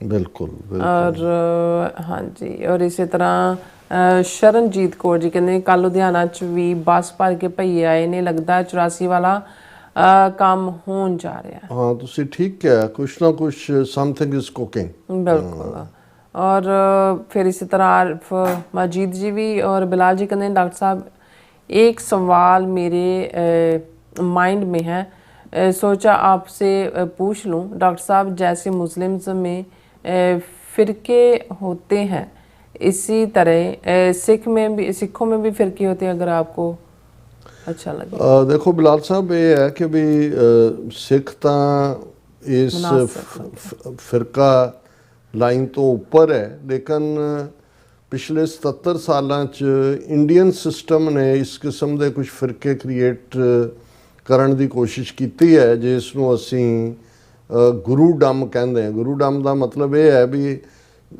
10ਵੇਂ ਪਾਤਸ਼ਾਹ ਗੁਰੂ ਗੋਬਿੰਦ ਸਿੰਘ ਸਾਹਿਬ ਉਹਨਾਂ ਨੇ ਜਿਹੜਾ ਉਹ ਆਪਣੇ ਤੋਂ ਬਾਅਦ ਜਿਹੜੀ ਫਿਜ਼ੀਕਲ ਗੁਰੂਸ਼ਿਪ ਸੀ ਉਹਨੂੰ ਜਿਹੜਾ ਉਸ ਇੰਸਟੀਟਿਊਸ਼ਨ ਨੂੰ ਖਤਮ ਕਰਦਿਆਂ ਇਹ ਕਿਹਾ ਕਿ ਸਭ ਸਿੱਖਣ ਕੋ ਹੁਕਮ ਹੈ ਗੁਰੂ ਮਾਨਿਓ ਗ੍ਰੰਥ ਕਿ Guru Granth Sahib as a spiritual teacher ਸਾਡੇ ਨੇ, ਜਿਵੇਂ ਹਰ ਮੁਸਲਮਾਨ ਦੇ ਲਈ ਜਿਹੜਾ ਕੁਰਾਨ ਮਜੀਦ ਹੈ, ਕੁਰਾਨ ਹੈ, ਉਸ ਦਾ ਵਰਡ ਫਾਈਨਲ ਹੈ। ਇਸੇ ਤਰ੍ਹਾਂ ਸਾਡੇ ਲਈ ਗੁਰੂ ਗ੍ਰੰਥ ਸਾਹਿਬ ਦਾ ਫਿਜ਼ੀਕਲ ਫਾਰਮ 'ਚ ਕਿਸੇ ਨੂੰ ਵੀ ਗੁਰੂ ਕਹਿਣਾ ਜਾਂ ਕਿਸੇ ਦੇ ਅੱਗੇ ਸਿਰ ਝੁਕਾਉਣਾ ਜਾਂ ਕਿਸੇ ਨੂੰ ਆਪਣਾ ਮੁਰਸ਼ਦ ਮੰਨਣਾ, ਇਸ ਨੂੰ ਕੰਡੈਮ ਕੀਤਾ ਹੋਇਆ ਔਰ ਇਹਦੇ ਲਈ ਕੋਈ ਥਾਂ ਨਹੀਂ ਹੈ। ਲੇਕਿਨ ਪੋਸਟ 47 ਇੰਡੀਅਨ ਗਵਰਨਮੈਂਟ ਨੇ ਡੈਲੀਬਰੇਟਲੀ ਇਸ ਕਿਸਮ ਦੇ ਲੋਕਾਂ ਨੂੰ ਐਨਕਰੇਜ ਕੀਤਾ, ਜਿਨ੍ਹਾਂ ਦੇ ਵਿੱਚ ਰਾਧਾ ਸੁਆਮੀ, ਨਿਰੰਕਾਰੀ, ਜਿਹਨੂੰ ਸੱਚਾ ਸੌਦਾ ਸੈਕਟ ਔਰ ਇਹ ਸਾਰੇ ਆਸ਼ੂਤੋਸ਼। ਸੋ ਇਹਨਾਂ ਨੇ ਜਿਹੜੀ ਸਿੱਖਾਂ ਦੇ ਵਿੱਚ ਅਲੱਗ-ਅਲੱਗ ਫਿਰਕੇ ਬਣਾ ਕੇ ਬਣਾਉਣ ਦੀ ਕੋਸ਼ਿਸ਼ ਕੀਤੀ। ਗਵਰਨਮੈਂਟ ਦੀ ਇਹਨਾਂ ਨੂੰ ਪੈਟਰਨੇਜ ਹੈ ਔਰ ਇਹ ਜਿਹੜਾ ਇੱਕ ਵੱਡਾ ਇਰੀਟੈਂਟ ਹੈ। ਅਦਰਵਾਈਜ਼ ਬਾਈ ਐਂਡ ਲਾਰਜ, ਹਾਲਾਂਕਿ ਇਹ ਤਾਂ ਹੈ ਵੀ ਜਿਵੇਂ ਤੁਹਾਡੇ ਪਾਕਿਸਤਾਨ ਦੇ ਵਿੱਚ ਜਿਹੜੇ ਸਿੰਧੀ ਨੇ ਉਹ ਆਪਣੇ ਆਪ ਨੂੰ ਜਿਹੜਾ ਉਹ ਨਾਨਕ ਪੰਥੀ ਕਹਿੰਦੇ ਨੇ, ਉਹ ਸਿੱਖੀ ਸਰੂਪ 'ਚ ਨਹੀਂ ਨੇ। ਉਹ ਇੱਕ ਪਹਿਲਾ ਸਟੈਪ ਹੈ, ਮੰਨਦੇ ਗੁਰੂ ਗ੍ਰੰਥ ਸਾਹਿਬ ਨੂੰ ਨੇ ਜਾਂ ਰਸਮਾਂ ਸਿੱਖਾਂ ਵਾਲੀਆਂ ਕਰਦੇ ਨੇ। ਉਹ ਫਿਰ ਨੈਕਸਟ ਸਟੈਪ 'ਚ ਅੰਮ੍ਰਿਤ ਛਕ ਲੈਂਦੇ ਨੇ, ਫਿਰ ਸਿੰਘ ਸੱਜ ਜਾਂਦੇ ਨੇ, ਜਾਂ ਉਹਨਾਂ 'ਚੋਂ ਵੀ ਅੱਗੇ ਜਿਹੜੇ ਫੁੱਲੀ ਡੈਡੀਕੇਟਿਡ ਖਾਲਸਾਈ ਬਾਣੇ 'ਚ ਨਿਹੰਗ ਰੂਪ 'ਚ ਨੇ। ਸੋ ਉਹ ਇੱਕ ਵੱਖਰਾ ਪਾਰਟ ਹੈ। ਲੇਕਿਨ ਅਦਰਵਾਈਜ਼ ਜਿਹੜਾ ਕੋਈ ਫਿਰਕੇ ਦੀ ਥਾਂ ਨਹੀਂ ਹੈ, ਪਰ ਇਹਨਾਂ ਨੂੰ ਖੜੇ ਕਰ ਦਿੱਤਾ ਗਿਆ ਹੈ ਤਾਂ ਕਿ ਸਿੱਖਾਂ ਦੀ ਸਪਿਰਿਚੁਅਲ ਪਾਵਰ ਜਿਹੜੀ ਗੁਰੂ ਗ੍ਰੰਥ ਸਾਹਿਬ 'ਚੋਂ ਨਿਕਲਦੀ ਹੈ ਔਰ ਸਾਡੀ ਯਕਜ਼ੈਦੀ, ਜਦੋਂ ਅਸੀਂ ਖਾਲਸਾ ਪੰਥ ਕਹਿੰਦੇ ਹਾਂ ਤੇ ਕਲੈਕਟਿਵ ਵਿਲ ਹੈ 35 ਮਿਲੀਅਨ ਸਿੱਖਾਂ ਦੀ, ਉਹਦੇ 'ਚ ਜਿਹੜੀਆਂ ਨੇ ਉਹ ਵੰਡੀਆਂ ਪਾਉਣ ਦੀ ਕੋਸ਼ਿਸ਼ ਇਹਨਾਂ ਦੀ ਲਗਾਤਾਰਤਾ ਨਾਲ ਹੈ। ਖਾਸ ਤੌਰ 'ਤੇ ਜਦੋਂ ਤੋਂ ਅਸੀਂ 1947 ਤੋਂ ਇਹਨਾਂ ਦੀ ਕੈਦ ਦੇ ਵਿੱਚ ਫਸੇ ਹਾਂ। ਜੀ, ਆਲ ਅਬਾਊਟ ਟਰੂਥ ਐਂਡ ਸਿੱਖਿਜ਼ਮ ਜੀ ਵੀ ਔਰ ਬਲਿਹਾਰ ਸਿੰਘ ਕੰਗ ਜੀ ਵੀ ਔਰ ਬਲਵਿੰਦਰ ਸਿੰਘ ਜੀ। ਮੇ ਗੋਡ ਕਹਿੰਦੇ Waheguru save Punjab from forthcoming oppression and injustice by present rulers।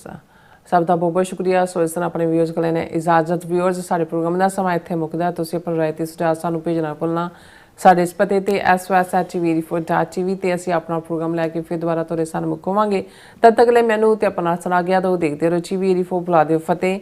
Waheguru ji ਕਾ ਖਾਲਸਾ, ਵਾਹਿਗੁਰੂ ਜੀ ਕੀ ਫਤਿਹ। ਰੱਬ ਰਾਖਾ।